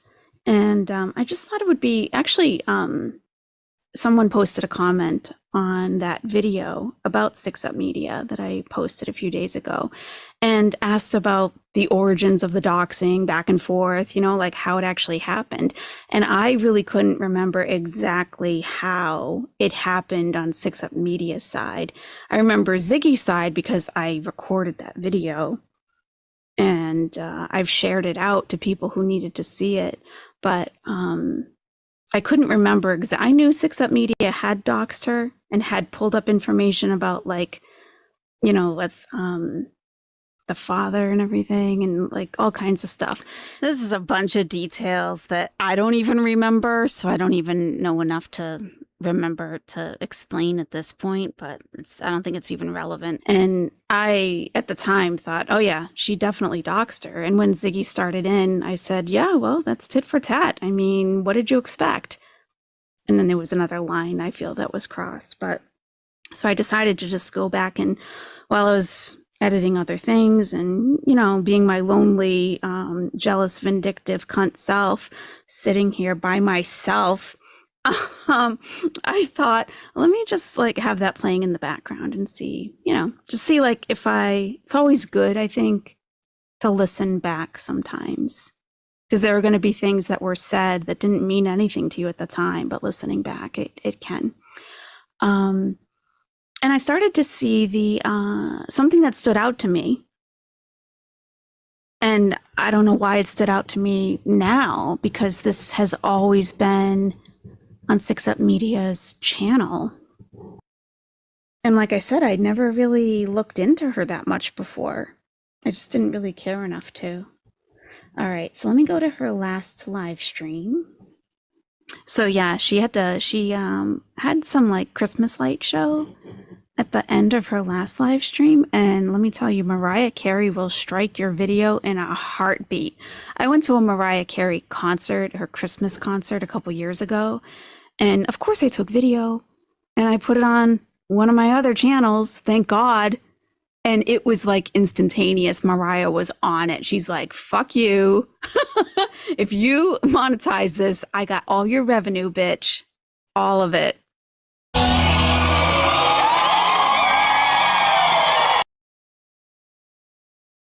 And now she has all the revenue. This is the concert I went to. Great. Now she has all the revenue from this one too. Because this channel I put this on isn't monetized. We're asking for advice on how to get paid from YouTube when you were telling people you were averaging $400 a month. So there's some inconsistencies I've noticed. Just a few. Just a few. So let's see. She's stuck with the welcome everyone coming in. Please hit the like button, because in my video 2 days ago, I focused in on this ticker going by with all of her payment options. So this is now the replacement. I would assume it's in her description. Yeah, trying to be compensated for this type of crap is like, it's pretty much fruitless, really. Not enough people are watching, not enough people care, and advertisers really don't want to be associated with this crap. So here's something that I do when I'm doing my investigations, right? I don't run background checks on people. I feel like that's just going an extra layer that is just a little too much for just fucking around on the internet. Now, if I'm seriously dating a man, my lonely, jealous, vindictive cunt self, if I actually find a date and I'm interested in him, I do run a preliminary background check, and I have found things. So ladies, don't be afraid to do that. You know, spend the whatever if you're truly interested. If you're like, I want to see him again, and I think I want to see him again, check him out. Check him out. Oh, by the way, Maleficent, I'm not actually looking to get married. No. No husband and no children? You lonely, unloved cunt. Can you imagine such a life? Oh my God. To be fulfilled in other areas of your life?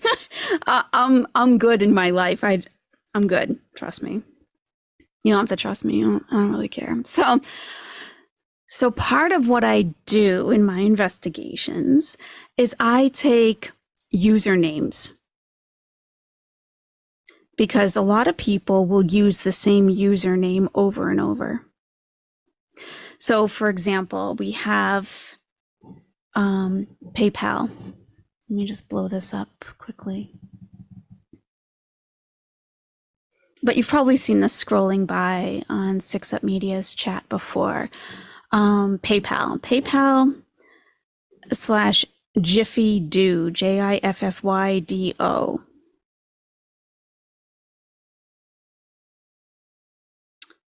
So just for the hell of it, like, let me just Google Jiffy Do. So I did that, and I found quite a bit. Now, it's Jiffy Do. Could someone else have used that as a username at some point? Sure, absolutely. And you really kind of like when they do that behavioral analysis, like you can't just pick one thing and like, oh, this is it. You got to put things together. You know, do these things coming together, do they make sense that it adds up to this person? Because 6up Media's government name is the first name and the last name are extremely common. And searching for her in general, I eventually found her, but it took me a while. But people do give away a lot of information about themselves, don't they? Online in general. So 6up Media told us when her birthday was. And now would I have remembered that? No. But I sent her a PayPal on her birthday. She turned 42 on April 20th. And I sent her a PayPal on April 21st. So I guess I don't know if I sent it late or what, but so I was thinking for a while that maybe her birthday was April 21st, but I found that it is the 20th. And so I said, oh yeah, I remember I sent her a PayPal. Let me go into my receipts and check what date that was. Because I wrote a message like, oh, I listened to your stream last night. You were talking about the Grateful Dead.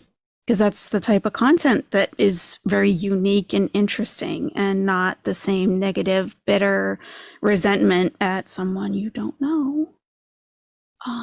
Yeah. But I sent her, she turned 42, so I sent her $24.42. And I was just like, yeah, happy birthday, whatever, you know? And so I saw the date and I'm like, okay, I have her birthday. So that's something else that we can verify. And that's something that a lot of people, I think as viewers, it doesn't really matter that much. But when creators are like, today's my birthday, because they think they're going to get like lots of super chats or whatever, it's like you don't know how many people are out there that really don't like you. And maybe they already have like pieces that they're trying to put together about you, right? Because there's a lot of wackadoos out there. And when you give them your date of birth, just because you're like, it's my birthday today, because you're self-centered, like as a creator, like I want the world to celebrate me, and you're expecting like money or whatever, like you've never heard me say today is my birthday. No. Like that is some pretty serious personal information as a YouTube creator, as a channel holder, to put out in the world about yourself. Because when you run those like, you enter someone's name like in those like Spokio or those background type of things, and it won't usually have like the full date of birth, but it might have like the month and year or something, or the month and the day. It's like, and if you have that just from someone that can't keep their mouth shut about their birthday, some people just can't help themselves but to tell the world all about themselves. Let me show you the first thing that came up. And I have never seen this before. I've never had this come up before on anybody. So I searched Jiffy Do, Jiffydo, and this was the first result. And it's Reddit. For those of you who don't know, Reddit, it's the website for the internet, essentially. Anything and everything you could ever imagine is on Reddit, and there are things called subreddits. Reddit is the website, subreddits are the topics, and anyone can create a subreddit on any topic. You can even find pornography subreddits, like this, all drug stuff, like all kinds of stuff, everything. But, well, not everything. They don't allow like CP, that kind, obviously, thank God. But yeah, pretty much anything. And you can subscribe to all these subreddits. You can get updates and you can follow threads, and it's just an amazing website. And if you don't have a username, I don't know where you've been. Just go search around Reddit, and I'll see you in 6 years when you bring your head back up, because you will fall into the biggest rabbit hole you've ever been in. All right, so this is what came up. It's a subreddit called Automatically Updated USL List. I'm like, what's a USL list? And I searched USL list and nothing relevant came up. So I searched RST list. But I'm like, okay, so what is it about this automatically updated USL list that 6up Media has anything to do with? And here's where you can kind of fall into some like, well, maybe this isn't really a good lead, like maybe, but click here to see ban list. I'm like, oh, people were banned, I guess, like from what? Like, why? Huh?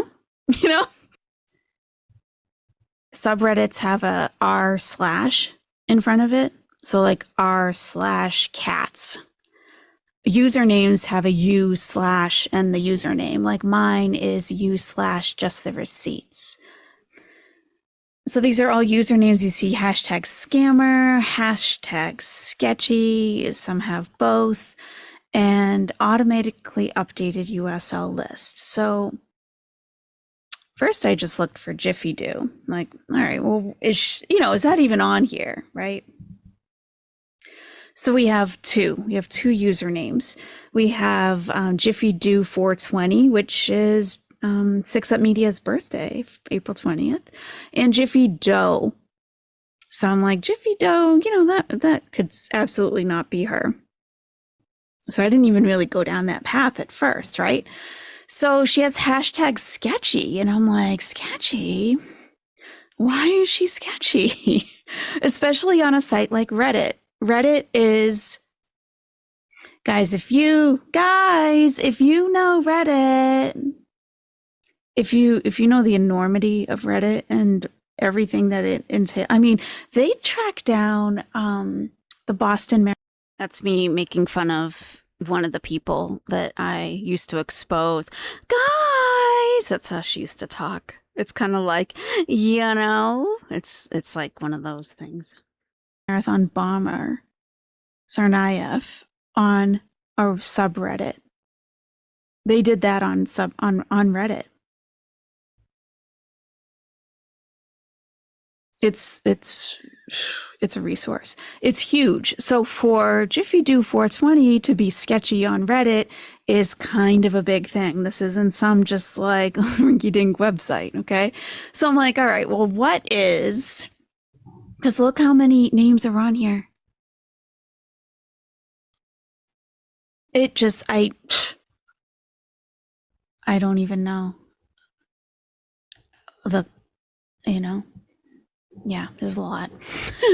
There's a lot. So it's automatically updated USL list, RST list. So I'm like, well, what does that mean, right? So I start Googling around because I can't really find anything. It's like, it's a strange little subreddit that there's not really any information on there except for all these usernames. So this is GitHub, and this has tracked this subreddit and everything, that all the changes that have happened to it over the years. It's been up for years. So RST is Reddit Shopping Tool. That's what it stands for. I know that from up here. Reddit Shopping Tool. So I look down through the history. I'm like, all right, we have like create license, update manifest changelog. Like, this is like technical stuff. Firefox compliance changes, okay, because this is getting automatically updated. So there's somebody, JavaScript, cascading style sheets, HTML.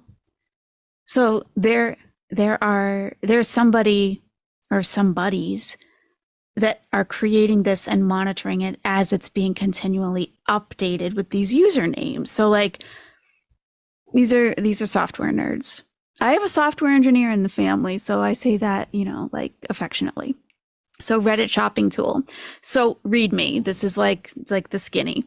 Reddit Shopping Tool is an extension that automatically identifies any users that have been banned on the universal scammer list. Let me zoom in. Where am I? Reddit Shopping Tool is an extension that automatically identifies any users on the huge website that is Reddit that have been banned on the universal scammer list. Big disclaimer, this does not identify any new scammers or scammers that have Reddit accounts not on the list. So although it's being continually updated, they're saying this isn't going to be like up to the minute accurate. So if a name is on that list, it has been there for a while. So yeah, you can add the extension to Chrome. This is going to be basically if you have a subreddit that you are managing and like it's a thing, because subreddits can get a crazy amount of followers. So, and it's just like has all the versions, like what was changed, what was updated. They created a wiki which contains universalscammerlist.com data. Did you know that such a thing existed? I didn't. I did not. So I'm like, universalscammerdata.com. universalscammerlist.com. All right, now this is just from Googling Jiffy Do. That's all I did. Was not hard to find. So this is universalscammerlist.com.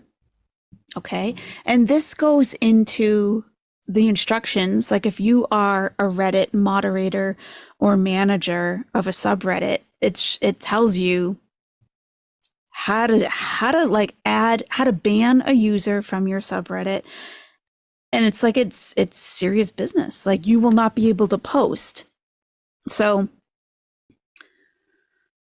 Universal Scammer List is the system supporting a collection of subreddits who agree to work together to limit the impact that those who have scammed or have shown the intention to scam can have on members of the buy, sell, trade communities.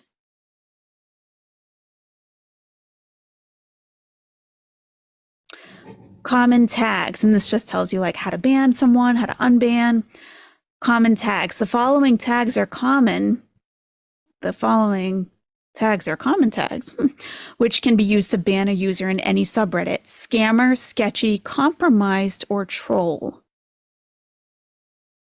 Jiffy Do was tagged as sketchy. So I'm like, okay, what does that mean? And is this even 6up Media? Is this even her, right? So let's go back down to Jiffy Do, and we'll just click on the username. Jiffy Do 420. Her birthday's April 20th.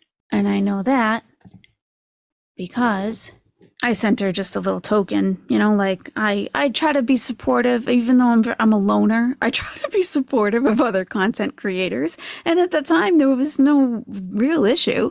So she was turning 42. So I said, let me send her, and I wanted to be cute about it, you know, 2442. Happy 42nd birthday, Jen. Your live sounded like so much fun. I wish I'd been there. Loved your stories about the Grateful Dead and fish. Transaction date, April 21st, 2022. So I said, oh, okay. The 420 makes sense, right? But I'm like, 421. But I went to Ziggy's video that she did with Tabby and saw on some of those documents that she pulled up that the birthday was 420. So I must have been late, or must have been, what time was this? Maybe it was like just after midnight. Nope. 6:30 in the afternoon. Okay. Yeah, I don't know. But 420 made sense. But people do use 420 for other reasons, right? So it's like, maybe it's still not her. We got to really check it out. Get your receipts. The first post that we have on Jiffy Do 420 is, why isn't YouTube paying me? So we know Jiffy Do 420 is a YouTuber. The post was removed. You don't see this very often. So I'm like, why was it removed? I'm a very curious person. I like to know what's going on. Sorry, this post has been removed by the moderators of the YouTube subreddit. So this is the YouTube subreddit. Okay, so this is what she posted, and her post was removed. So you can see this is an extremely active subreddit. There are 647,000 subscribers. Right now online are 409 people. And people post all kinds of stuff, YouTube related, all kinds of stuff. All kinds. And look how many moderators there are. This is how many 3 community managers. Moderators remove posts from feeds for a variety of reasons, including keeping communities safe, civil, and true to their purpose. And usually, this is what's so great about Reddit, is that they have auto moderators. It's just a bot that does like an auto response. And so it kind of lets you know what's going on when your post doesn't post. So it says, hi, Jiffy Do 420. We're currently holding posts from users below a set post karma for review due to a large number of posts that break our rules. If you've read our rules and your post doesn't break our rules, please send us a mod mail, just an email asking for approval, and we'll review it as soon as we can. Sorry for any inconvenience. I am a bot. This action was performed automatically. So what karma is, we're getting into like a whole Reddit tutorial here. So 6up Media's post saying, why isn't YouTube paying me, was automatically removed because she had a low karma count. So what's karma? You can see up here, just the receipts, 46 karma. Basically, anytime you post, you start a new thread anywhere on Reddit, you get one point, essentially. Actually, let me just show you. Because I'm just posting these on my user wall. So this is karma. This one right here, I made a new thread. I'm just posting my videos here, but you get 1 karma for every time you post a new thread. If someone comes along and they're like, yeah, I love this, and they can upvote it or downvote it. If they downvote it, it goes down to 0. If someone else comes along and downvotes it, it goes down to -1.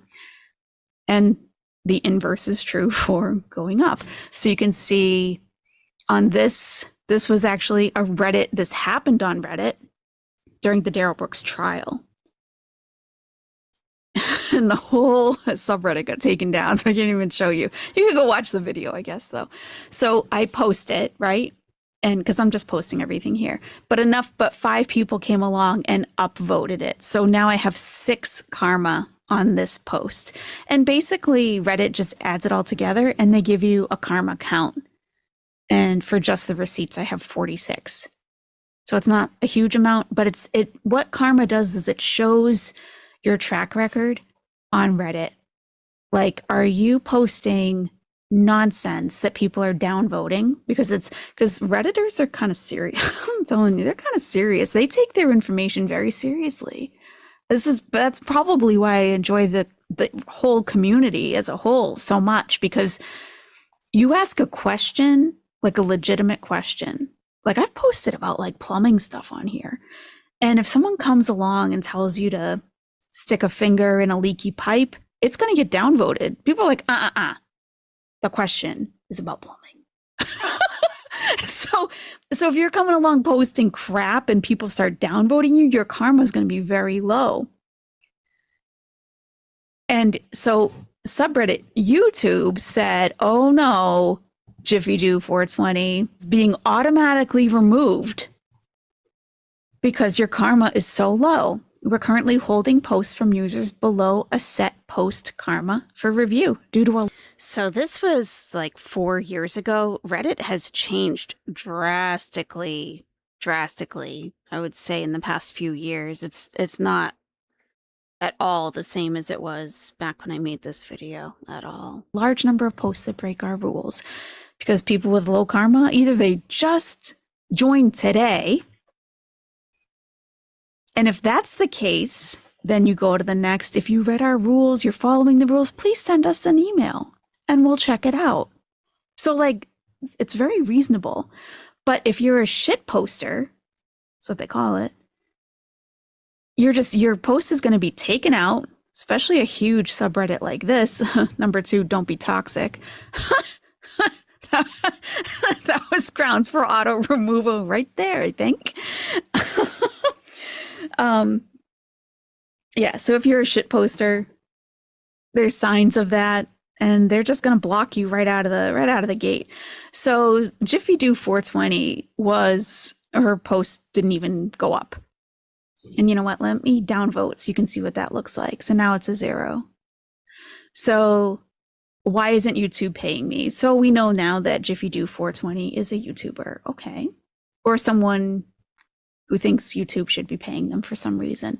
Now this is the Jiffy Do 420 Reddit page. So now she has 0 karma. She had 0 when I looked at it first. She joined on August 6, 2019 on Reddit. But she has a 5-year club trophy, which means she's been a Redditor for 5 years. So this shows something is going on with maybe the username was changed. And that's what gets into the sketchy part. Okay, why was the username changed? You've been on here for 5 years, but your cake day, your Reddit birthday is only 3 years ago. What? So we go down. Let's go down. Let's see the posts. Jiffy Do 420 commented on offer groceries Amazon list in the subreddit called food_pantry. So for this post, and she had been downvoted to 0 for this, people really don't like to bring other Redditors down to 0 unless they really deserve it. Like, they'll just let you keep your 1 and no one will upvote you if they think you're not really adding to the conversation. But to be downvoted, it kind of means something. So this was deleted. Why? So we can click on it. The thread is archived. Someone made an offer. So there are like, I hate to even show you some of you people this because you're going to come on here and take advantage. But these people are, they can spot scammers, and apparently they did because the post was deleted. But the original post was someone offering to pay for groceries. It's like paying it forward. It's like a charity thing. I'm sure people obviously do take advantage of it because people get hashtag sketchy or hashtag scammer. So this had been fulfilled. So whatever this person was offering, and you see they have 37 karma. So people were like upvoting it, like, oh, it's very nice of you. They were offering to buy someone's groceries. And this would have been a whole post, but it has now been archived. It was 2 years ago too, but it was fulfilled. So once an offer like that is fulfilled, they don't want people to continue posting thinking that they have a chance, right? So Jiffy Do 420, her comment was removed by a moderator. Your submission was removed because you do not have at least 500 comment karma. That's a lot. Please see the sidebar or wiki for a full list of rules. And this is one way they're weeding out people. If you have 500 karma, you've been on Reddit and an active user on Reddit for a while. So if they're considering buying your dog food or buying your groceries, they can go through everyone's history of any kind of thread that they started or any of their comments is public. They can go through all of it, like we're doing right now. They can go through all of it. So they can see, has this person also been posting on subreddit charity, subreddit need help for Christmas, subreddit, like, oh, they're hitting all of them up. Then they might be like, But if they see you're an active contributor to the community, maybe you have paid for someone's groceries in the past, like they are assessing, they are looking at you. So this 500 minimum karma, it's a lot, but they even give you a wiki. They give you a list of rules. Like all this stuff. So, it's serious, not a long-term solution. Do not message users directly to ask for assistance. Seems to be a general standard across the board. And, if you are having trouble, but you can't meet the requirements for this, then they give you options like food links, food bank, applied for food stamps, blah, blah, blah, blah, blah, even in the UK, right? So they're not just leaving you hanging. But, and this has almost 43,000 members. Only 6 people are online, which is good because not many people, hopefully, are that much in need. But 6up Media's post was deleted automatically. So we can't even see her comment, can we? No. Oh, okay. It was removed. So the next post we have is a comment on a post subreddit assistance. Redditors helping Redditors, ranging from financial assistance and wish list fulfillment to advice, support, contest votes, surveys, general. 250,000 members, 189 online. So someone offered to give a person $25 via Venmo. Tell me about your situation and how $25 can help you. So Jiffy Do 420 said, yeah, that would us so much, probably help. We are in need of a bus pass to get around. Now, this is when we're starting to look for confirmation that this is the person that we're looking for. Just moved into a new home and have no savings. I'm on unemployment and things are just really tight right now. We are barely surviving and my husband is paying $5 a day on bus. That would get him to work all week till next week he gets paid. Thanks so much. Bless you and your family in these tough, crazy times.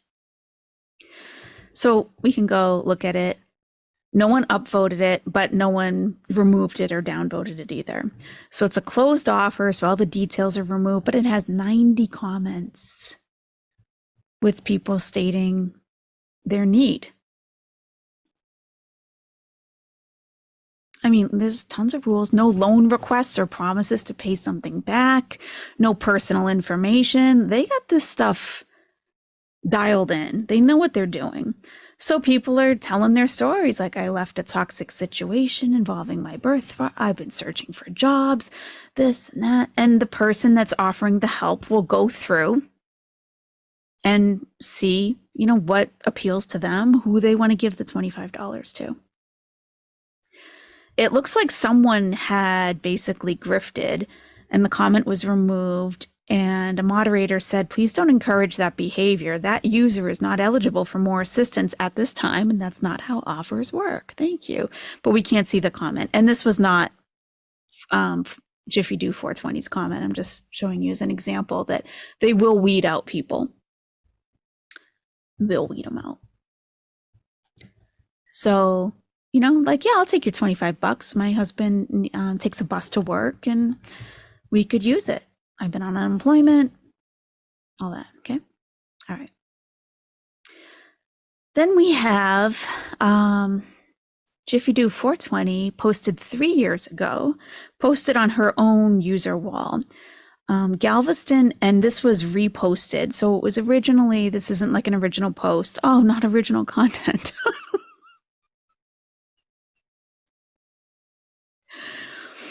Originally found 30 million members on the subreddit called Pics, pictures. And Jiffy Do 420 reposted it, essentially. So Galveston mounted police leading a black man by a rope, arresting him in the most humiliating way. This happened on August 5th, 2019. So, some criticism of the police. I mean, obviously in this situation, fucking rightly so, but we can see a little bit of what is this person in general posting about? In general. And how did they get #sketchy? We can see this. So for the groceries Amazon list, downvoted to 0. I don't think I read this. Thank you for your offer. I would love to be considered. Good luck, everyone. God bless. And there's an Amazon wish list posted by Jiffy Do 420. I clicked on this earlier and it's no longer a list. So it's been taken down. So they posted their Amazon wish list. Okay. We can go to posts because those are, why isn't YouTube paying me? Now we can look. Now we can look at, you may remember, because I'm like, I knew there were more. You may remember when we were looking at this ban list that we searched for Jiffy Do, right? So we found Jiffy Do, but remember there was Jiffy Dough also? So we could just check it out, right? It doesn't hurt to look. It's probably not, right? I mean, how many usernames would one person have? Oh, I guess a few. Now I have one for just the receipts because I consider that to be my business Reddit where I post all my videos. I post YouTube related comments. I reply to comments asking for help about YouTube and like video content creating, all that stuff. And like I have a personal Reddit where I post like, my plumbing has an issue and I need some help. And people, I fixed my washing machine myself. That's my personal account. So that's why I have 2 accounts. But this is Jiffy Do 420, and now we have Jiffy Dough. Okay, now this is 6up Media's full name here. Looks like it's like a Christian reference. I am his with the capital H. Now, the karma she has on this is 1,869. That is over the, well, we don't know when she got that, but that's over the 500 mark. Where she could have been, posting on that other subreddit. But this is interesting. She joined it after, with Jiffy Dough, she joined it like a year after the one with 0 karma. So this appears to be her serious Reddit username. And the other one is like the scammer one that's listed legitimately on Reddit as sketchy. So she has two personas. So Jiffy Doe commented on a lot of Suboxone posts. So again, we're still just gathering data. Like, is this the person that we, because we don't want to read something really horrific, like, I unalived my neighbor. And and it's like, oh my God, 6 Up Media unalived her neighbor. Like, no, we got to go through it and really see, is this really the person? We can't just make us crazy assumptions. So she's commenting, she wants CVS gift cards. Has anyone gotten off fully of Suboxone? And Jiffy Doe asks, why would you, is my question. And someone asked her, why wouldn't you? Wouldn't you rather not have to take something every day? And she goes into, now this is all public. You got to remember that when you're posting on Reddit, especially if you're using your full government name. She talks about the meds that she's taking, blood pressure, thyroid. They're all to protect me from a larger issue with my health and life. So, just offering a different opinion about medications. Nothing sketch here. Commented on homeless and broke, but I managed to get some turkey.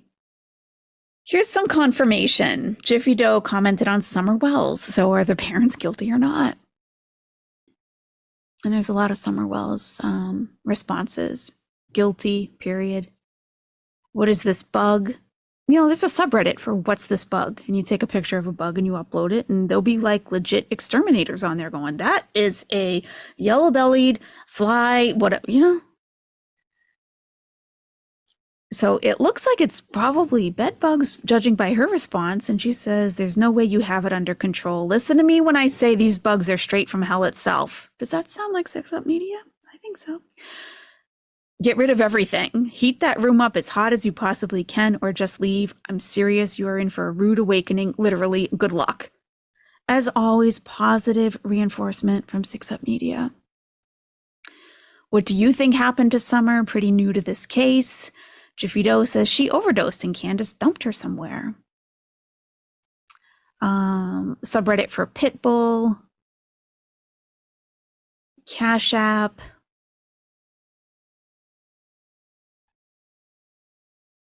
Ask Reddit is a it's a huge subreddit.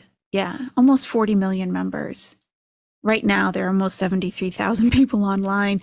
Ask Reddit is the place to ask and answer thought-provoking questions, and it's literally ask anything. And someone, what is a food opinion that you stand by? And she responded, peanut butter and chili should no longer be a thing. I didn't know whatever it was, but someone posted idiots in cars. This happened to me a few hours ago. What was this lady doing? Jiffy Doe responded, she was doing drugs. Duh.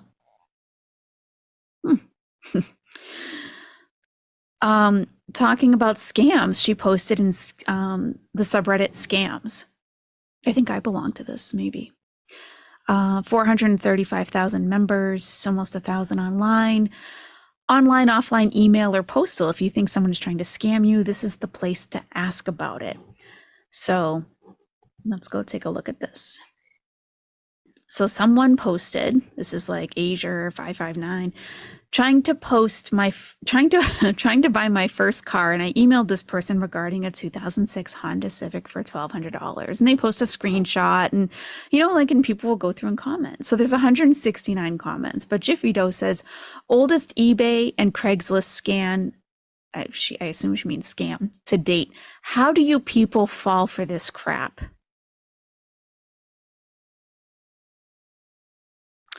So the point of the subreddit is to take your situation in and say, is this sketchy? What do you guys think? And people will tell you what they think. She takes the opportunity to insult them, a person she doesn't know. How do you people fall for this crap? Nice. I'm going to look at the other comments to see what other people were posting. And here's a whole screenshot. Here's the situation, blah, blah, blah, blah, blah, right? And you can see she wasn't upvoted at all for that comment because it doesn't contribute to the conversation. So someone that got 339 upvotes, eBay isn't an escrow company's clear scam. So they're giving you information. Block and ignore and any posts on Craigslist or Facebook Marketplace where the price is way, way, way too good to be true, just ignore. That's solid advice and giving some information. So people upvoted it. Like, yeah, I agree with that. And this person is also giving information. 1,200, 1,400, 1,600 seem to be common prices for this scam. Block this person faster than a NASCAR tire change. Sometimes if they just make me giggle, I'll give it an upvote. So you can see the ones with the highest upvotes are offering the most help or information. They're adding to the conversation. And you'll see like people with one, because they just posted it themselves and no one upvoted it.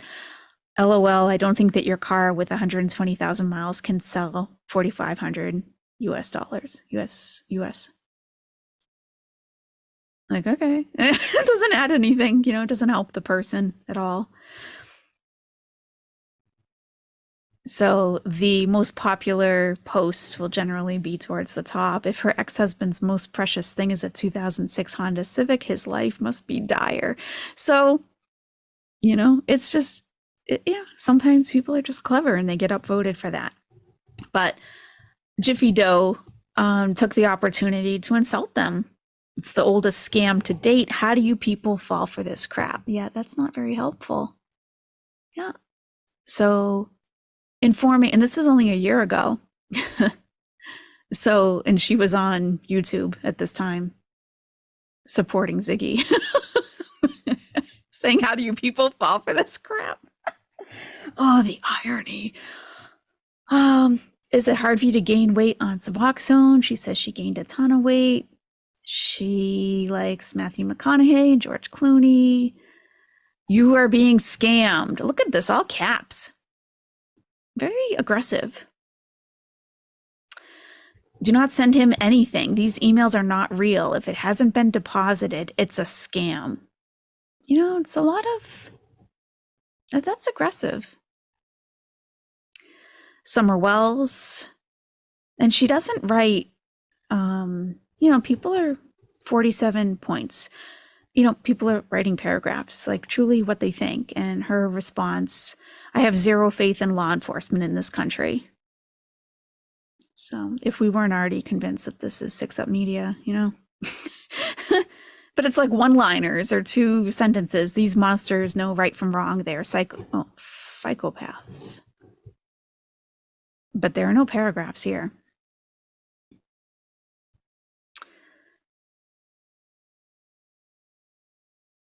My boss told me to put this up at work because I don't want to touch that, make the gay slur do it. So the original poster, that's what OP means, was responding to someone saying, not without losing my job. And Jiffy Doe replied, there's always someone. You cannot lose your job for reporting this. If you do, lawsuit. Two sentences. Seems to her to be a very simple and clear solution. This shows me that she has not dealt with a lot of interpersonal conflict in the workplace or has never been retaliated against for standing up for something. Clearly, it's not quite that easy. And it's lose, not loose.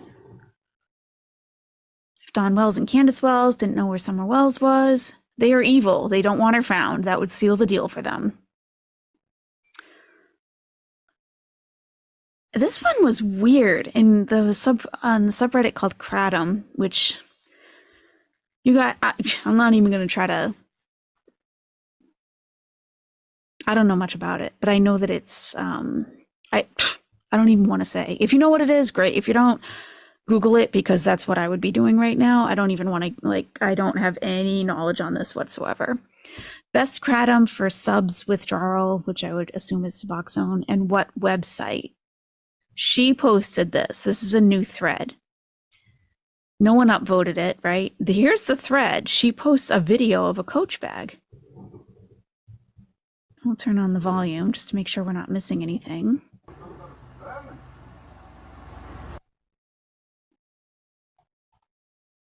Best Kratom for Suboxone withdrawal and what website? What website? and a picture of a handbag. Is this code for something?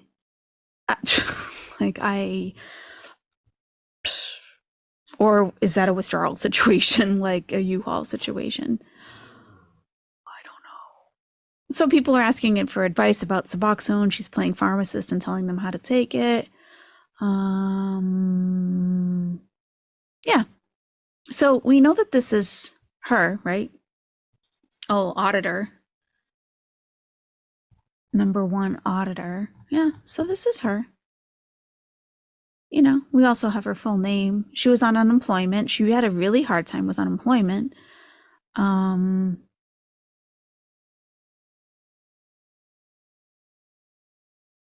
this is very, now we know what state she's in for sure. That says that there. This, there's no special way that I accessed any of this other than Googling Jiffy Do. That's all I did. And here we are. We have her unemployment problems and the state that she's in and the state that she filed in, which are different.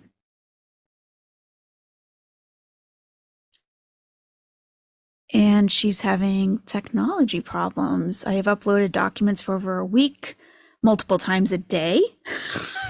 They probably have your IP blocked at this point. You keep uploading documents multiple times a day for a week? Isn't there an email we can use to send this? Am I the only one having this problem? I mean, they should still have my identity stuff from last claim anyway. That is someone, how do I say it? I gotta stop worrying about offending people, because this channel I don't give a fuck about. I've dealt with people like this before who have no understanding of how anything works, like in the real world. Now, I'm sure she does have understanding about the prison system, jail, probation. She knows all about that. Like she speaks very fluently about that. I don't know about that stuff at all. But like, this is a person who has not worked in an office and had someone call them or walk up to them and say, how come you don't have my information from 7 years ago? Don't you guys keep that? It's like, well, when was the last claim? Like you can be on unemployment in some states for like a year. Like, how long are they supposed to hold? You know, I mean, yeah, especially if you keep uploading documents multiple times a day, they're running out of storage. This is insane, man. So sick of Kentucky system. You know, it's from the 70s, and doesn't work right. Then use all these funds to update it. We are starving and will be homeless again soon. Help. Okay, what kind of help? Having the exact same problem here. Me and everyone else I know who was asked to verify identity, been at it for a week and no update. Is it still letting you claim, then saying 0 paid?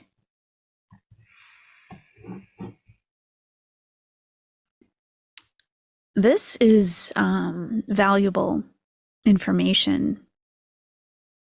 I'm thinking of another new content creator in the community who is also kind of shivering probably at looking at this and thinking to themselves like, yeah, we've heard this person talking for about a year and misusing words and mislabeling things. And that one of those psychology discussions was just a shit show. This is gaslighting. Huh? No, it's not. Like, what?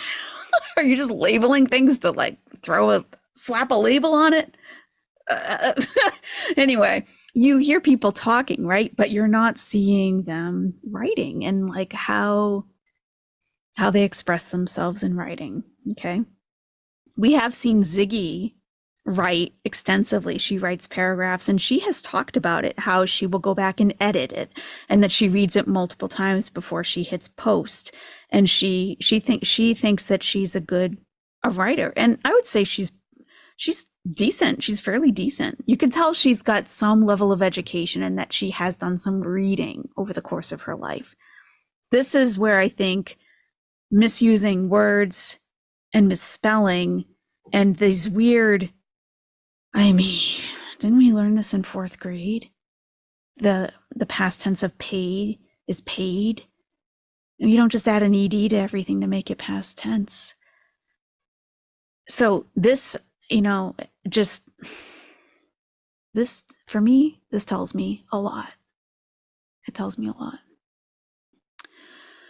But still, it's February now. They owe us a lot of money. Yeah, I've been having the same problem since Trump passed that emergency funding bill. Now it says under investigation. I'm due over this. So they think you're sketchy too.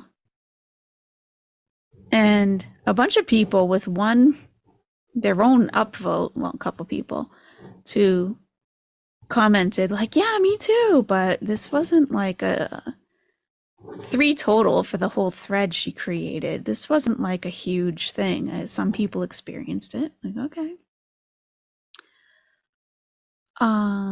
What should I do? Suboxone. Why are you doing it at all? Just wondering.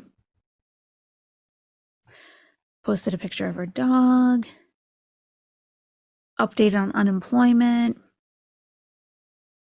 She's giving advice. Get on at midnight. That's when I got an appointment. So this is helpful. If you want a phone appointment, get on the website now. I just got one. They must load at midnight. Good luck. Okay. We're all in the same boat, man.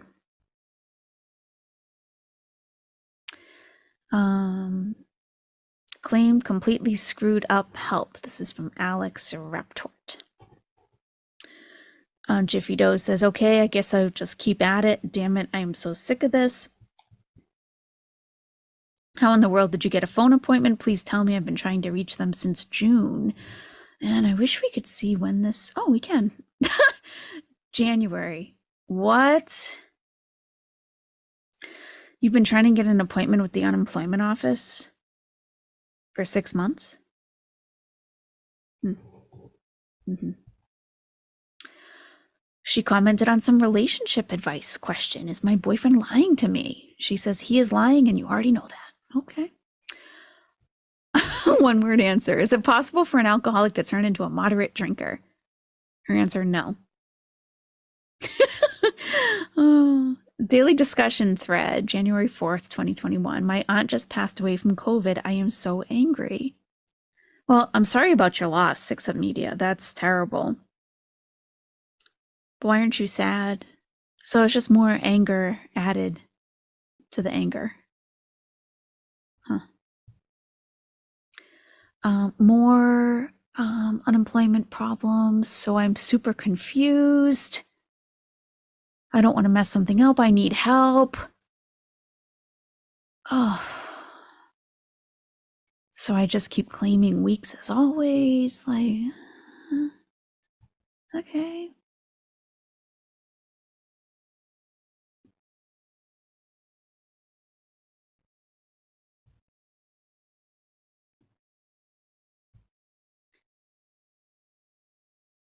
What can I do to comfort my cat in heat? This is Ask Vet subreddit. Someone says, Jiffy Doe says, how about getting your cats fixed? And she got downvoted 5 times. -5 karma. Because it's just not helpful. It's just her being a bitch. Like, that doesn't help the conversation. Like, someone can suggest, I'm sure someone did suggest, have the cat spayed. Then it won't, or, oh yeah, if it's in heat, right? Yeah, if it's in heat, like, have the cat spayed.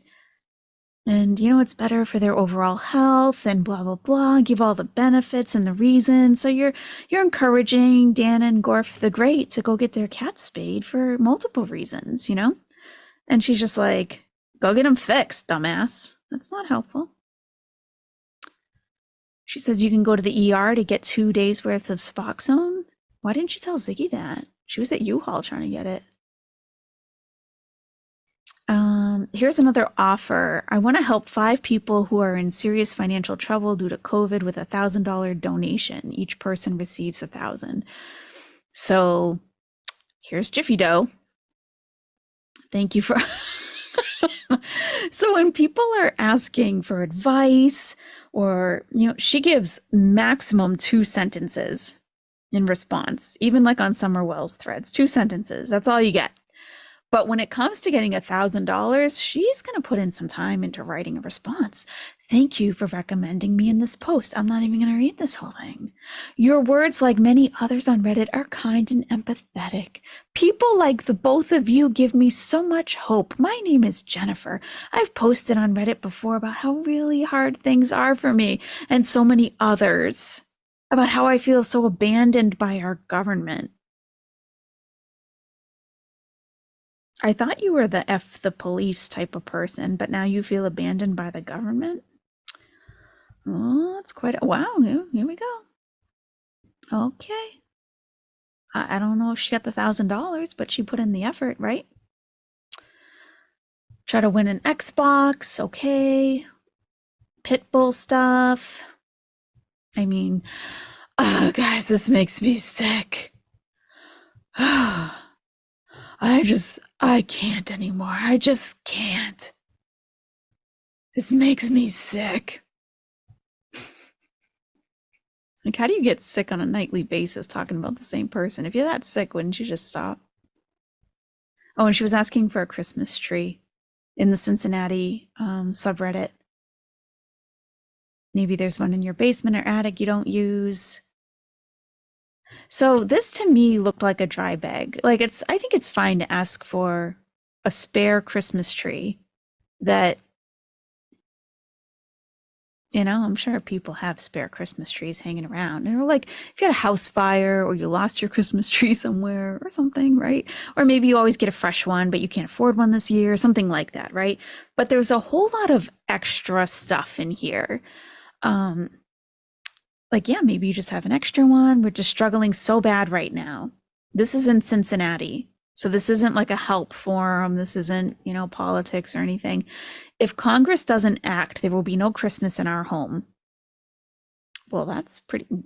Can't you still have Christmas even if the government doesn't do something? Can't you? To us, it's not about that. Just thought maybe having at least a tree would lift our spirits. This is just depressing and sad, really. I've never been so scared. So you're not really just asking for a tree here. You're putting it all out there. Oh, I gotta find this one post. Never had to choose which time of day we're gonna have our one meal. And the fact that our government is so out of touch is the most terrifying. Someone who says defund the police and F the police is legit relying on the government to take care of them. Okay. All local churches are overwhelmed. It's not just us. This community has been amazing. I love Cincinnati. I love y'all. You guys are the best. Stay safe, and I hope y'all have a Merry Christmas. So we have a tree. Still no gifts. But we have each other. The still no gifts reminds me of the buy me a cup of coffee. Oh, I could really use a cup of coffee. I'm just going to pin the link to the top of the chat if you would. But this isn't even that subtle.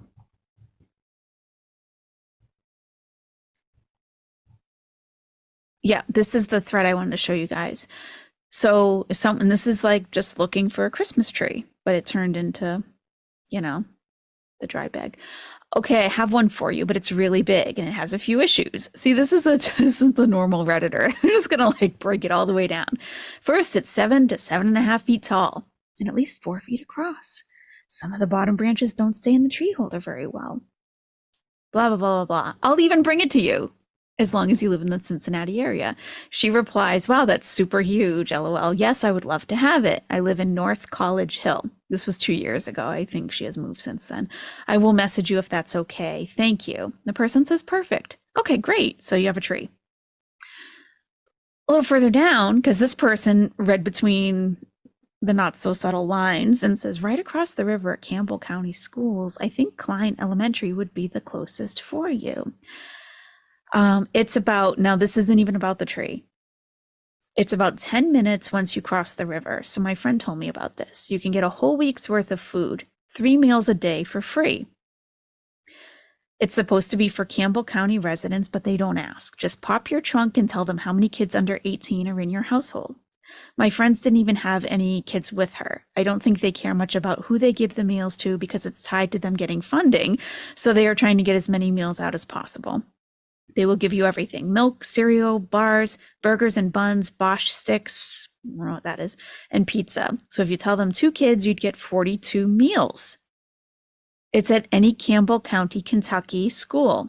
Here are the dates and times. I really hope you can take advantage of this.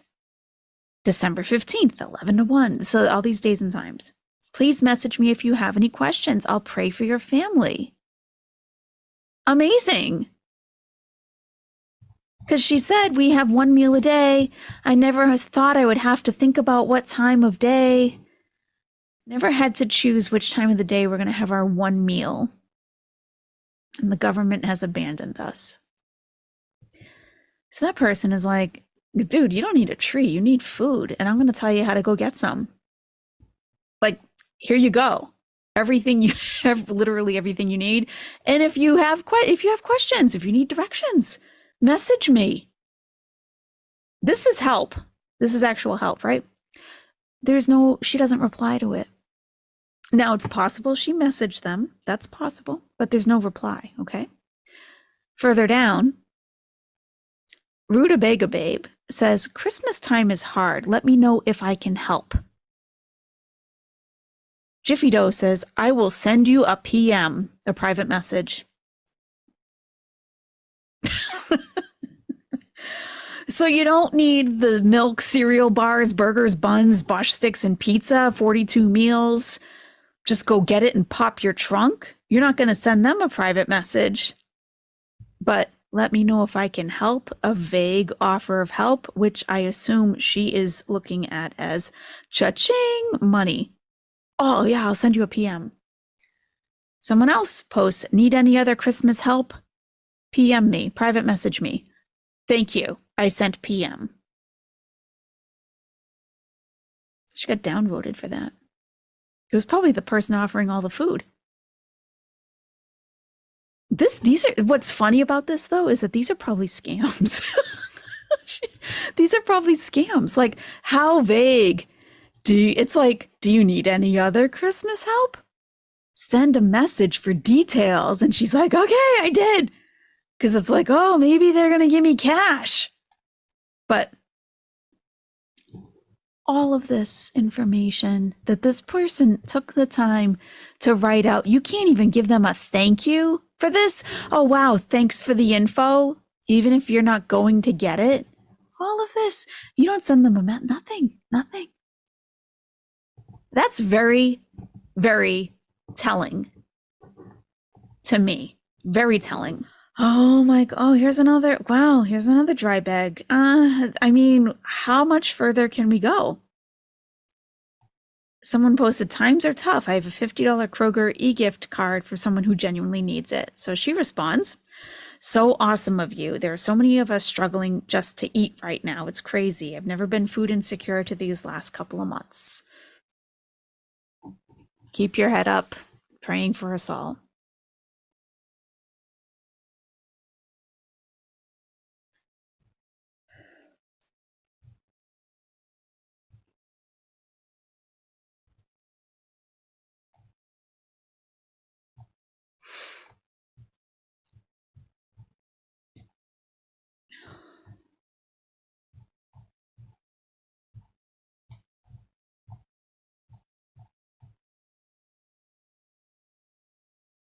Jiffy Doe commented on Suboxone is sober. Someone presumes 6 milligrams of Xanax a day you consider to be sober. I wouldn't trust them on the road, although they might be taking their medication as prescribed. I think Suboxone is also intoxicating, which I don't mind, but don't call yourself sober either. That was downvoted 5 times. It's in the Suboxone subreddit, so. She says, dude, I thought she didn't say dude. She said, I don't know why all these people my age say dude. I don't get that. Well, my guy, dude, I have never been intoxicated on Suboxone. I take 24 milligrams a day for the last 13 years. I don't feel a thing ever. So chill, my dude. People who take it and become intoxicated are abusing it or don't need it. I'm curious, what keeps you on 24 milligrams a day for 13 years? When I was on it, my goal was to get off of it ASAP. I'm not questioning your approach in any way or saying mine is better. You know, you really went into Cam about his addiction and all of it. So you know what? Let's just read your own words about your addiction. At least we're going to the source, right? I just wasn't aware of a long-term plan where you don't step down the dose. Now, I know nothing about Suboxone or any of this drug stuff. I just don't. I did do a little bit of reading about, since, you know, after we watched the U-Haul thing, I did a little bit of reading and I saw that like a year seems to be the recommended, but I know that there's tons of off-label use for all kinds of drugs, and I really have no place to be saying what's proper use and what's not. I just read a medical opinion, and there can be many. I'm a lifer. I have multiple sclerosis and severe chronic pain. I would rather be on subs than perks or other opioids. Just a personal decision between me and my team of docs. My docs never ask me to go down or off, and I go to a large university hospital for all my meds. I have no euphoria from them, and to me, that's the safest option. I used to relapse constantly until Suboxone. She says, of course it's sober. If you take your meds as prescribed and don't abuse it, it's just that. The fact that anyone says different is insane. You wouldn't say a diabetic taking their insulin is an active drug abuser. That's absolutely not the same thing. We have a disease that needs treatment and lifestyle change every day. Quit letting people tell you any different than the facts. Okay.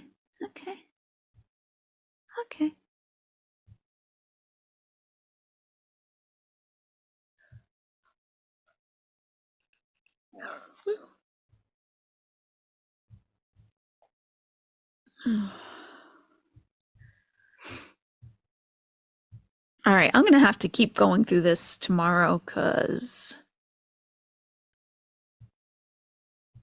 this is a lot. I mean, this could be years.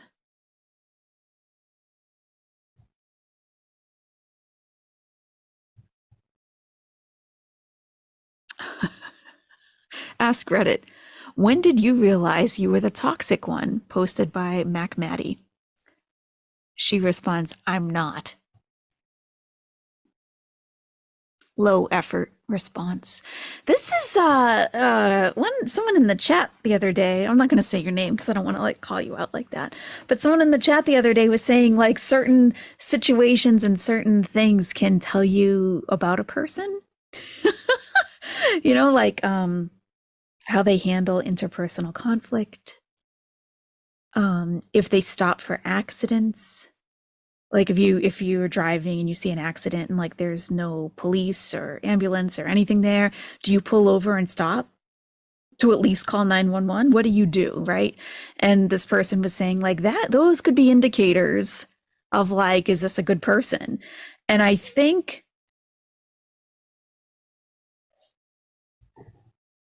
the low effort responses, a couple of words, a couple of sentences, very low effort. This, to me, matches the low effort that's put into her YouTube channel. It matches. So to that person the other day that was saying that, I can relate to this. I can relate. Yeah, I think that I could, in the future, if people are writing, you know, just the minimum, you know, consistently, then you can probably say that they're doing the minimum in general. What do you need a haircut slang for in Ask Reddit? She says probably the code word in that hotel for a prostitute. I really have no idea, but I've lived and worked in and out of hotels for years, and they all use different slang words for that and drugs. Okay. Okay. Okay.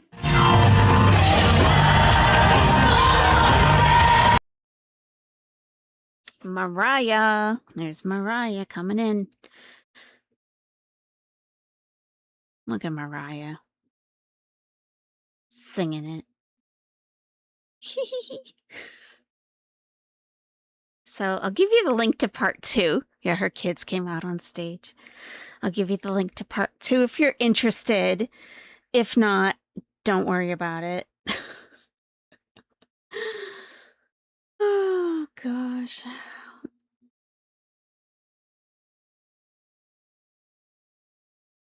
It's kind of a lot, you know.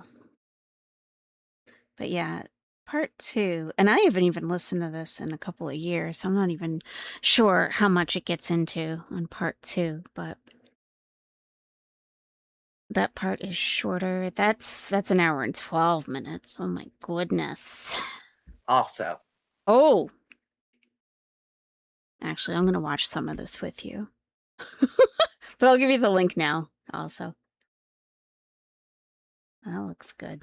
Because it's her. It's her talking. You're going to hear her. You're going to hear her.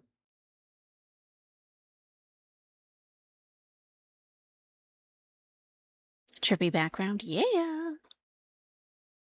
So this is part 2. But yeah, I'll watch a little bit of it with you guys. But if you're going to bed, there's part 2 for you.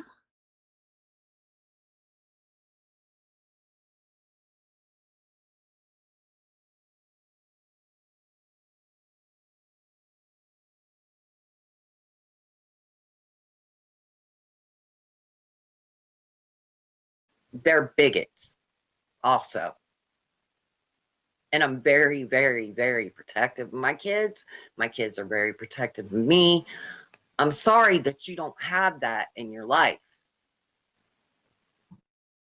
But I do. I have people that are very protective of me and I them. So it's hard when you're a channel that reviews people, right? It's hard because you're like, well, I want people to know who I am. Let me make it clear one more time so everybody knows. I have a past. I am a felon. I was a felon when I was 19 years old. I have maybe 2 or 3 other misdemeanors, and that's it. I don't care how many mug shots you pull up. I know my fucking own criminal record. And this is in the coronavirus recession subreddit. And it was a year ago. 442 upvotes on the... I knew who I am. I'm a felon. You can pull up however many mugshots you can find. Entire thread. So she wrote a good story, but she deleted the entire thing, the whole thing. So all you can see are these comments. If it was a legit story, why isn't it still up? Why would you delete it? Is that why you got #sketchy? I believe that this was a post made by 6up Media asking for help in essentials only, in need of some basics and small things, but the comment itself was removed.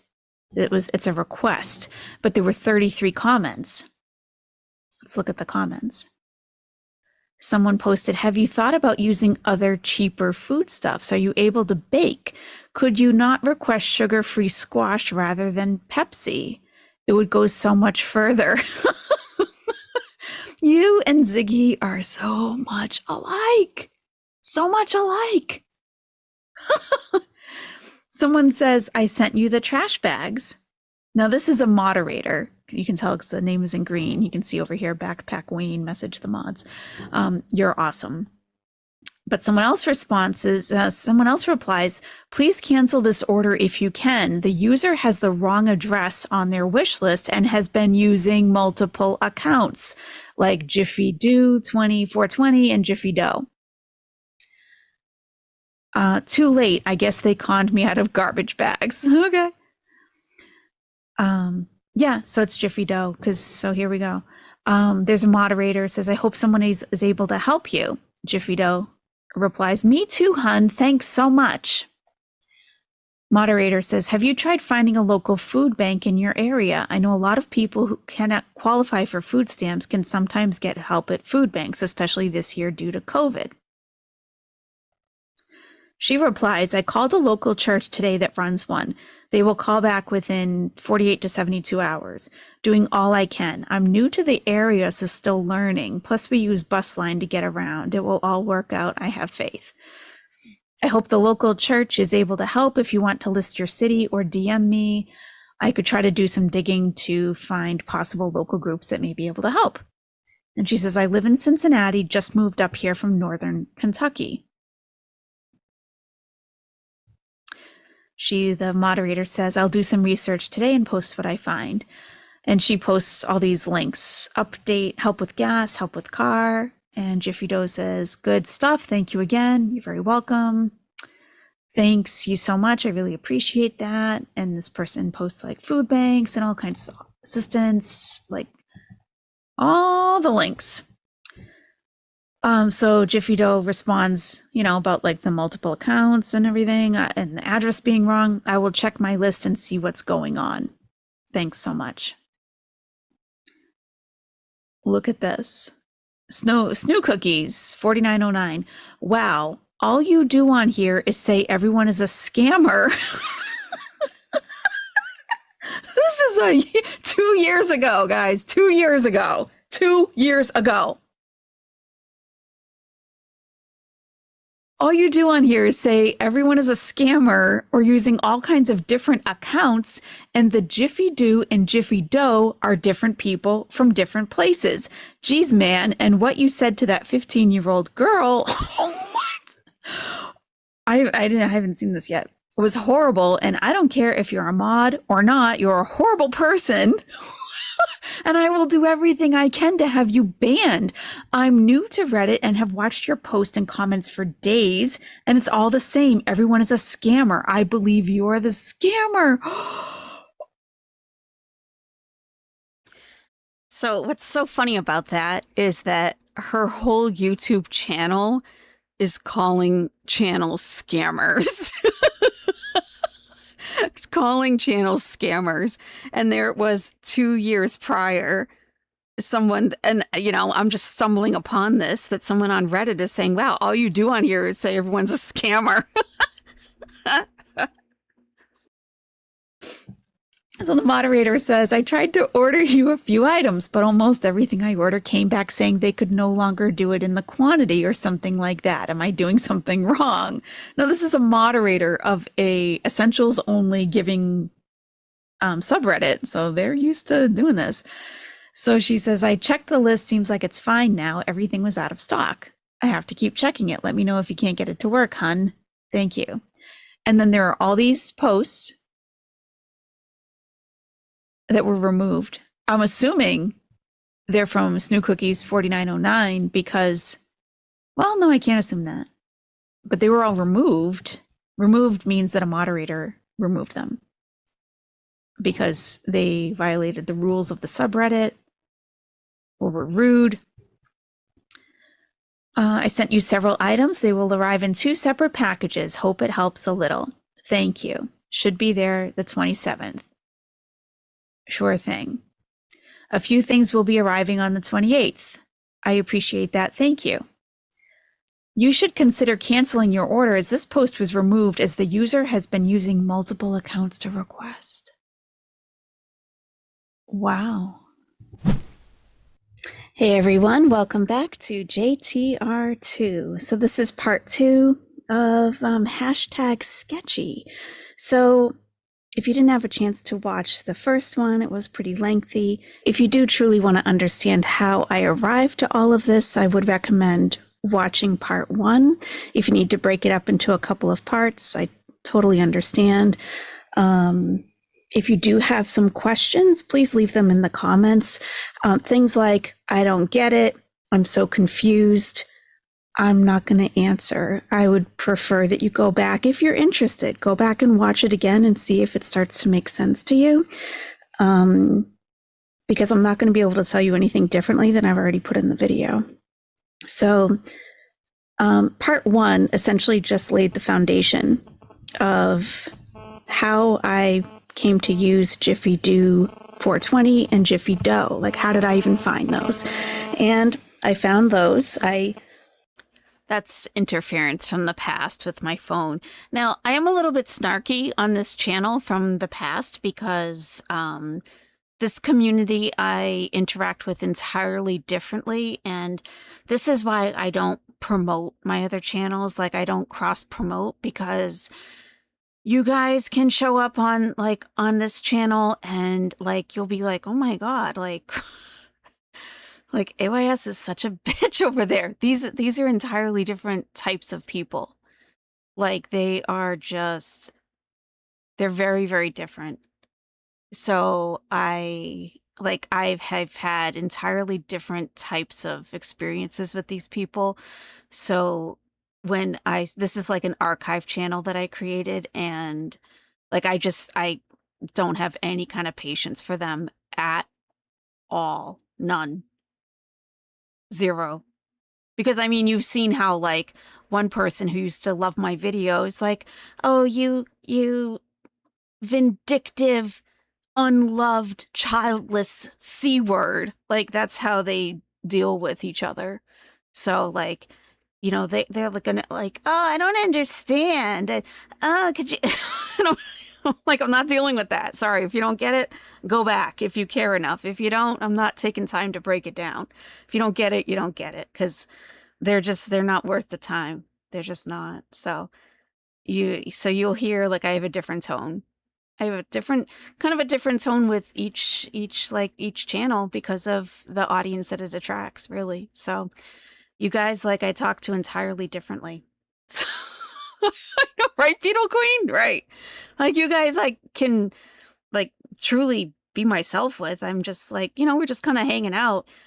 But like with them, it's like I really have to have my guard up most of the time with them. So as I said, when I do my little investigations, I don't run full background checks on people. I think that's a little creepy. But people do tend to reuse usernames. So 6up Media has in her description, and usually it's scrolling on the screen, her PayPal is Jiffy Do. And in my experience, people tend to reuse the same usernames. So I just Googled Jiffy Do. And that's where all of this started. So I found Jiffy Do 420 on this USL list on Reddit. So I explain what Reddit is, why it's a big deal. It's not some little website that it doesn't really matter who says what. Jiffy Do 420 and Jiffy Dough were placed on the universal scammer list, but she is listed as sketchy, not quite at scammer level, but definitely enough that people felt that her usernames needed to be reported. And that's what you saw at the very beginning of today's video. So Jiffy Do 420, her birthday is April 20th. So we can confirm that. We know that it's Jiffy Do 420. We know that that's 6up Media because of all the research that we did looking at all of those posts to confirm, is this her? Jiffy Dough, we know for sure is her because her account actually has her full legal name listed. And she is in the Summerwells forums on there. And that's where we tend to find, that's where we're finding a lot of the sketchy information that I'm going to show you. Now, if you're someone who can't accept this information, that's fine. Just move along. Go back into your under your veil of deception. It's fine. It's fine. You know, I find it interesting, and really it's just history repeating itself, just with a different person. You know, when we really like somebody, we really want to believe that they're good, and our minds want to block out anything else that's shown to us. But we've had, you know, tens of people wake up to Ziggy's antics recently, and they were the same way. You couldn't tell them. You could not tell them what was right in front of them. And I would just implore you, if you're a person who has been, a fan of really any creator, and you're starting to see some things come out, or maybe you've started to do some investigating yourself, don't write it off completely. At least watch the information, at least to see what's being presented to you. It's a real sign of denial, blind loyalty, and frankly, ignorance to write off information before it's even presented to you. That really puts you in a dangerous, vulnerable spot to be that loyal to someone that you can't take in new information.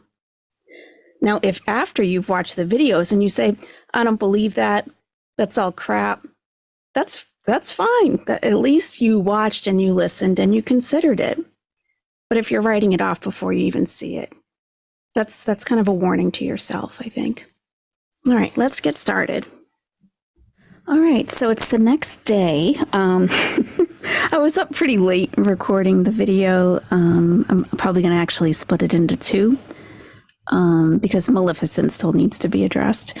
But, I just kept scrolling, and there's more and more and more, and I don't know how long it's going to take to get through all of it, but I'm finding some gems. So this is a Suboxone subreddit, and it's subs and sex drive, and the post was deleted. Everything's deleted, but the comments are still there. And this is one reason you should reconsider using your reusing usernames across the internet, because now we know why 6up Media is so angry and irritable. My old man has completely lost his. And it appears that everyone's talking about sex drive. Mine is at about 60% versus his at, I'd say, like 10% or less even. Sucks, actually. Then half the time we do have sex, he can't. No one needs to know that. No one needs to know that. So that was 2 years ago, okay? I don't know what the situation is now, but here's the problem, right? I've been scrolling through all of this. It's a lot, okay? It's a lot. I would say the general overall theme is saying that she doesn't have food. There are some posts where she started the thread, but deleted it. But she's in the comments thanking people and giving her PayPal.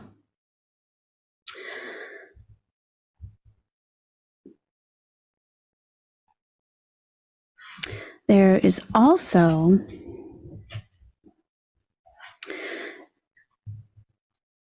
because she's posting about like artwork, like pouring paint, I guess, in some way. It's like a technique. And there was a thread someone started like, oh, let me, show us your Etsy store, right? Acrylic pour, that's what it is. So she posts a lot about that, and she's posted some pictures and things. So, can I be your first Etsy customer? Well, this has 234 comments. This is from Obi-Wan Kenobi. And so I'm not going to click on the thread itself because it'll take forever to get through it. But she says, yes, I watch videos 24/7 on YouTube. My husband has some videos of me, so thank you for the idea. Pictures don't really do these paintings justice, in my opinion, but I will be adding more soon for sure. Like I said, I just started store yesterday, learning more and more as I go. I'm so excited. Thanks again. So this was 2 years ago. I just opened my Etsy store yesterday. I started paint pouring recently, and I love doing it. It is therapy for me. I have MS and chronic pain. The only reason I started to try to sell some painting is so I can buy more paints and supplies. Apostrophe S. Oh, God. I would love for you or anyone to take a look. If you don't purchase, that's fine. I completely understand. I'm just starting and practicing every day. Maybe leave me some constructive criticism or tips. Thanks so much for doing this. I think it's an amazing way to pay it forward while highlighting Etsy stores. Good luck, everyone. God bless. So I'm like, wow, okay. So, you know, she started an Etsy store. Maybe she can sell, you know, her artwork to, you know, get some money coming in, right? Like, okay, that's a positive thing, right? Fluid Canvas Company is currently not selling on Etsy. And there's her picture. And she deleted her whole Etsy profile, so I don't think she's going to be back anytime soon. Wow. Wow.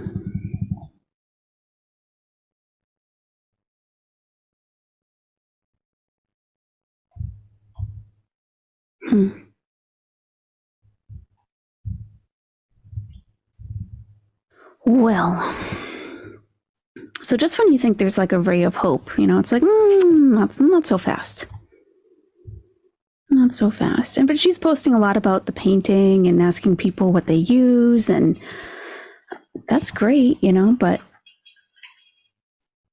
you say you can't eat, but you're putting out money for art supplies to make stuff and then not selling them.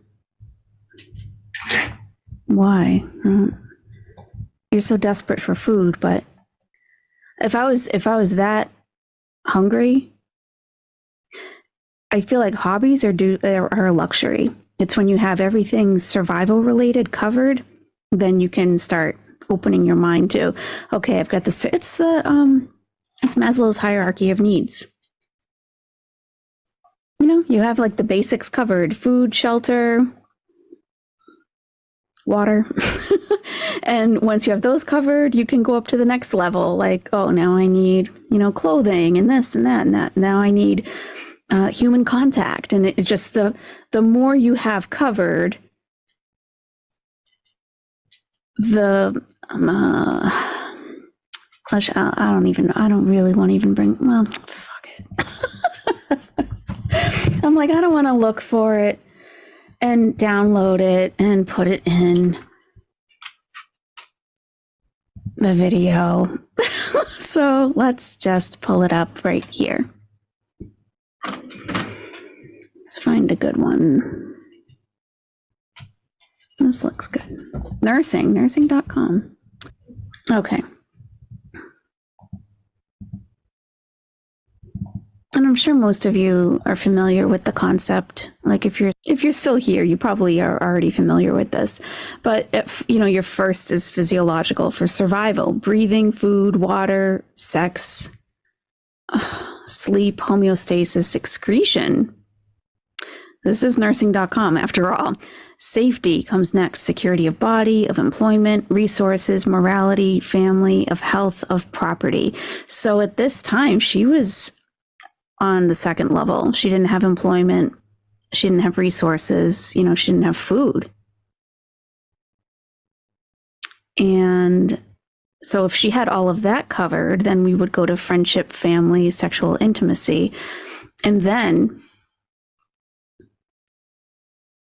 once that was covered, self-esteem, confidence, achievement, respect of others, and respect by others. So we might be not quite there yet. Self-actualization. So once you have all this covered, then you can look at creativity. Then you can look at those non-essentials and devote resources to creativity. I don't understand how you jump from not having this covered to up here. So do you really have all this covered? I don't get it. Morality, creativity, spontaneity, problem solving, lack of prejudice, acceptance of facts. Yeah, I don't know.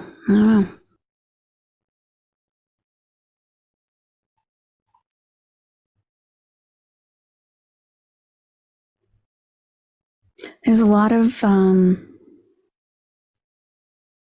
I wouldn't even say it's dry begging. It's a lot more blatant. And maybe she was really in a desperate situation. You know, I think we've all been there. I can't say that I have gone I have taken to the internet to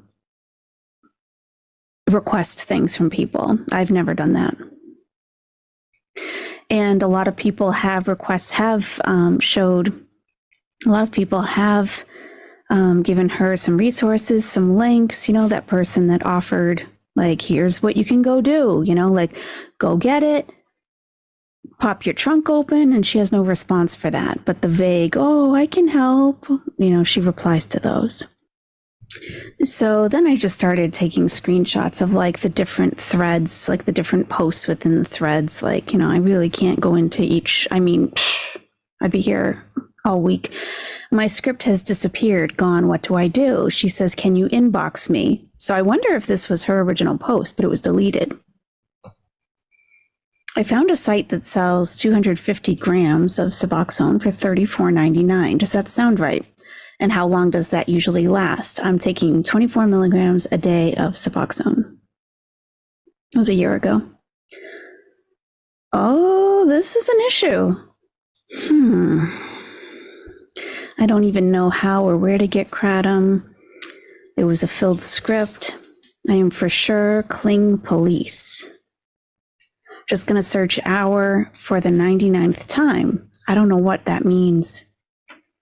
My Doc J, pretty cool, and I have never has this happened, been going there years, but I'm sure pharmacy and insurance will make me pay cash. It's a mess.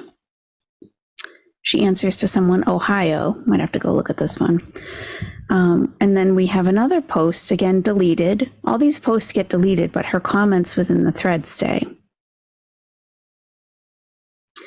My Suboxone were stolen. Yeah, I am for sure doing that.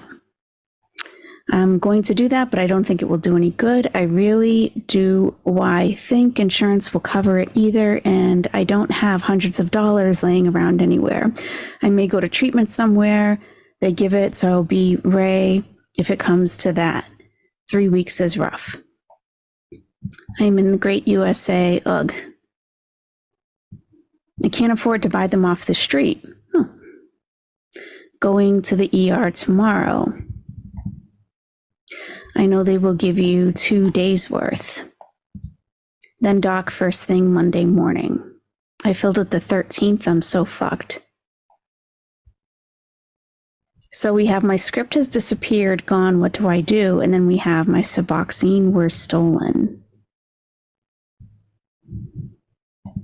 Okay.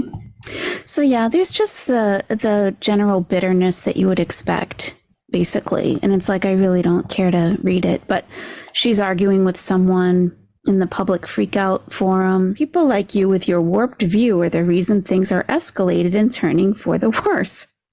Losing more and more rights every day. Sick. Your logic is like, say, I'm at Disney World, a private, not even public place by definition. I want to take a family photo. Now I got to ask all 400 people who may be in the shot. Come on, open your mind and quit being so ignorant and just spewing unfacts and threats. You are the worst. And again, downvoted. You choose how to spend your time. Commenting on social media posts for zero reason. Far more important than learning a little about current events. Seems legit.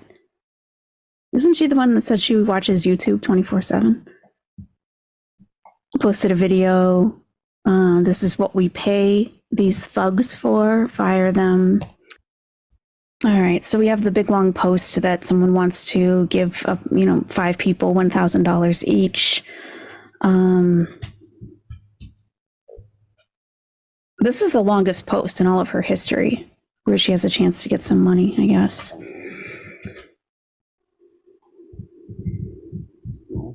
So this was a post that I believe she wrote and then deleted because you have people just randomly saying, hey, bro, do you have a Venmo or Cash App? I can send you something. It'll get better.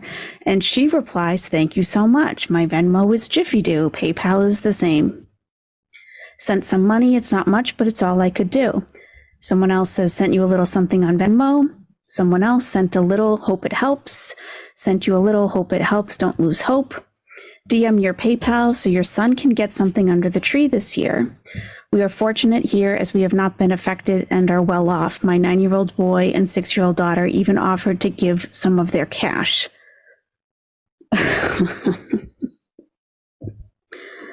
At Kina2578, if you ever see this, stop telling people that you're well off and that your children are willing to give their cash to a grifter.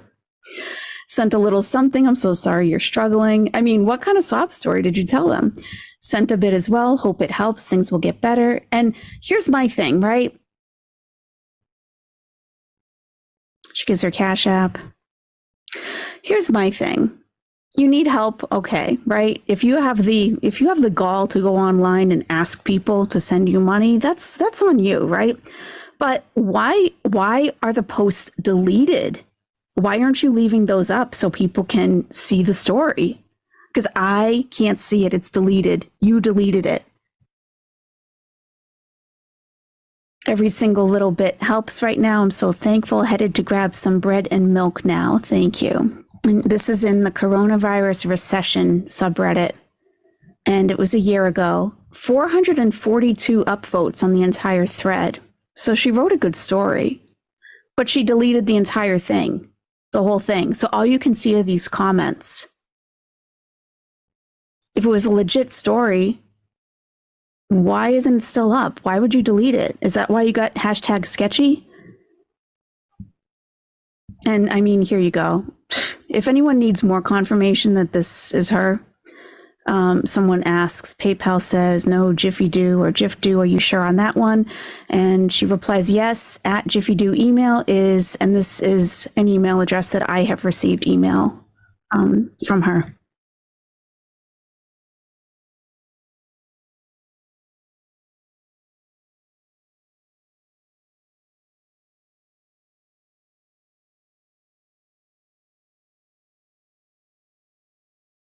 That's her.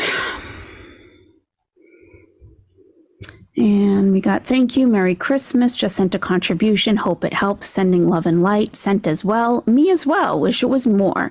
May you and your little one stay safe, warm, and with a full belly this holiday.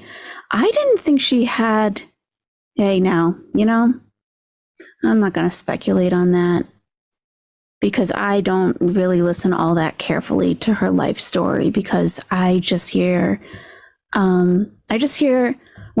whenever I have tried to listen to her, I just hear so much negativity, anger, resentment, hostility, bitterness, and I have a hard time getting past that to listen to what the message is.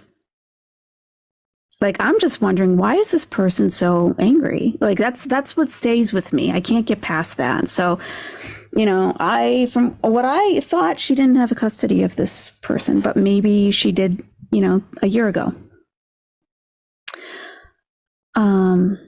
So someone says, I was homeless right before this all started, and my aunt was escaping an abusive marriage at the same time. My mom has been supporting her and her kids, my sister, her boyfriend, and me at times.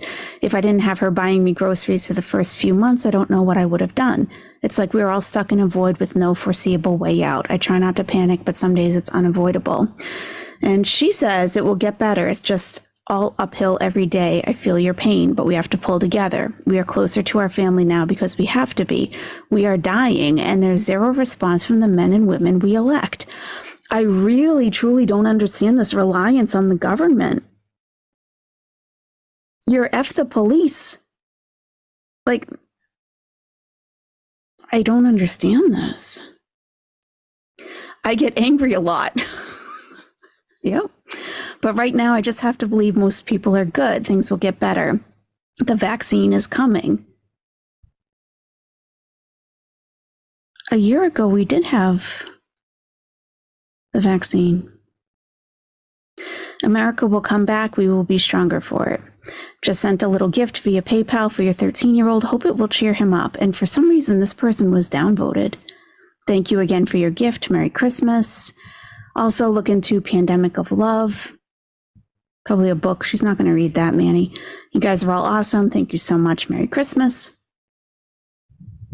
I'll send you what little I can in Venmo.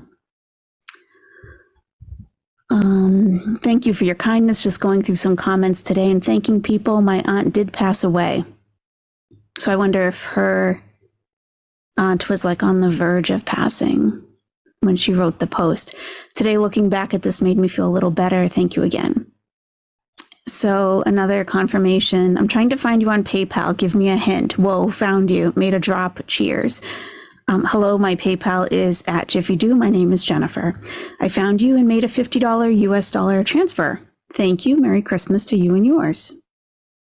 Now, how many $50, $20 transfers happened where it's just a thank you, Merry Christmas? Sent money, Merry Christmas. I don't know you, but I care. Lots of people care, but they don't always know you need help. Thank you again. I still owe Uncle Sam for 2019 taxes, but I sent a bit too. I wish I could do more. Thanks so much. Shit, man, this year has been something out of a nightmare for most of this country. I know it doesn't help, but so often misery feels a little better when there's company. The world is hurting. If you need any help, don't hesitate to chat me or message me. I can see what I can do. This is the general vibe I get when I go to her channel, too. It's very depressing. It's dark. And there's no lightheartedness in any of it, asking for an American revolution. Like, I'm hungry. I don't have food. Like, it's just like, I don't know. I trust me, okay? I am not some privileged individual. I am a one-income household. If I don't make it happen, it doesn't happen, okay? I'm not just like, I don't have some 60-year-old man paying my bills for me while I abuse him, so, It's AYS from 2026 here. Yeah, that's a reference to something specific. So that was something very specific. Yeah, I don't have some elderly man that's just paying everything while I verbally abuse him. That's not a thing over here. Nope, not really. Okay. Yeah, we're already about halfway through this. So let me pause for a second. What do you guys think of all this? Is this like super nutty? Like, what do you think of all this?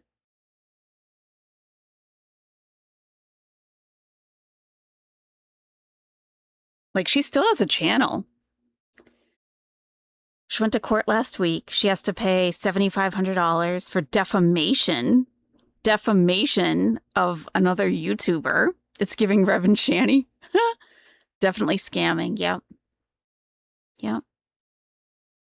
Yeah, and she's asking for money for a lawyer for future lawsuits against a YouTuber. Which she has asked for in the past and then didn't use the money for a lawyer. I'd be surprised she isn't covered by reactors had it not been for the fact that she's been to court. Yeah, that community is super tiny, so a couple of channels do kind of like make here and there little videos of her, but she is pretty, it's like it is a very dark, angry energy. So yeah,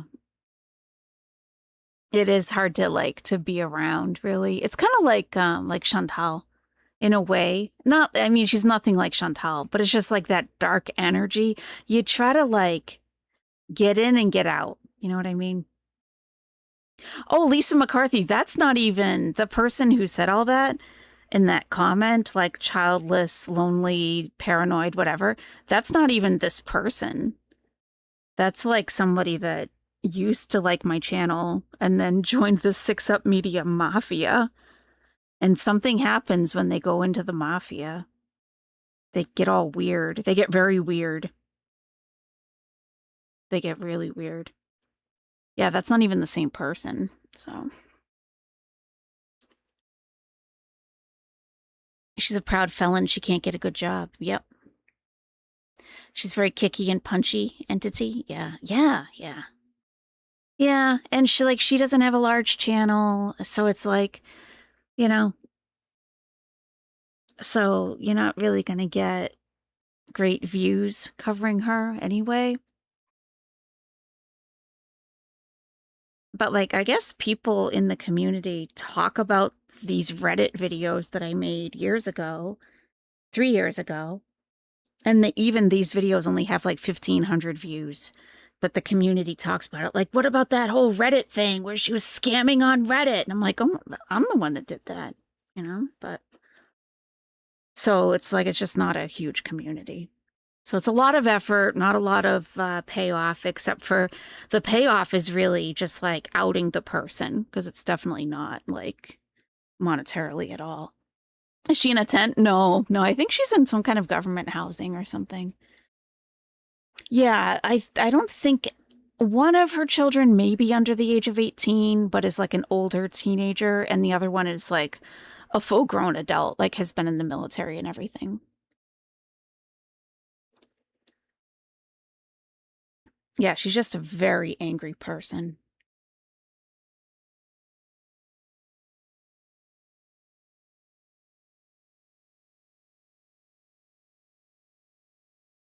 Yep. So,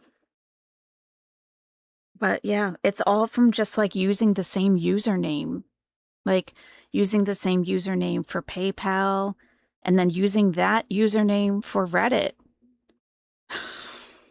Like that's how I found this stuff. So mix up your usernames. Mix them up, use different things. Try not to repeat them.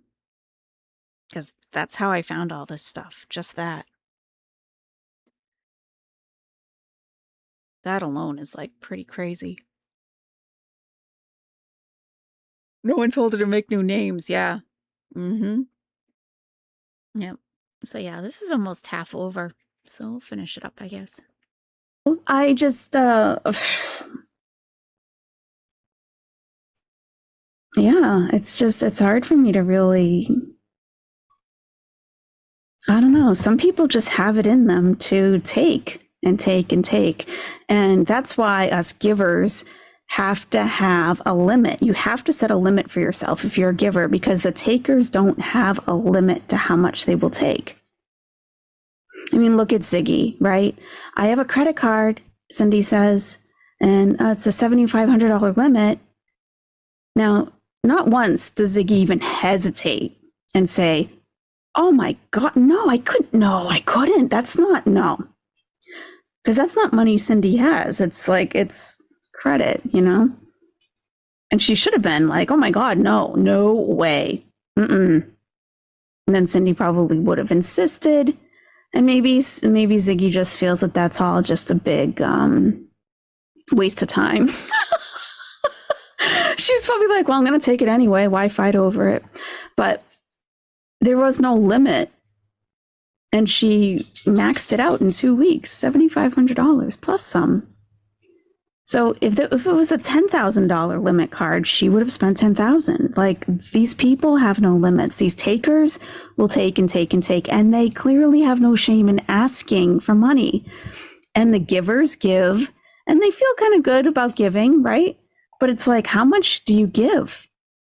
And you have people that give to their own deficit, to the point where they can't help themselves and their own family because they're helping people like this. Someone didn't pay their taxes the year before, 2 years before, but they're giving her money. Yes, we have to have each other's backs right now. Our government sure doesn't. So sad. I don't understand that mentality. This is what rock bottom looks like to many. Appreciate what you have. There you go. Don't forget that even all this, your son loves you, and don't forget to tell him how much you love him. Don't think too much about presents. I'm sure he understands the situation. You'll get through. In a few years from now, you'll look at this as something that made your relationships and yourself stronger. Make sure it's so by not endangering what you have. I think that what you describe is more dignity than many others have. She says, thank you for the kind words. He doesn't understand. He's a great kid, and things are going to be okay and get better. They have to. I really believe that. Someone says, and this is how domestic terrorists are born. Why the fuck would a sub called Coronavirus Recession be the wrong sub? Like attracts like. There's so many of us struggling just to eat right now. It's crazy. I've never been food insecure to these last couple months. It's terrifying to think I won't be able to give my son a real Thanksgiving dinner. Posts like this fill my heart, man. Thank you for doing what you can through the struggle. Wish everyone would do something like it right now. I just don't think people know how bad it really is. I'm praying for us all. Keep your head up. This was one where I think it was another post that she made because it was deleted, and she's responding to all these people. So they say, this person says, I live near North College Hill. My wife and I would love to help you and your family out with some groceries. These times are rough, and my wife and I spent some time not being able to afford much. And those are the people who give, because you know how it is. We were lucky enough to have others help us out. If you just want a private message, a list of some stuff, we have to go to the store this week anyway, and we would be happy to pick up the things you all need. I can get them to your place as early as tomorrow if you let me know. Thank you so very much. We would be beyond grateful. I sent you a message and hope to hear from you soon. Try calling neighborhood services. They have a pantry that's open every couple of weeks. See, this is what needs to be suggested to people. She'll be looking up the phone number and calling in the morning. Perfect, thank you.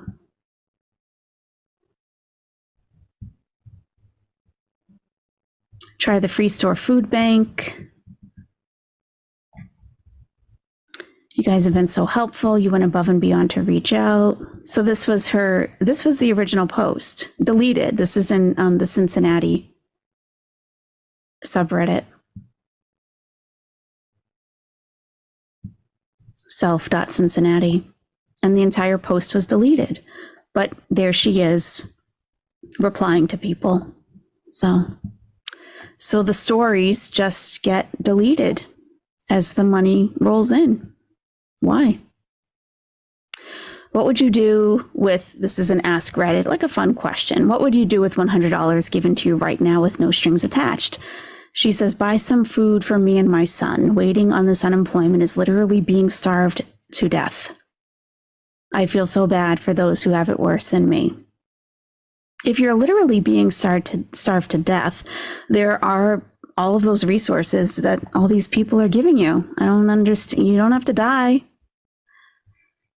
And here's another one that was removed by a moderator. It's like, it doesn't, I can't even tell you how many pages of this there are. It's like something is wrong. What is this on the hair straightener I just found? These slide out and back in. I've never seen anything like it. I'm so lost. Post has been removed by the moderators of the subreddit, What Is This Thing? Moderators remove posts from feeds for a variety of reasons, including keeping communities safe, civil, and true to their purpose. Like, what? All right. So let me get back at it. I want to get to the end of it. I mean, it's like 2 years of that so far that I've found. And a lot of it is just like, we don't have food to eat. We're hungry. We need help. Oh, yeah, I do this artwork. And like, yeah, you want to go to my Etsy store? And then you go and it's not there. Lots about Suboxone. You're wrong. No, actually, you're wrong. Oh, goodness. Yeah, she was downvoted 5 times. This is not appropriate. And maybe she's just because she has no professional experience, working in the field, that she doesn't realize that this is illegal to be saying. You were just wasting most of the medication anyway. Subutex Suboxone is sublingual. When you snort or shoot it, you're only getting 8 to 13% of the medicine. And if that's true, post it. I'm big on Post your source. Because if people don't post their source and they give actual figures, I just assume they're talking out of their ass. More about the unemployment. And here's AYS from 2026 again. I haven't changed much at all, have I? Like, really? Like, do you see the consistency here? Like, post your source. You're talking out of your ass. Like, how are you coming up with these figures? Talking about someone needs to go up a dose. Increase their dose. Yikes.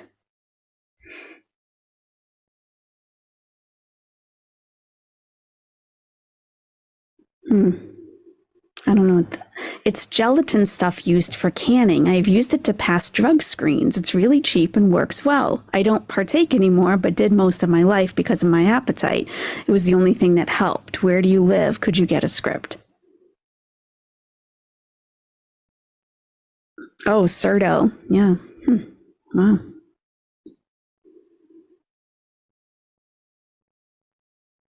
Have you tried CHC? Am I working for a scammer? Yes, it is a huge scam. You see what I mean? Like, we could go on and on and on and on. And the problem, we could very well be homeless soon. They do not care. They're still getting paid. I have $1.22 in my checking account right now, and rent is due soon. Just keep praying that unemployment hits very soon. The problem, though, is once I post the video, she's going to delete everything. So it's like, I got to get it all in. And I really wanted to post it today. You know what I might do? Is keep working on this like a little bit. Like, it's, I'm not getting anything out of this at all. And I don't want anything for it. I think people just need to realize what I'm saying is I need to devote more time to my my money-making channel. And less time on this stuff. But people do need to know. This is a public service I'm doing right now. I am, well, your husband's cheating, blah, blah, blah. Oh my God. I am an ex-criminal, can verify. Oh, okay. Okay.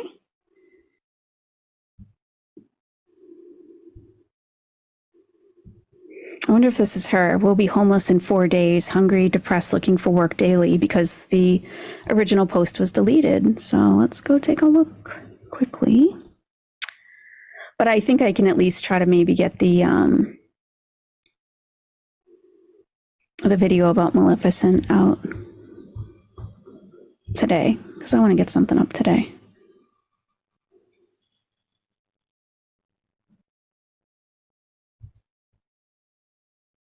I've donated to your GoFundMe.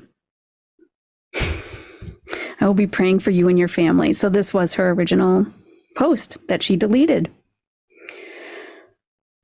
Wow. I'm praying for you and your family. Oh my gosh.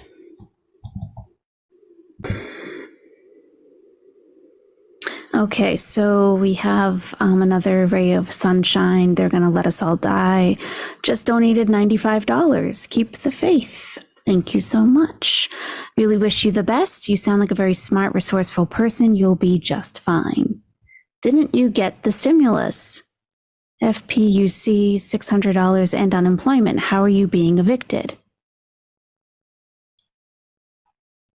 And, okay, presumably they actually spent it all to pay their bills every month and week. They also might, for example, have had a high level of debt even before this happened, and or been long-term unemployed before the pandemic. I also know people who previously received assistance, free rent, etc., from friends or family who lost that support when said loved ones also fell on hard times.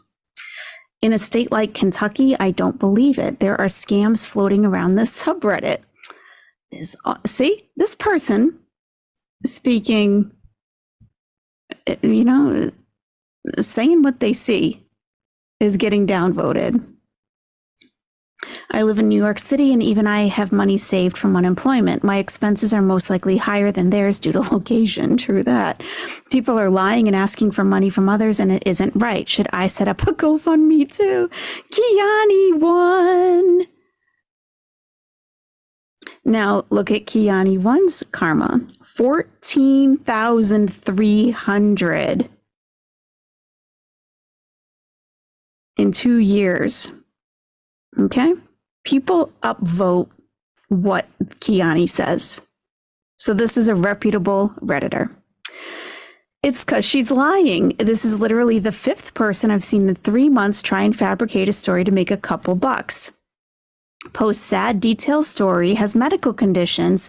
God is the only one she cares that judges her. Then when someone gets a heartstring tug, she says, oh no, I'd never asked for money. I just happen to be posting in this sub about my very specific situation. Yet she has a GoFundMe set up. Reality really sucks. We could use you in the we could really use you in the YouTube streets. Heroin calls for desperate measures. OP, original poster. What's the average lifespan for a regular user? Asking for a friend. Wow.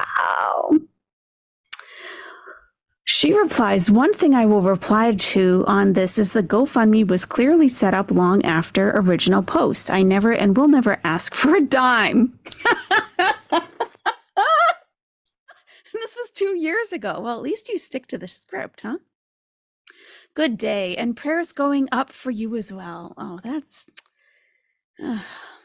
Man, y'all are just proving any and all people who speak ill of this country to be true. What happened to humans loving humans? Geez, so sad. Reality really sucks, replies, God help you in your drug addiction. Oh my God. You are a POS. All right. How can your landlord just evict you? I don't get the people here posting about evictions. You don't get evicted overnight. It takes months. She says, I live in a hotel, hun. No landlord here. I'm so sorry to hear this. You seem like a good person and don't deserve this. Try to explain to your landlord the situation. You may be able to pay in a few weeks. Also, look into Trump's eviction moratorium. A lot of real estate owners really got screwed with that. Really got screwed because people took it, of course, took complete advantage of it. And instead of being like someone in real need who, could not work, like maybe got COVID and like was in the hospital and didn't get sick pay or something. They come out and they're about to get evicted. Those are the people who should have been using that moratorium. But you know that there are people who they might have even kept working and just like, I don't have to pay my rent. Trump says I don't have to pay my rent. But real estate owners still have to pay their mortgages. A lot of people got screwed out of that. Please don't take my word for it, though, and reach out to a lawyer or someone. Well, you're gonna need a GoFundMe for that, or someone who can better guide you about the matter. I know here in New Jersey, the governor's made free legal advice available. Oh, to anyone facing eviction, Ohio may have the same.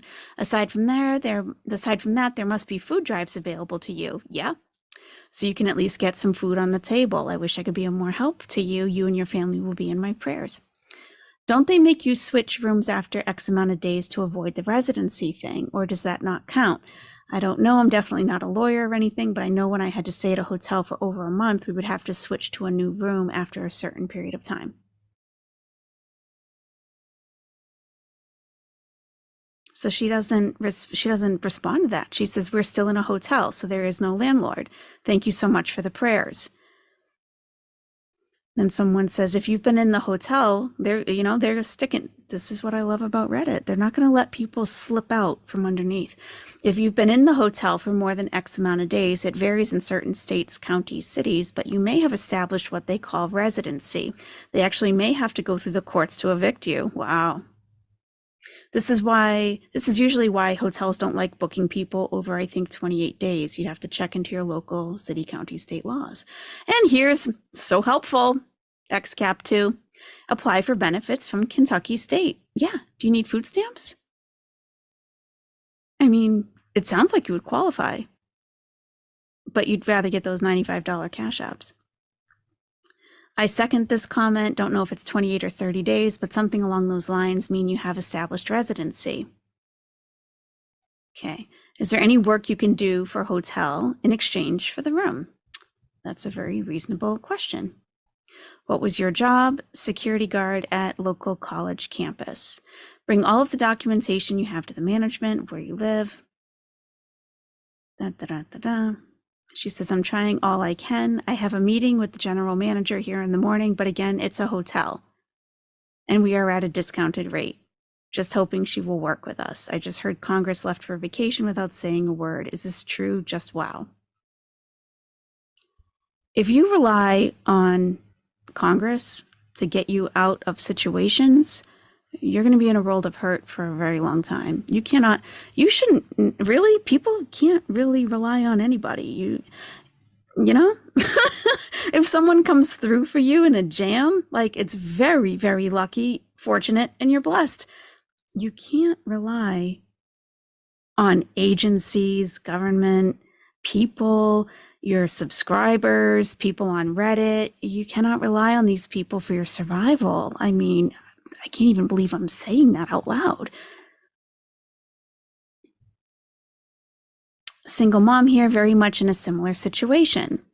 As much as some may not agree with this, do not just up and leave your home the minute you cannot pay your rent. Come to an agreement and make sure they go through the eviction process legally if you can't come to an agreement. I'm not trying to sound like a gross, unrespectful person, but you didn't put yourself into the position willfully, more than likely, especially since COVID, so things are different. I'm in a hotel. I'm doing all I can, I promise. She's voting if she has to camp at the poll. Okay. Do you have a GoFundMe? Removed. I'm truly sorry for your situation. It may not be much, but I just donated some money. Hopefully other people on this sub can contribute too. Thank you. Where's the link? I didn't. So someone said something and deleted it. And we can't see it.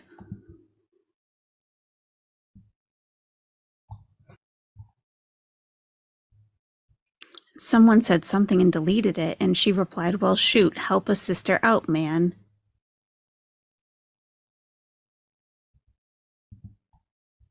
Deleted, deleted, deleted. Not sure what you believe in, but even the no religious and non-believers believe in some form of karma.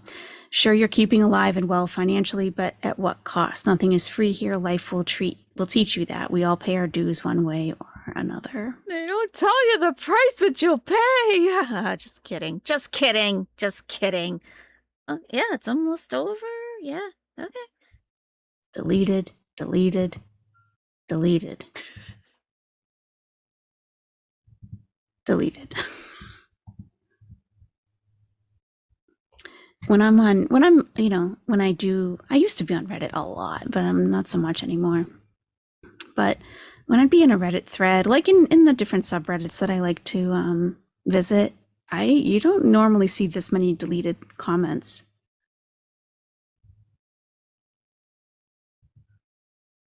But at what cost? Now it's all about the Republicans' fault.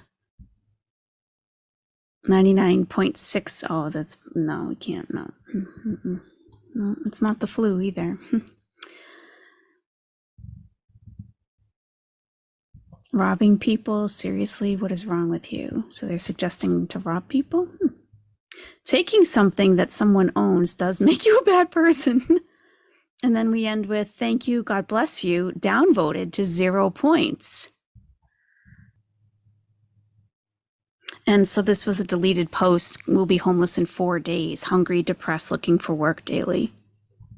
And deleted. Unbelievable.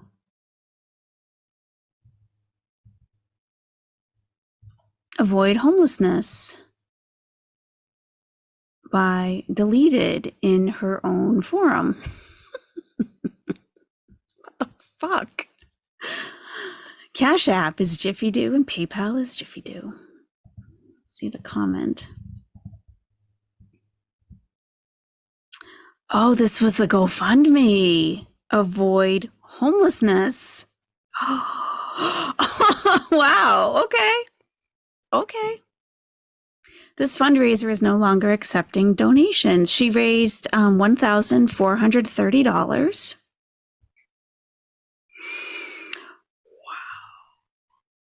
Wow. Wow. Wow.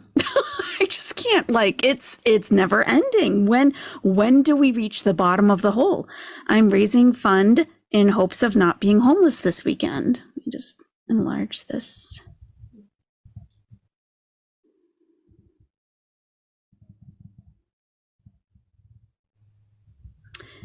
Unemployment stimulus bill being on hold has made me and my family's life a mess right now, and quick. I need help and have exhausted all efforts so far. We are also without a car now. How did that happen? I'm sorry. I've been in very tough situations.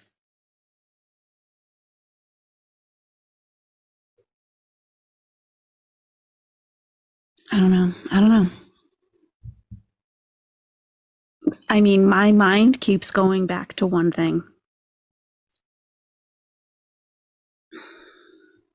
There were people working during the pandemic. I mean, I was working from home. I was fortunate to have like an office job, but people were still working in gas stations. You know, like, I mean, anything will help, you guys. I'm praying for all of us. God bless y'all. And truly thank you for any and all donations. I really was so scared. So I guess this is an update. You all helping has restored my faith in humans. I mean it. I love y'all. Thank you. Edit. Someone asked someone asked me for my Cash App. So here it is.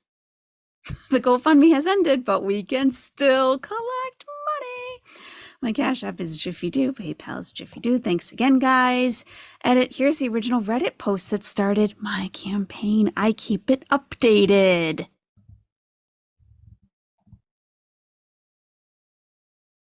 Deleted. This is disgusting. Deleted. Sorry, this post was deleted by the person who originally posted it. Why would you delete it? Especially if over $1,000, $1,400 has been donated to you. And you put a link, here's my story, and I'll keep it updated. Follow me through my journey. And it's deleted. Why? Wow. It wasn't removed by a moderator. This post was deleted by the person who originally posted it. Wow. Wow.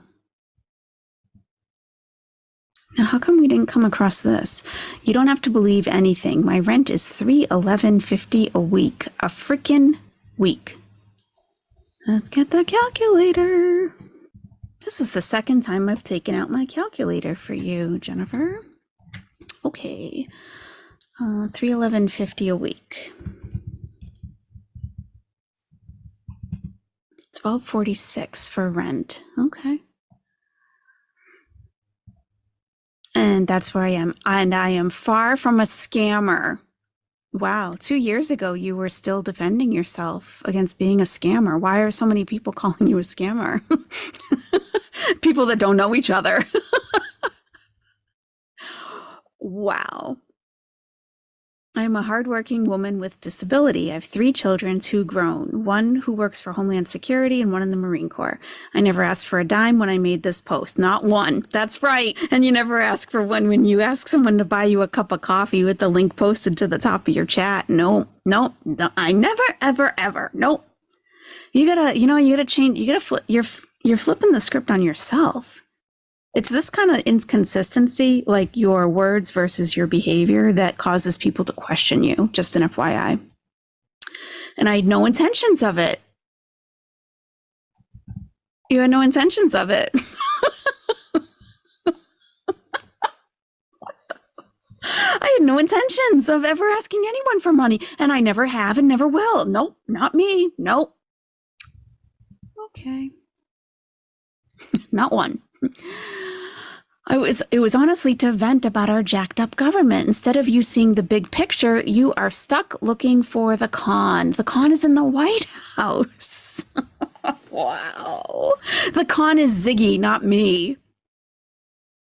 Yeah, 6up. I had one of your moderators basically say the same thing, that Ziggy's the scammer, not 6up. It's like they can both be scammers. It's not one or the other.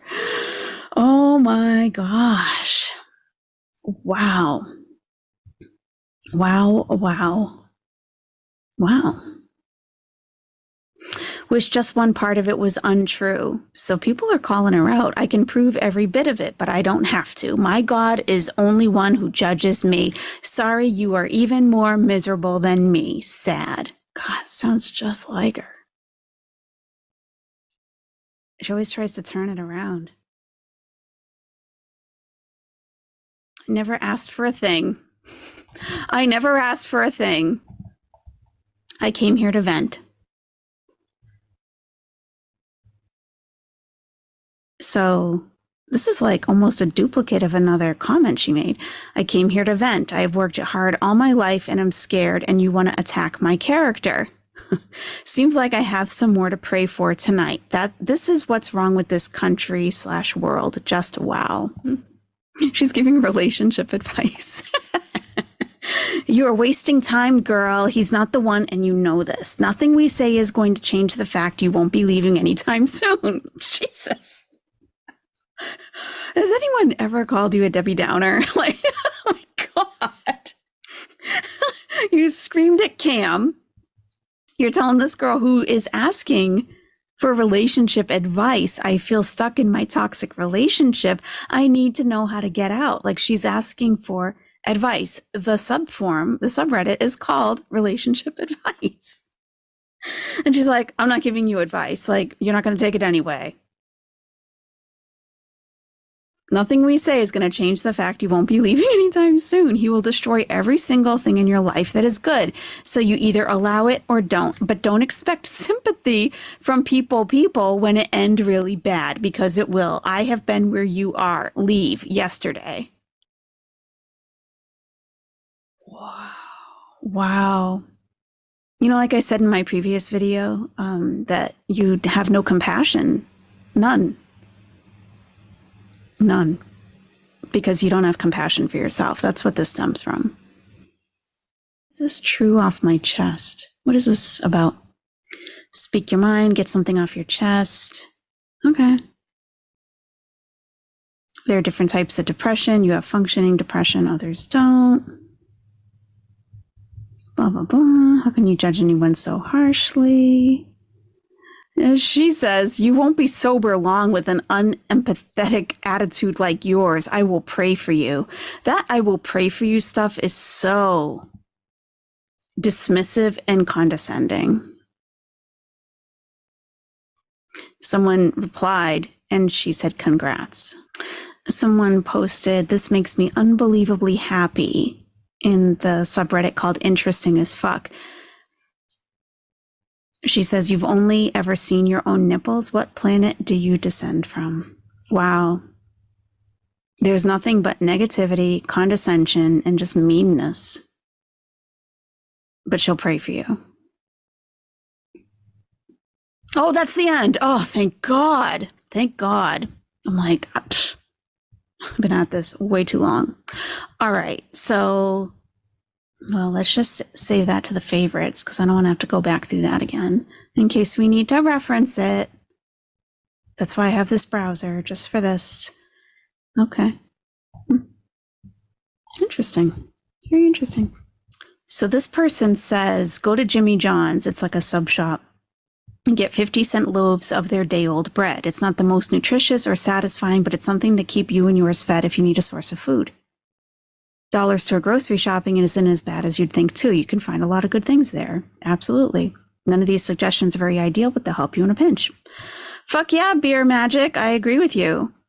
But she didn't even respond. I mean...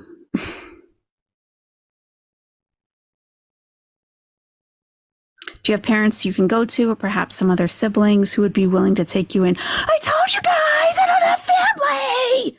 My dad is on a cruise. I'm gonna take that. Oh man, AYS 2026 here. That's another reference to something else from back then. I have some Ziggy content. I have so much content backed up. I do, man, some good stuff too. My mother is high risk and won't even let my grandchildren visit. She's been working from home since June. She works for a local bank and has been trying to help me get my credit together. God. 2 years ago. Progress, not perfection. So we can buy a house next year? Oh, I don't know about that. You could have good credit for a while before you can buy a house. It's not like 2 months of paying bills on time. All right. Okay, hopefully this is it. I don't want to have to come back and make another update before I upload, but obviously I'm going to do one last quick search because, once she knows that I've been going through this, it's going to take her a while to delete so much of this, though. So, but it's all recorded. No Mariah. So there is a record of it. Yeah. All right, everybody. Have a wonderful day, night, evening, morning, wherever you are in this world. Give a hug to your pet, your furry friend, your fish friend, your bird friend, your child. If you are not childless. That's from Maleficent, by the way, if you haven't seen it yet. Your spouse, your children, your neighbor, if they're attractive, and yourself, because you deserve it the most. That's right. That's right, AYS. Ah! Mariah. Get out of here, Mariah. You and your copyright issues. Oh, we watched the whole thing. Wow. So, yeah, that was a pretty in-depth nestigation before the nest even existed. That was pre-nest. Pre-nest. Yeah, we watched the entire thing. Yeah, we did it. Yeah. So, yeah, big time scammer. She still has supporters. That's just how it goes. Some people are drinking Kool-Aid. They don't want to put it down. They don't want to admit that they've been deceived. Happens all the time. It's just how it is. Kind of like the Beezers. The Beezers don't want to admit that they've been Beezers, that they were sucked into Chantal's BS. They don't want to believe it. They don't want to believe that Reaction Channels actually had some decent points and were right more times than not, No one wants to believe that they were on the wrong side of history. They've been Beezered. Yeah, exactly. Beezered to the point of no return sometimes. Yeah. Even when they pretend to not be Beezers and detest being called a Beezer. You're still a Beezer. Sorry. You look like a Beezer. You act like a Beezer. You walk and talk like a Beezer. Hey, I think you're a Beezer after all. Bless their hearts. Exactly. What else can we do? We can have compassion for them. We can feel sorry for them. And, that's about it. Right. Exactly, Iron Chef. Just straight up clowns. I mean, really. What else can we do? They have to save themselves. You can't even pull them out. They got to do it themselves. So, yeah. Wow. Oh, it's 3 a.m. Yikes. Okay. Yikes. Well, hey, thank you everybody for hanging out for as long as you did. If you did, appreciate you guys. And, yeah. So what's tomorrow? Thursday, I think? I don't even know. What day is it? Today, rather. Today's Thursday. Yeah, today's Thursday. Yeah, thank you, Christina. Thank you. So we'll see what, maybe we should check up with Chantal tomorrow at some point before she goes live so we can get caught up. See what she was doing today other than Costco. And as long as she wasn't screeching and yelling the whole time, maybe we can see what she was up to. Yeah. Okay. All right, everybody. Hey, thanks so much for hanging out. Thank you, Mega Omega. Thank you, Heather. Yes, Iron Chef. Everybody. Hey, Brianna. Yeah. Toasty, if you're still around. Lisa. All the Nesties. If you fell asleep, hey.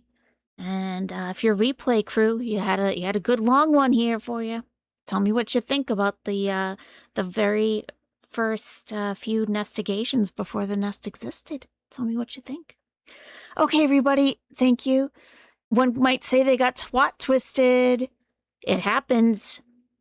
It happens. It happens. Twat twist! Sweet dreams to you, Iron Chef. Thank you. Okay, I hope to see you all tomorrow. Have a great rest of your night or day. Okay, bye everybody. I hope you guys enjoyed the video. Yes, I hope you guys enjoyed, and we will see you in the next one. Thanks for watching. Bye, guys. See you around. Go sub, like, share, subscribe.